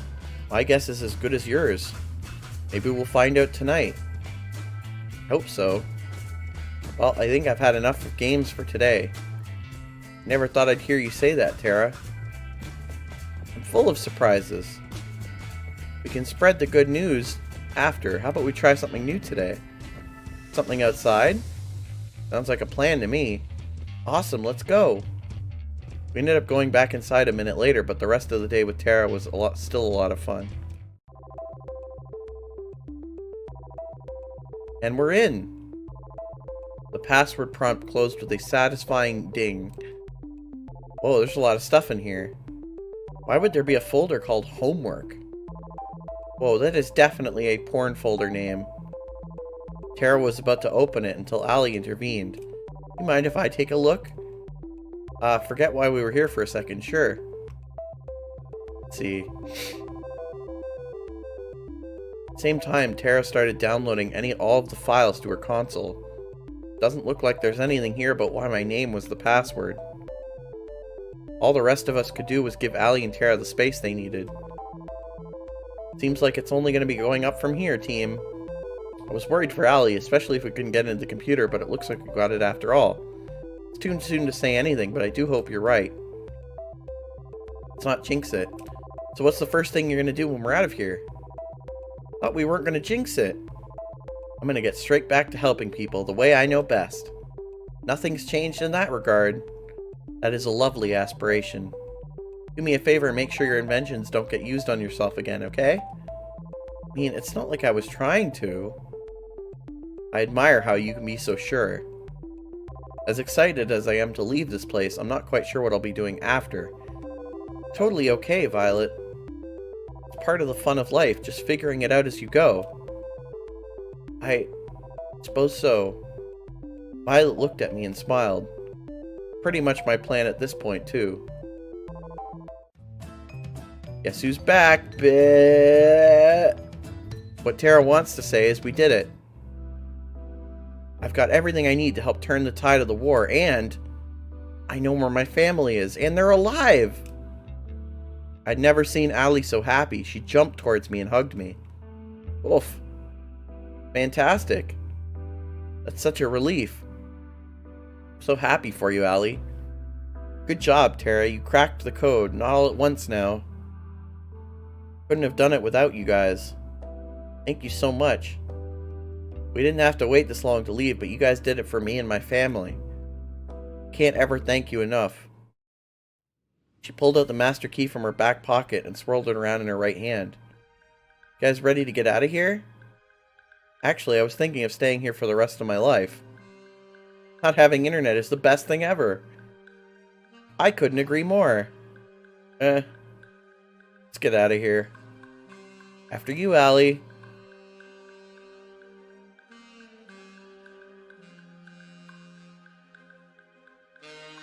We followed Allie out of the mansion, through the forest, and to the hangar.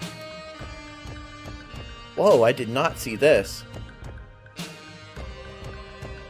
Granted, I don't go outside.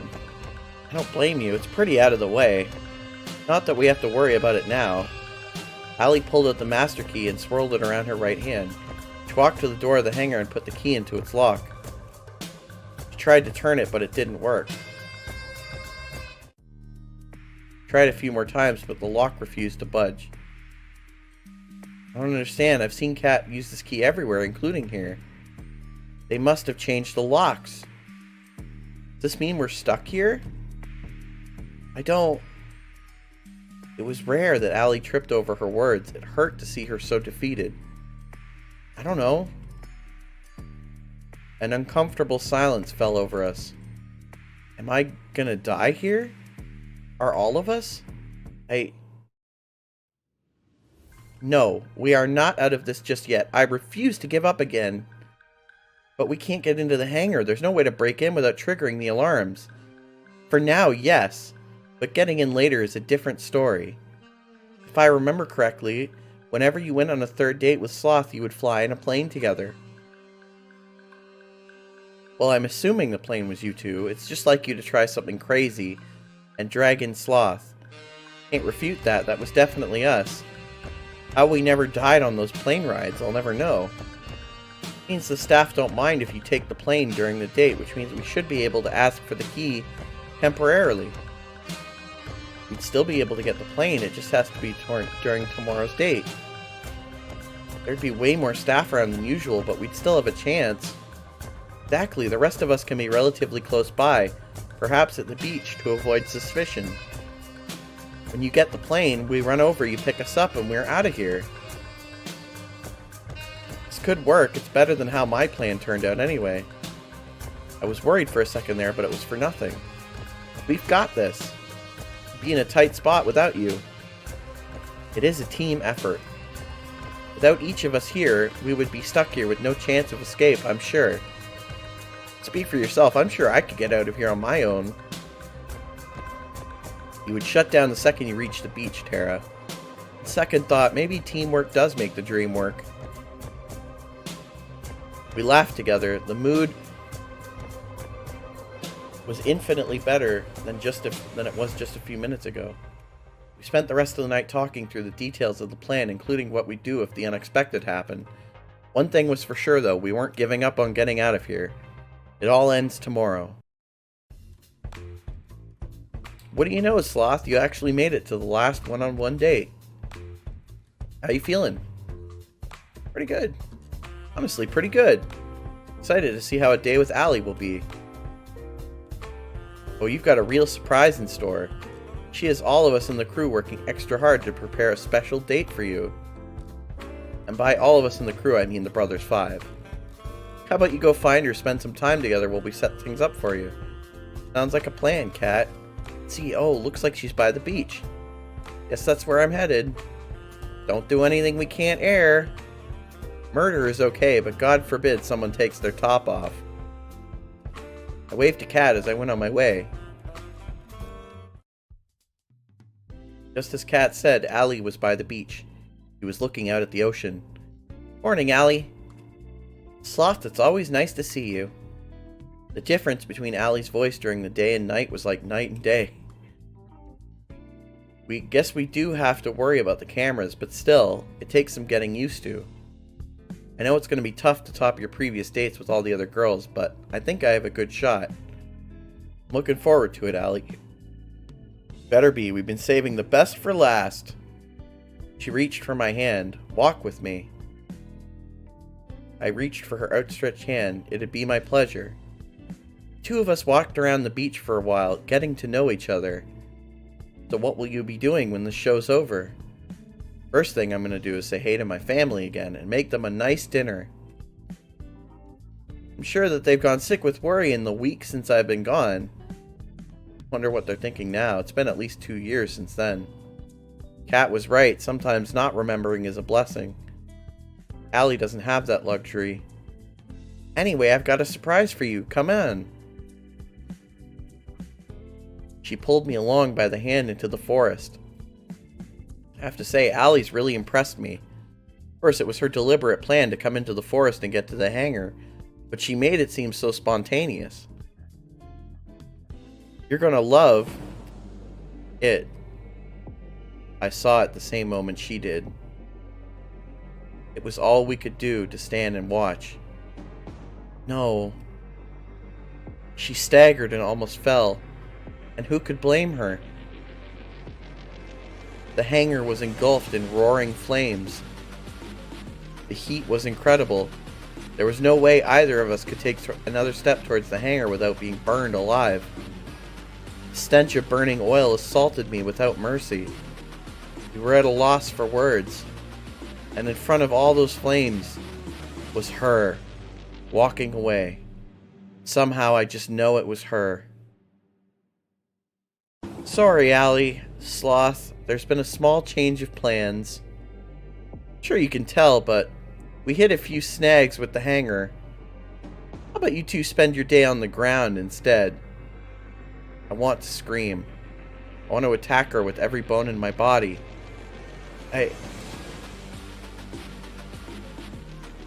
But I can't. I can't, or I'll be killed. And not just me, but everyone else. To hold myself back from giving away what this plane meant to me took all the strength I had. I need to calm down. Cat may be able to read my face and see that... Sounds fine to me, Cat. I'm just glad you're safe. What happened? We're still looking into it. Well, either way, there's nothing we can do about that. How about we go somewhere else, Sloth? She reached for my hand and held it tight. How could she smile like this at me? Of course, Allie.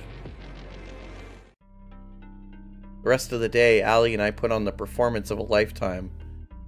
Though our faces were all smiles and laughter, we knew now more than ever that we were trapped in Kat's macabre puppet show.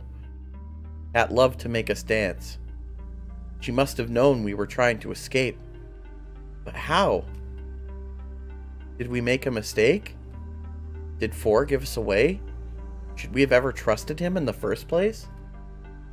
Who can I trust now? Time is ticking, and the end of the show looms closer and closer. It's time. I'm supposed to meet with the group. But what would we even do? There's no way we can escape. Our last chance died with the hangar. Should I just make a break for it? No, I'd never make it, and the others would suffer for my mistake. What do I do? You don't look so good, Sloth. I've been better.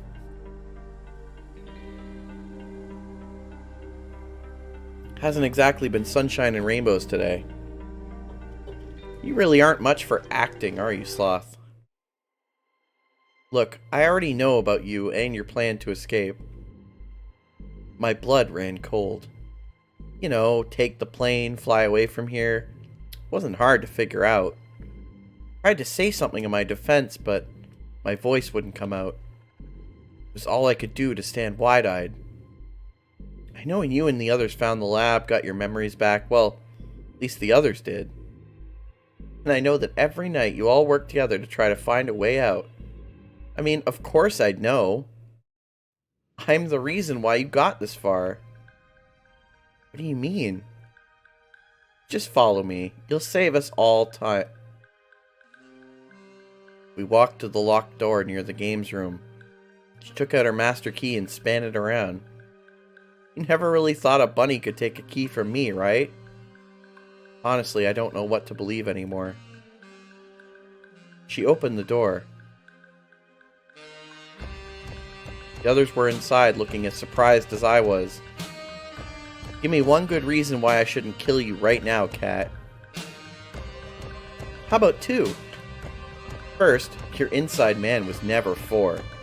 It was me. I mean, come on! You wouldn't be smart enough for something like this. Second, you only ever had a chance at escaping this island because of me.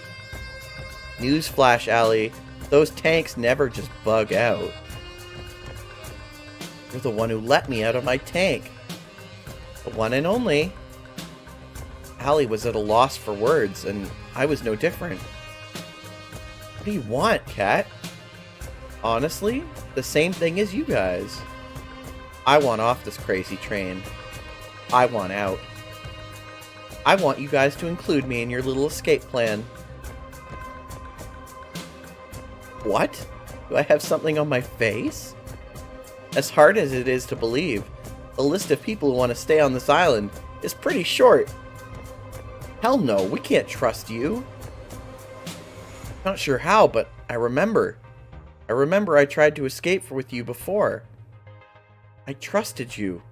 I even fell for you. Even 5 girls isn't enough. Unbelievable. And then you betrayed me and shot me. There's no way we could ever trust you. You're just gonna stab us in the back. Is that true, Kat? I'm ashamed to say it is. But I didn't have a choice. You know how it is with Damien. It doesn't matter if you share the same blood. He'll take the people you love hostage and use them to force you to dance to his tune. I'm sorry I betrayed you, Sloth. I really am. But if I had to do it again, I'd do it again in a heartbeat, because there was someone I needed to save. I know I must look like the villain to you, but believe me, I have people I care about too. You're so compassionate. How can we burned up our only way out of here? You're lucky I did, Sloth. If you'd actually flown as planned, you'd all be at the bottom of the ocean right now. What do you mean?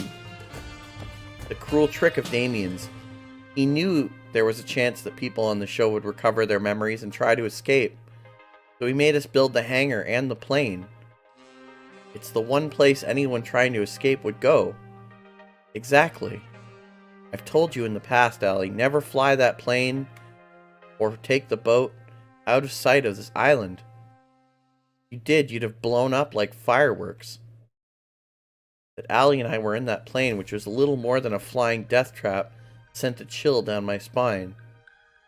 The simple reality is you need me to escape. Without me, you won't even make it past the barrier. Barrier?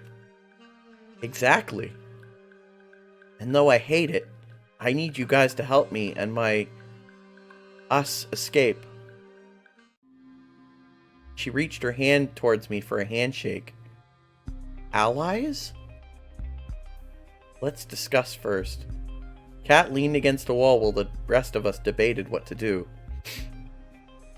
Can we really trust her? This might just be another trap. It's not like it'd be the first by her you fall into, Sloth. You're right.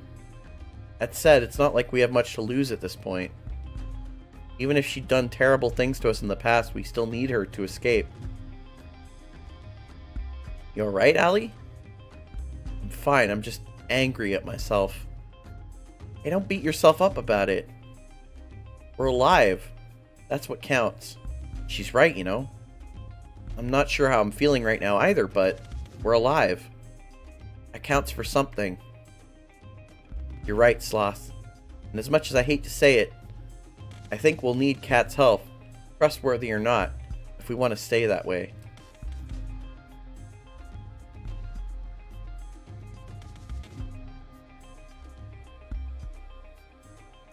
We have to trust her. Sure. I'll be keeping an eye on her, though. We can't afford to blindly trust anyone who says they can help us. Alright, Kat, if you want our help, you're gonna need to answer a few questions. Ask away. The hell is this sick show for? And why have you been forcing us to repeat it over and over? As someone from the Resistance, it should be obvious to you. This is just one of hundreds of killing shows we air. Shows that keep people scared, that keep people from organizing against the government. You want to paralyze people with fear? You broadcast exactly what will happen to you if you rise up. You're monsters, you know that? I don't disagree with you, but we're not in charge here. Some of us still have family to lose, Allie. Wow. Wow. That's a really mean thing to say, Kat. Damn. Continue. Before we air each show, we test them internally on test audiences to see what kind of ratings they bring for the fortunate and what kind of despair they bring for the less fortunate. If they tested well enough, we'd air it, but it wasn't efficient. We couldn't just film a killing show over and over again to see which version of it rated best. You can't bring people back from the dead. It was the same for the test audiences. You couldn't just make them watch multiple versions of a show, as they'd remember previous versions that would influence their opinions. There was no way to test multiple versions of a show without losing the feeling that lives were really in danger. But the memory rewriter would have changed that. It did. We were able to reuse everybody, our volunteer actors, and the test audiences. Since we could just make people forget what happened, we could film run after run of the show where each was as if it was the first time to all of you. And that's exactly what we've been doing here for the last 2 years. It was a lot to hear. I had a feeling, but to know that people looked at us like we were nothing but lab rats, well, I genuinely was afraid for my life. Sickening. We were silent for a while. If you've been testing the show this long, when's the real thing? There is no real thing. It's only what version tests the best. That said, there's only so much time Damien is willing to spend on the show, and that time is almost up. It's the last run of the show. If you don't escape before the end, you're all as good as dead. I know Damien and I have said that we'd let you and your chosen partner go if you achieve good enough ratings, but it's a lie, isn't it? Yeah. Sorry I've waited this long to try to help you guys. I've been too scared to risk it all, but I have nothing left to lose now. She extended her hand to me for a handshake. Allies? At least till we're out of here? Don't really have a choice this time either, huh? If you wanted to, you could report us right now. That's true. My word would count for more than all of yours. But that wouldn't save the person I need to. Like it or not, we have to work together. Then it's a deal. Allie shook Kat's hand. Kat, are you sure you don't want to... I'm fine, Scarlet. It's not important anymore, and we don't have any time to waste. If you say so. Anyway, the only time we can escape is the last day of the show, between midnight and just before the sun goes up. That's when the boat comes to welcome the newly engaged couple, and that's the only way off this island alive. It also doubles as a supply ship. We use it to replenish between each run of the show. Are there no other planes on the island? A boat would be far slower. Fortunately, it's not so easy. There's a protective shell around the island which performs two functions. First, it renders us invisible to satellite, the reason why your friends couldn't find us, Allie. Second, if anything bigger than a human tries to get in or outside of the barrier, it'll get fried, unless it's emitting a compatible IFF signal. Only way off the island will have that will have that signal is the boat. I'm betting it'll be heavily guarded. Well, yes, but not from people on it. The ship itself will be run by a skeleton crew. It's the staff on the island who we have to watch out for. It still leaves the question of how we'll deal with them. Last I checked, there's hundreds of them, and not even 10 of us. Actually, it might not be so hard after all. I've got a plan that just might work. Though I have to admit, it's a little crazy. I like the sound of that. If it involves zombies again, I'm out. Dewey explained her plan to us with a renewed confidence that it could inspire anyone to believe. Luckily, we still have tomorrow, so we have just the right amount of time we need. This might just work, Yui. You're a mad genius.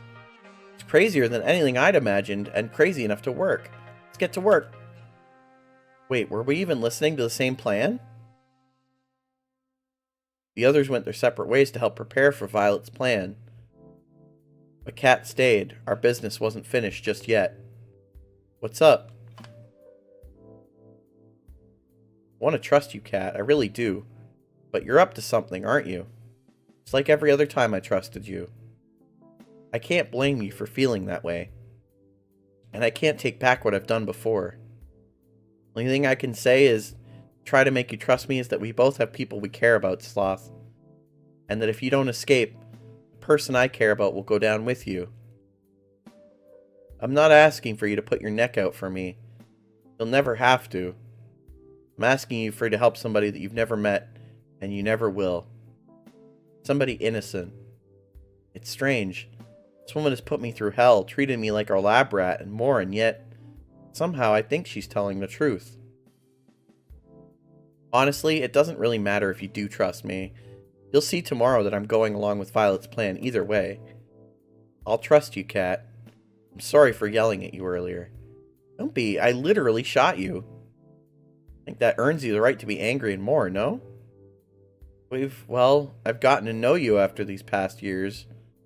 Not for more than a couple weeks straight, but I got to know you. And I think you're rude and manipulative and have no problem lying to my face. Can we skip to the part where you compliment me? You're also incredibly crass, you keep secrets from everybody, and you finished? But I don't think you're a bad person. Every time the show ran, you always talked to me, make me feel like I wasn't alone. And you made sure I never lost hope. I know that was never part of the job. You didn't have to do that. Yet you did it over and over. It must have been so tiring to do that over and over, full well knowing that we were doomed. I don't know why you're doing all this, but I believe that you do care about helping people. I'm flattered, Sloth. But you've got me wrong. What do you mean? Everything I've ever done for you, the others, it's been for my own selfish reasons. It just happens to line up nicely. Though I appreciate the compliment. Unlike before, I couldn't tell if she was telling the truth. We went our separate ways shortly after. Spent the rest of the night helping the others with preparing for the plan. Was exhausted when I went back to my room, but I still couldn't fall asleep for several hours. It's as if something's on the tip of my tongue, but I just can't barely grasp it. Yet somehow I know I'm closer than I've ever been.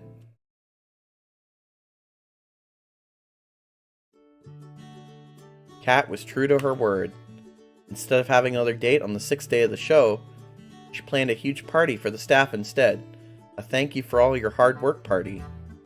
As soon as she told her staff that Violet would be cooking for the event, all of them dropped everything and helped prepare for it. While the staff prepared the party grounds during the day, each of us were hard at work making sure the other parts of it went well. Violet cooked mountains of food as if her life depended on it. In truth, it did. Yui was playing games with the staff outside. It didn't take long for her to become a fast favorite for them. Pretty sure half the staff were playing the games just so they could get her to notice them, and she knew it. I have to admit, I'm really impressed by Yui. Her plan is really coming together. Tara and Scarlet joined forces to make sure all the staff joined the festivities. Tara used Kat's producer room to find any stragglers who hadn't joined the festivities.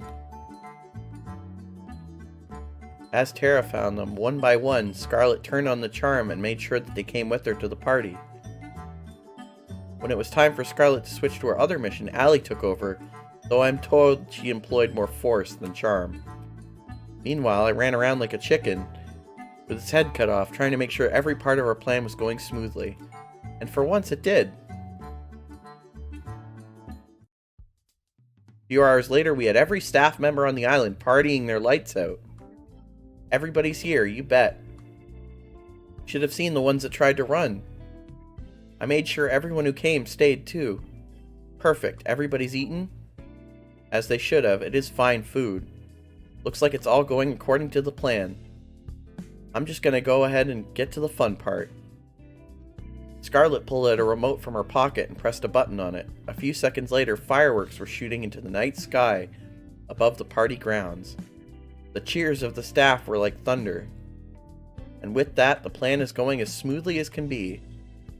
Great job, team.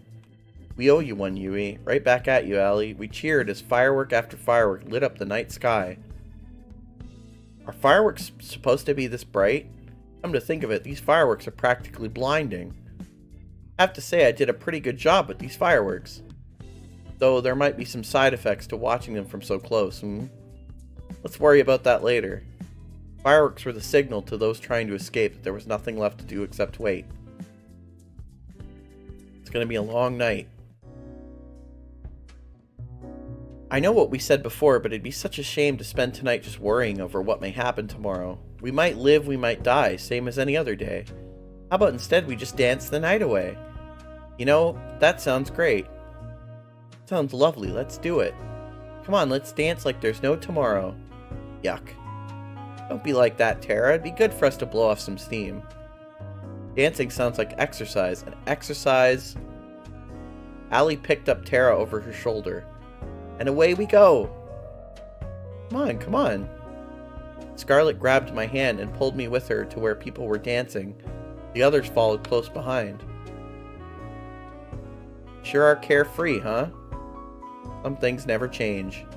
Maybe we'll get out of here tomorrow. Maybe we won't. I hope we do, though. I'd like to think that one day we'll look back on this and remember this day. It was the most fun night I've ever had out of the nights that I can remember. We lived like there was no tomorrow.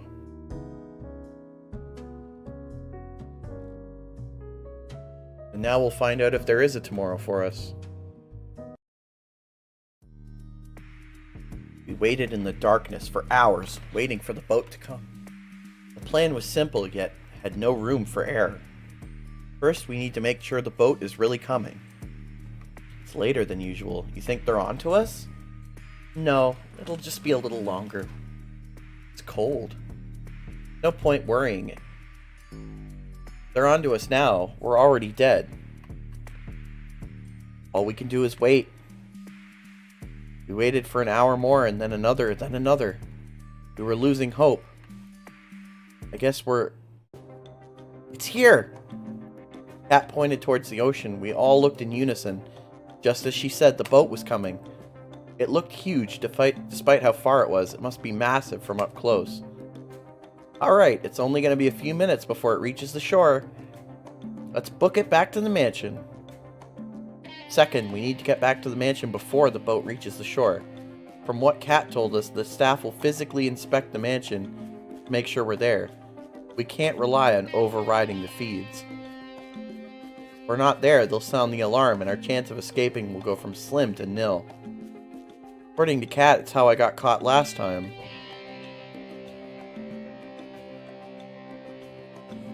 We made it back to the mansion and rushed to our respective rooms. I turned off the light and jumped onto the bed and pretended to be asleep. A few moments later, I heard the sound of somebody opening a door. It must be them. There was a mechanical rhythm to it. Footsteps, a door would open, more footsteps, a short pause. Footsteps again, a door would close, repeat. Over and over, closer and closer, till it got to my room. I tried my best to make my breathing sound natural. Breathe in, breathe out, breathe in. Footsteps. A second later, my door opened. I can tell there's probably about 5 people. Breathe in. They're walking closer to me. I can tell 2 of them are in front of me. They're muttering somewhere under their breath. I have to pity her. Come on, she could do better. Rude. Hey, something's wrong. Feels like my heart stopped. What's that? I think it takes everything I have not to move when every nerve in my body screams to run. This is it. They're on to me. I can't help but ball up the fist in my hand. Never mind. We're done for the night. Let's head out. Sounds good to me. I heard them walk further away from me and then outside the room. Finally, they closed the door. I breathed out like never before. On to the next part of the plan. We regrouped downstairs. That wasn't so difficult, was it? Like taking candy from a baby. Wait, where's Tara? I'll go check on her. Just on cue, Tara came running downstairs. I'm good, don't worry about it. And I definitely didn't fall asleep just now. I didn't buy it, and the rest of us didn't either. Alright, back to the problem at hand. We may have avoided detection for now, but there's going to be upwards of 100 guards on patrol. There's little to no chance we can all make it there without being seen, but it's a chance we'll have to take. Actually, we have just the thing for that.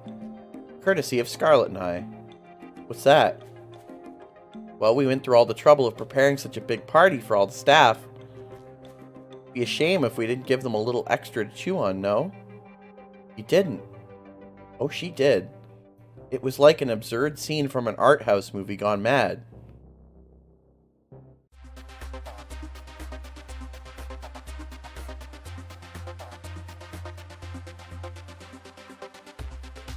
Oh no. Turn them all into zombies. You know, I can't believe we ever let you make shit, Scarlet.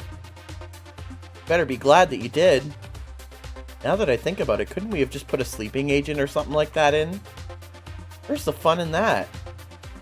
Well, we still have to go past him to get to the boat, right? Don't worry about it. I've got a fair share of experience in taking down zombies. Something about that rubs me the wrong way. Don't worry about it. Let's be on our way. We managed to sneak out of the mansion without much of a fuss. As soon as we got into the forest, it was smooth sailing. There were just a few zombies there. To be honest, how much Scarlet enjoyed herself taking them down was more concerning.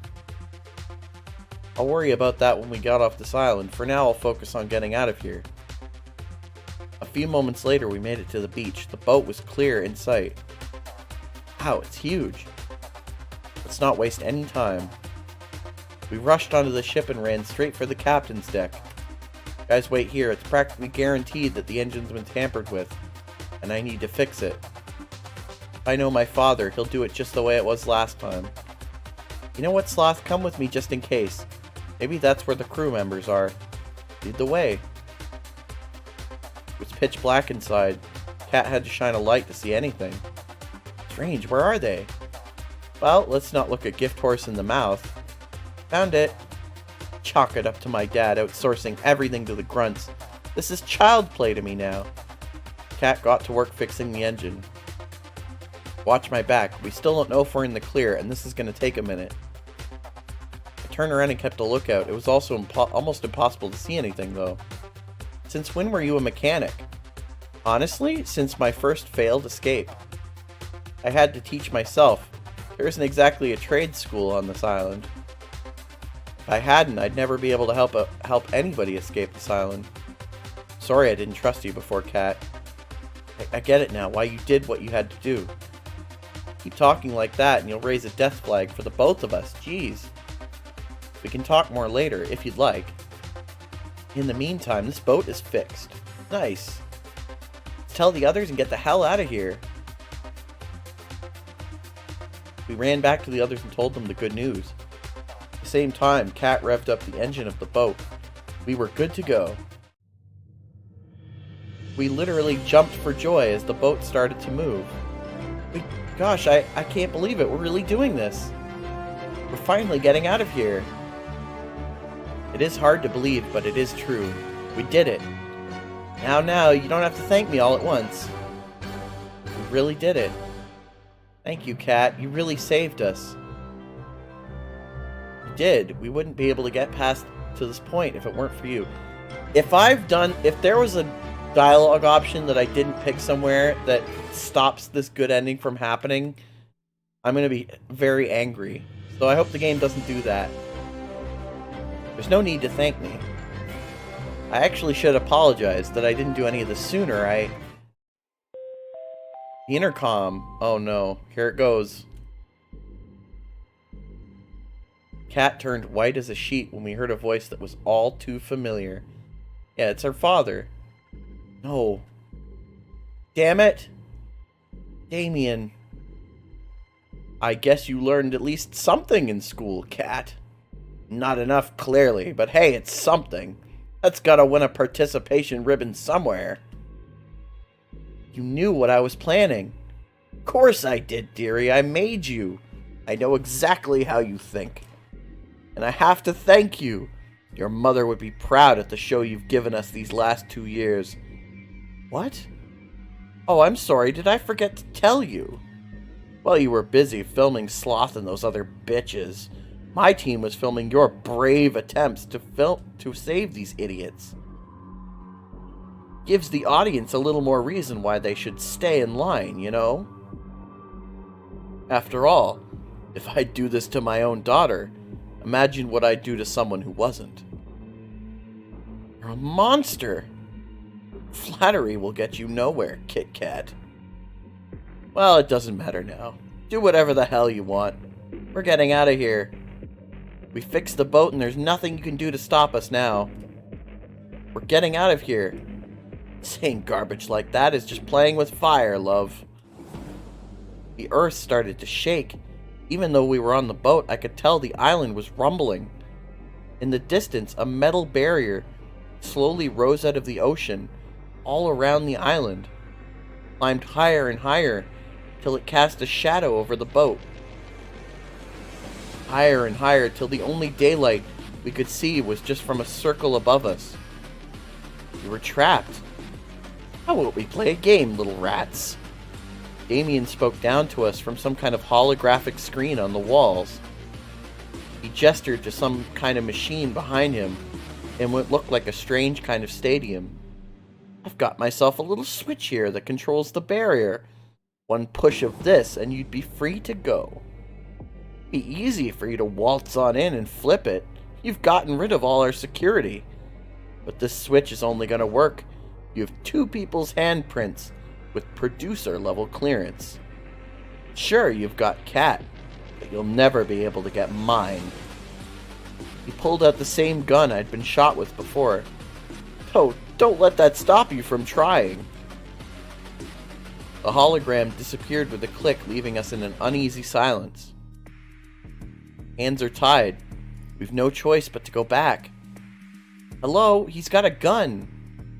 He'd take us all down before we even had a chance to grab him. We've got no choice, though. If we wait here, it's only a matter of time before they can send people after us. Guess we have to head back to the beach.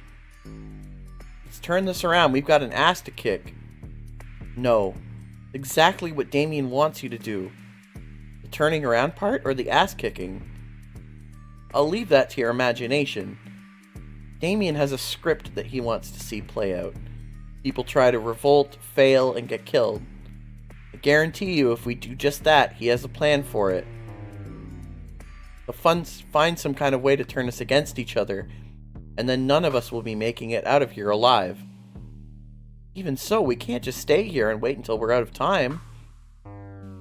Sloth and I will go to flip the switch. Besides, we're the only 2 people here who can do anything about it. Not only you and Damien. I'll explain on the way. There's no time. Sloth, are you ready to run? I won't allow it. There's no way we're letting Sloth go back there without us. You said it, sister. I'm not letting you all lose your one chance of getting out of here. Scarlet, please, you know exactly what Damien is capable of. I don't like this cat. I know. Let them go. Believe me, I hate this. I hate this to my core, but Kat's right. Kat didn't waste a moment. She reached for my hand. Before I knew what I was doing, we ran off the boat together and back to the mansion as fast as we could. Okay, so clearly the main character is important. His name is the password to the computer, to their secret computer. And now she's pretty unsubtly implying that he has producer level clearance. Before I knew what I was doing, we ran off the boat together. I was running on pure instinct, like my body had done this before, countless times. I looked back to the boat just once, but I couldn't help but linger for a moment. I could tell from their faces that they wanted to be running with me, not waiting for us to come back. I'm gonna make Damien pay for making them suffer like this. We went back to running. I followed Kat's lead. It's earlier than I'd planned, but there's no time like the present for exposition about your past. It would be good to know why I'm running with you. Would I happen to be resistant to bullets? We'll find out if you are together. Though, if you look at your history, I'd say no. Hey, I survived the time you shot me. I'm pretty resistant. Touché. Before you came on to this show, you were a producer just like me. Ah, I knew it. I knew it. We used to work together. We were partners. In more ways than one, though. That was forever ago. Living and working on this island was the only life I'd ever known. It sounds awful, but I didn't have a problem with running these shows. There was nothing different to compare it with. But then I met you. Got no idea what would bring someone like you to this island, but meeting you changed me. She smiled like I'd never seen before. You made me see that there was a world out there that was beautiful. You made me hope that I could be a part of that world one day. And you helped me realize that we needed to shut this place down if we wanted there to be a world out there at all. For years, we worked together to free as many people as we could from these death trap shows. We'd ship them away to safety, fake their deaths, everything. And we did just that for a time. Then Damien started to suspect something was up. Each day he got closer and closer to figuring out, till I knew we couldn't stay any longer. But it was too late by then. Damien caught us. You mean you betrayed me? I can't remember much, but I remember you and we were together. And then you sold me out right when we were trying to escape. Why? It's like I said before, I didn't have a choice, and I still don't. I know you have no reason to trust me anymore, and I don't expect you would. But we need each other's help to get off this island now. Since both of us are technically still producers, we can activate the switch if we work together. We don't even have to take Damien down, though I doubt he'd let us use it that easily. Can you trust me enough for that? Honestly, I don't know. Part of me wants to trust Kat, the same part that unconsciously remembers that I did for years and years. But how can I forget the betrayal? Even if she had her reasons. Sure. I'll keep an eye on her. When we got back to the mansion, Kat made a beeline for the lab. I ran with her as fast as I could. Our footsteps on the winding metal staircase echoed like a thundering drum. You're about to see the real reason why the show is on this island. Kat took out her master key and slid it into a hidden socket in a wall behind one of the tanks. Don't say I didn't warn you. The same wall split into two doors, slowly revealing another hidden staircase. Think you guys could get an elevator instead? I said the same thing. As soon as I took one step down the staircase, I could tell something was different. Something was telling me that I shouldn't go down there. Come on, we don't have time to waste. Got nothing to lose. With each step down, it grew darker and darker. Eventually, I couldn't even see my hand in front of my face. And then light. Blinding light, and... applause? Welcome, welcome. You finally made it. Damien's face was plastered all over countless screens in a stadium that could fill tens of thousands of people. Countless cameras littered the seats, all focused on center stage, a battleground sprawling with maze-like walls of all shapes and sizes, and littered with guns. Thanks to the walls, we couldn't see Damien directly, but we knew he was here from the screens. We wouldn't have a show with you idiots, so I'm glad you actually came back. Man, you couldn't even bring back the others? You're no fun. You've really just got to make me work, huh? Anyway, congrats on making it this far, etc., etc. I've got to say, I'm proud of you for making it here, daughter of mine. Impressed that you remembered your old haunt just from a few seconds of video. No thanks to you, you dirtbag. Is that any way to thank someone who gives you room and board? You gave Sloth a way nicer room than I ever got. Blame your mom for that one, kid. Anyway, how about you be a dear and explain the game we've got going on here? The switch we're looking for is somewhere here. Problem is, so is Damien, and he's got a gun and more ammunition than he needs to kill both of us. But the weapons on the ground, maybe there's something we can use to level the playing field. It's all we can do, but the odds aren't in our favor. Most of the weapons laying around are useless, meant to make people lose hope that they could fight back. Most is better than all of them, at least. Well, yes and no. There's no hope to lose if we knew all of them were fake. That's Damien's MO. He'll give the trapped people in his shows just enough hope for escape, and he'll use that to trap you. Real guns among the fakes, boats and planes when you're trapped on an island. If we're gonna make it through this, you can't fall for his game, understand? Loud and clear. Then let's go, there's no time to waste. We ran from wall to wall, taking cover between each time. Whenever we had the chance, we'd pick up what looked like a gun and see if it was real. Only had seconds to check for each one. Damien was hot on our trail. A gunshot rang out, blowing a hole through the wall Kat and I were hiding behind. What's the matter? You're like two rats in a lab. Fired again. Shrapnel from the wall scraped my arm. Fuck! It was like my arm had been lit on fire. Sloth, are you okay? I'll live, don't worry. We need to find a weapon. And we need to find the switch. We ran behind another wall, narrowly dodging another shot from Damien. It dawned on me that he wasn't even trying to hit us. He was just trying to make us scared. And it was working, but why? He's reloading, come on! We dashed out from behind a wall and ran past Damien, looking desperately for the switch, for any weapons we could find. I managed to pick up 2 pistols. Kat did the same. Damn, looks like they are fake too. How's yours looking? Took a look at the first one. On further inspection, it was clear it was no more than a plastic toy.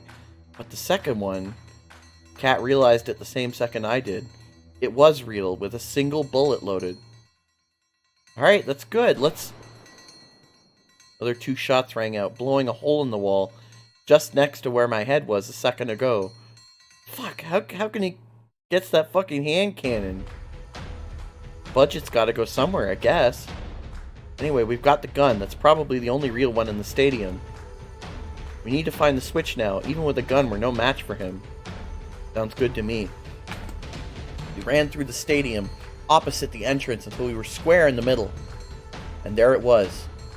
Switch! Think they'd have hit it better. Damien's laughter echoed through the arena as he reappeared on the screens above. Congrats, you found the switch!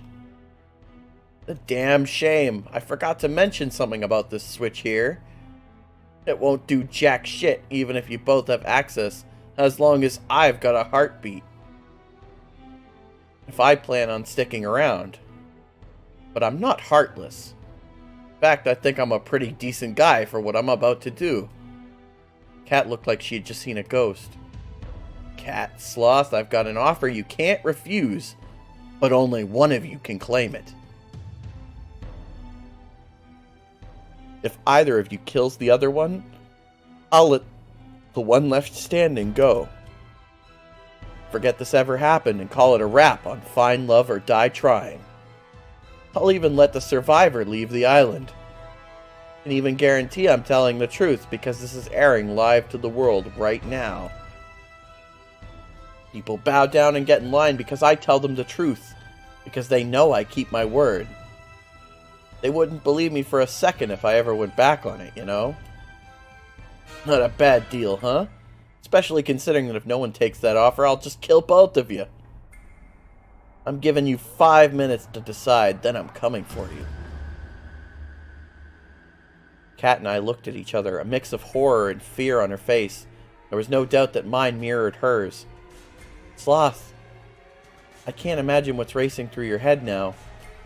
You probably think I'm going to betray you again, right? I was at a loss for words. I don't have to say anything. Look, I can't blame you for doubting me. Honestly, if you just shot me right now, I'd be okay with it. Because then you'd be free to go. I know Damien will keep his word. But if there's even the slightest chance that you want me to be able to escape from here too, then I need to ask you something that I know sounds insane. She's gonna ask him to let her shoot me. I need you to give me the gun, the only real one we've got.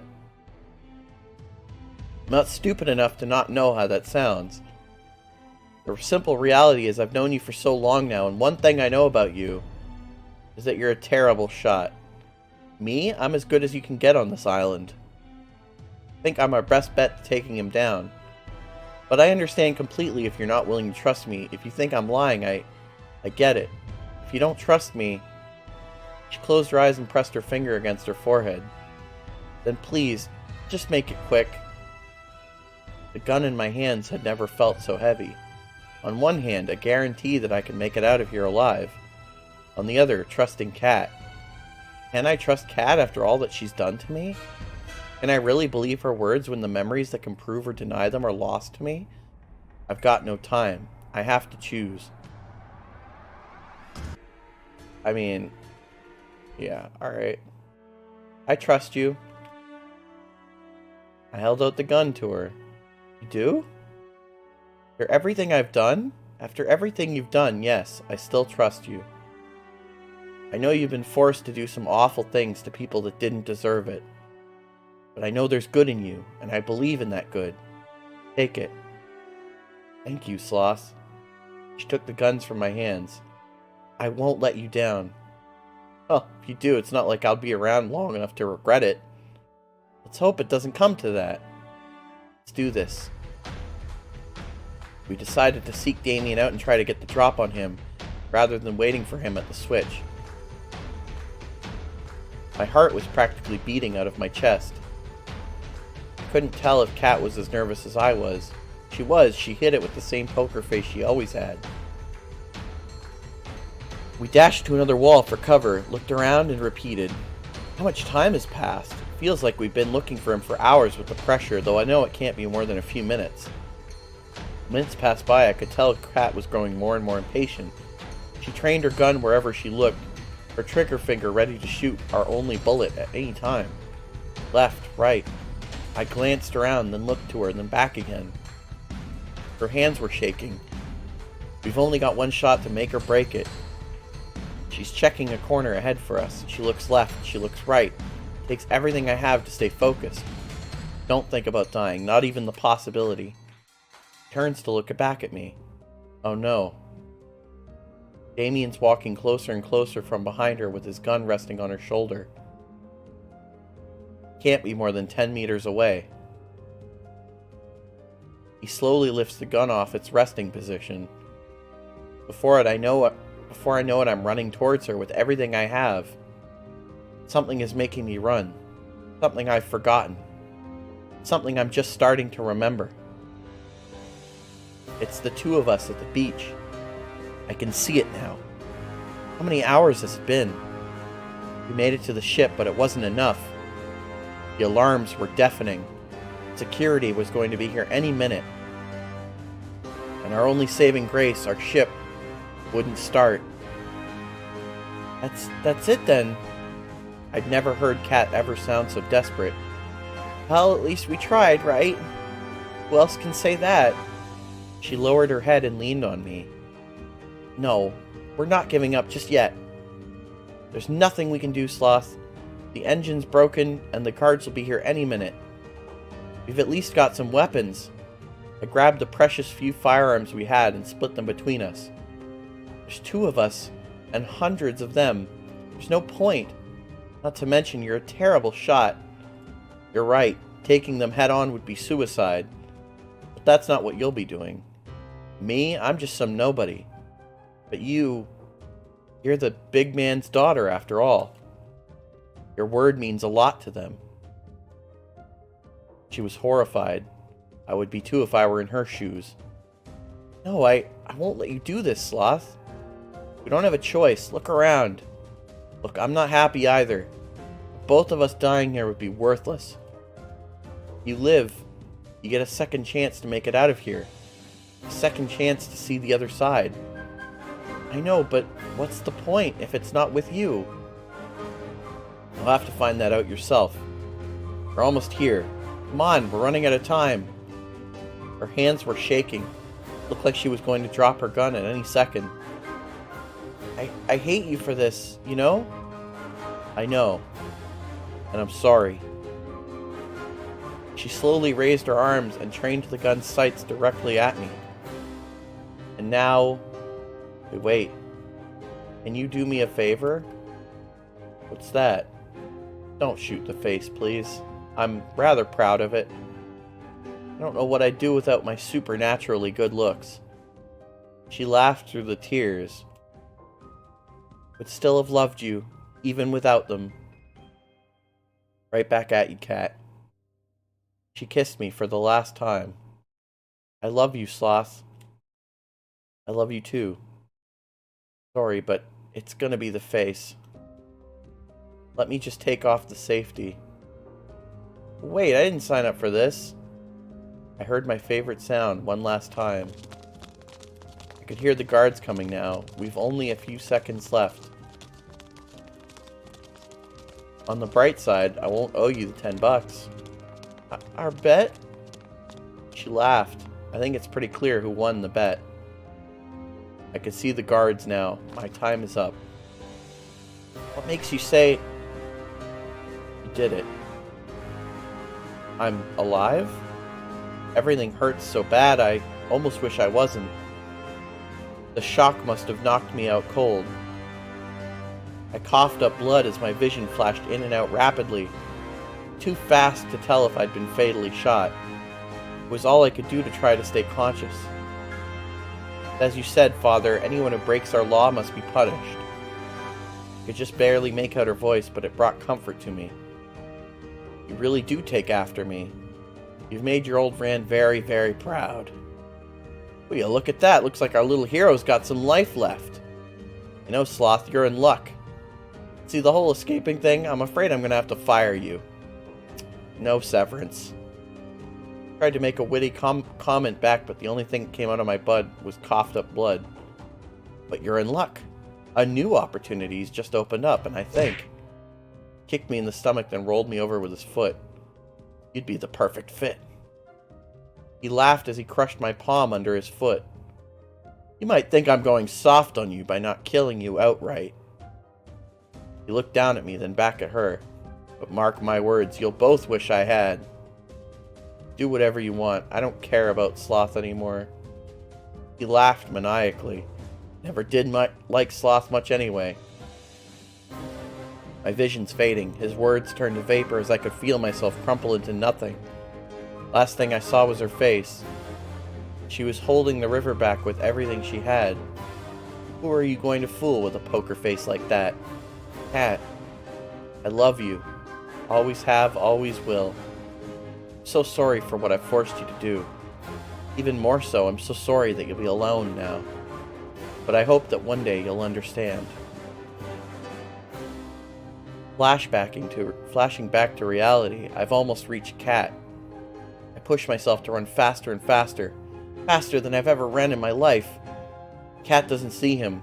She sees the alarm going off in my eyes. Damien points his gun at his daughter. He's preparing to take the shot. Cat starts to turn around, but there's no time. Damien's finger pulls back on the trigger. What am I doing? I see the world turn to slow motion. Why am I throwing away my life for Cat? These memories, they're mine, yet not at the same time. Who can say if I'm the same person as before, who loved her so much? Who can say if these memories form a completely different me compared to what I am now?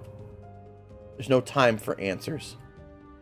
Even if I've forgotten you over and over, somehow I remember you and I know that I would do anything for you.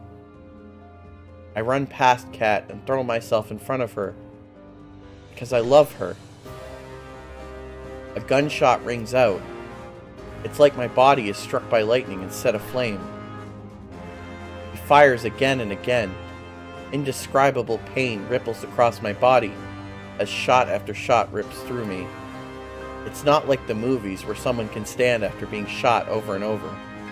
The firing stops and my vision starts to fade. I can barely hear him reloading over the sound of my body screaming in agony. My knees buckle. I start to fall. As I fall, I can see Cat with her gun trained on Damien. There's no fear in her eyes. Her hands aren't shaking. She's biting her lip so hard that I can see it bleeding. Last thing that I see before the dark takes me, their finger pressing down on the trigger. Wake up, Sloth! Please, please don't die! What's happening? Am I alive? I'd never heard her sound so desperate. Please, just wake up! I can't lose you again. Not again! It took everything I had just to open my eyes and breathe. Cat was cradling me in her arms with tears streaming down her face. Thank God. Don't pass out again. You almost gave me a heart attack. Sorry, Cat, I coughed up blood. Save your strength. Did you get him? We did. It's great. The switch. You should be able to get it now, but you're in no shape to walk. To be honest, I'm not in the best shape either. I looked up at her and felt my heart drop. Been shot. She laughed. Yeah, now that I know what it feels like, I'm even more sorry for shooting you back then on the beach. There's nothing else you could have done, Kat. It didn't stop me from regretting it every second of these past 2 years. The day I made a promise to myself. Didn't matter how many people I'd have to hurt, or how much I would have to hurt. I would get you off this island alive and well, even if it was the last thing I did. And if I had to see you fall in love with somebody else 100 times. Even if I knew it meant I could never be with you again. I made a promise back then, and I'll keep it even if it kills me. Slowly, Kat tried to lift me off the ground, onto her back. She screamed and coughed up blood as she tried to lift me up. Stop, you're gonna get yourself killed. Exactly what I'm gonna do. She lifted me onto her back and took one step towards the switch. I pulled myself back then. She stepped forward again, but her legs were trembling. You weren't leaving this island alive. Neither would I. Another step closer. Because I love you, you know? One more step. I know you don't remember most of our time together. Her breath was getting ragged. She'd take several steps, then have to pause for breath. Honestly, I'm glad you even remember bits and pieces. I'm grateful for whatever I can get. Switch is in sight. And maybe the you I fell in love with doesn't even exist anymore. I'm so close to it, yet so far. But I'd like to believe it's still you, Sloth. That you're still the same Sloth that I fell in love with. We were just steps away from the switch. That I'm still the one you love. She laughed bitterly. Just wishful thinking, I know. We're here. We made it. She coughed up blood again. You put your hand on the scanner. Can you do that? Got it. I used the last of my strength to reach my hand forward. With every inch I drew closer to it, my vision grew darker. Pushed harder and harder with everything I had. Got it. I turn. Done. Left is to pull the switch. Sorry, Sloth. I'm gonna have to put you down for a second. No problem. Kat gently rested me on the ground. Fuck. I can barely stand now. She tumbled towards the switch. She managed to catch it with her hands and used it to keep herself upright. Here we go. The moment we'd all been waiting for. She pulled it with the last of her strength. A second later, she fell to the ground by my side. The cacophony of machinery filled the stadium. That must be the barrier opening. We did it, Sloth. I'm sorry, Sloth. What for? I don't think we're getting out of here after all. I can't even move. It's okay. I had a good run, you know? I guess you could say that. At least the girls will be able to get out of here. They deserve better than to die here. Yeah. I love you, Sloth. Always have, and always will. For these last 2 years, I dreamed of us starting a new life together.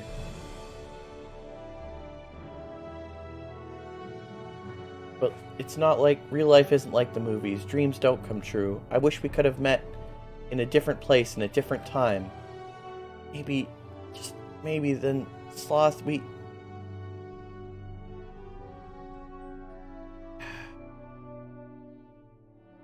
Cat?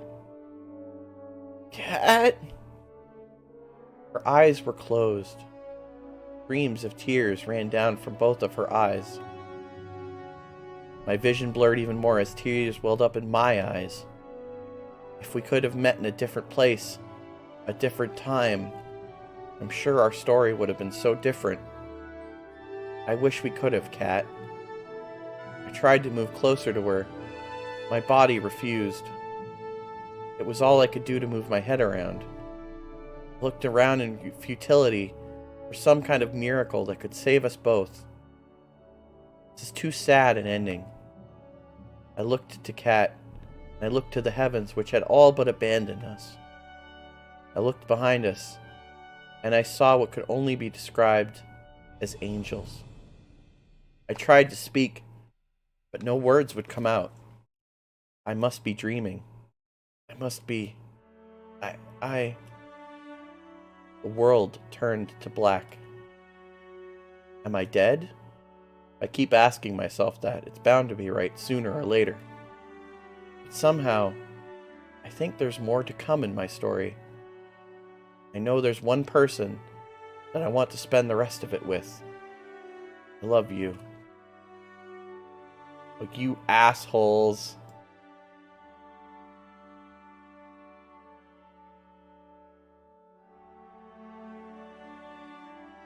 As if I could pick anybody else after all that. Cat.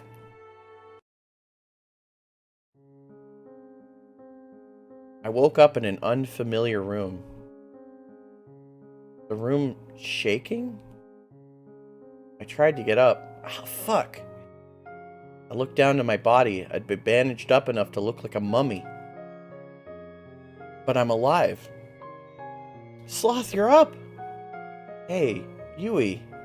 Where are we? We're on the boat. We're miles away from the island by now. The relief. Everyone's okay. I'll let you be the judge of that. Yui ran off and came back a few moments later. You had us worried, Sloth. So glad to see you're alright. You didn't make it easy to save you either. Oh, and if you find yourself craving brains or bananas, that's entirely unrelated to how I treated you. I'm just thankful it worked. It's so good to see you safe and sound, Sloth. If you died after all we've been through, I'd kill you. But I'm really happy that you're here for me to say that to. You did great, Sloth. The Resistance could use somebody like you. Besides, it doesn't look like you have a real job anymore, huh? Thanks, guys. You really stuck out your neck to save Cat and I could never say thank you enough. It's what you would do for us, Sloth. Indeed, we ran after you two just moments after you'd left. There was no point in us escaping if it wasn't with you, Sloth. I know Cat said not to, but hey, I didn't remember that at the time, so it's all good.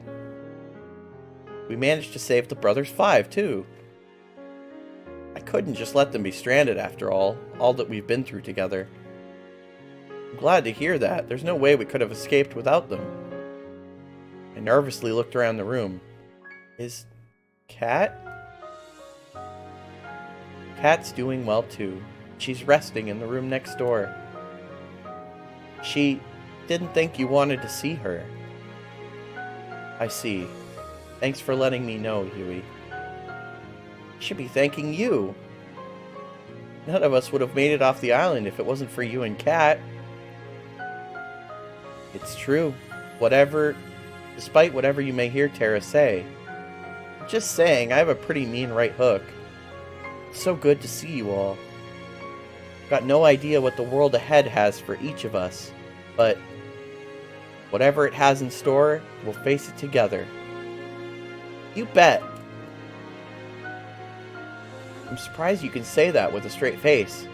But yes, I wouldn't have it any other way. I could really use you as a PR person for the Resistance, Sloth. You got a thing for speeches. Wait a minute, if everyone's here and Cat's next door, who's driving the boat? Everyone looked at Tara. And that's a series exit for Terabyte. She ran off like a cartoon character. We laughed together. Felt like it's been so long since we could just laugh. No cameras. No fear. Just friends fooling around. Anyway, it's so good to see you're okay. That said, team, we need to give Sloth some time to rest. Once again, I'm not trying to quarantine you because we didn't use the zombie virus's unique properties to save you. Thanks, Scarlet. And thank you, everybody, for coming to see me. Don't mention it. We're all in this together and all that, right? See you later, Sloth. Alright, enough with the cheese. Get out before Sloth before Sloth needs rest? Yes. And with that, I was alone. I thought they'd never leave. Scarlet, what's up? Nothing, She was hiding a syringe behind her back. Need to give you a shot for good luck. Right. I put my arm out forward. Well, the doctor knows best. I'm not a doctor. She injected the good luck into my arm. Just wanted to say thanks again. My life went off the rails back at the island even before the show. That's putting it lightly. She laughed. I know if I stayed there, I never would have been truly happy for the rest of my life. I never would have been able to help people ever again. So, thank you, Sloth. You've been out here, so there's no way you'd know, but today's the day that would have been the last day of the show. The final ceremony where you ask one of the girls to be with you. Now, I'm not saying anyone's rushing for a proposal, but I think everyone wants to hear an answer from you. That kind of decision takes some time to think over, so I figured you'd need a little space. Thanks, Scarlet. You're right. It's my pleasure. She kissed me on the cheek. Well, I'll see you later. See you, Scarlet. And then I was alone in the room. It's a tough choice, but it's one I know I have to make. They're all such incredible people. I'd be lucky to be with any of them. Anyone would. I sat in silence for a time, both resting and contemplating what to do. Is it a life of excitement with Allie? A life of rediscovery with Scarlet? A life enjoying the simple things with Yui? A life challenging our limits with Violet? A life of freedom with Tara? And then, I just knew. I got up from the bed. I walked from the door of my room and looked for the room next to mine. There. I looked through the window, and I just knew. I opened the door. Hey. Hey, Sloth. You look like hell. You don't look much better. Surprised your face is intact. Survived a lot now, hasn't it? Yeah. You know, the girls are hoping you'll ask one of them out today. They'll get the wrong idea if they see you here. Came here for you, Kat, and only you. You've been there for me, and from even before I can remember meeting you. No way I could have ever gotten off this island, or anyone else could have, if it wasn't for you. And I know that there's so much we have to figure out, and so much we don't know in this world. But I know I want to face that world with you, Kat. Tears were streaming down her face. I didn't want to hope for it. I walked next to her and got down on one knee. Tried so hard to convince myself that it would never happen because it was too painful to even hope. I don't have a ring or anything, but I'm sure I can get one later. You don't need a ring. Will you marry me? Yes, yes, yes. I love you, Kat. I love you too, Sloth. More than you could ever know. Wherever life takes you is where I'll go. We held each other close and kissed for the first time in years. Memories flooded back with each passing moment. The day we met, our first kiss, fights in the rain, making up, the joy of just being with the person you love, the day I proposed to her the first time, and now today, and I'm sure there's many more to come. Here's to making new memories together, Kat. I love you.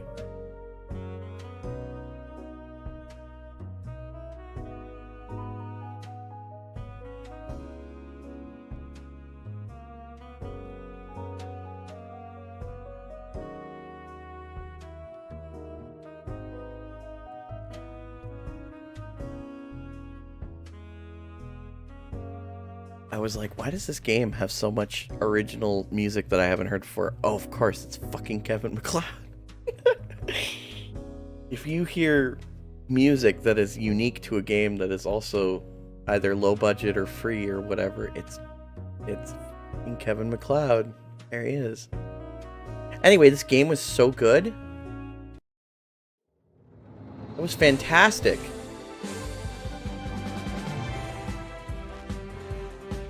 I really enjoyed the graphics. The sprites looked amazing, especially for something that's free on Steam. What an amazing game!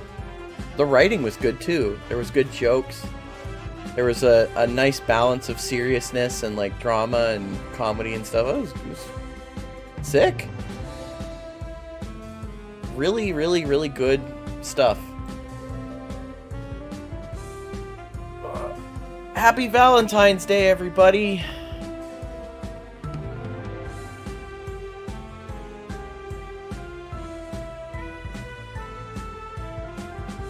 I'm off to have beautiful dreams about my new life with Kat.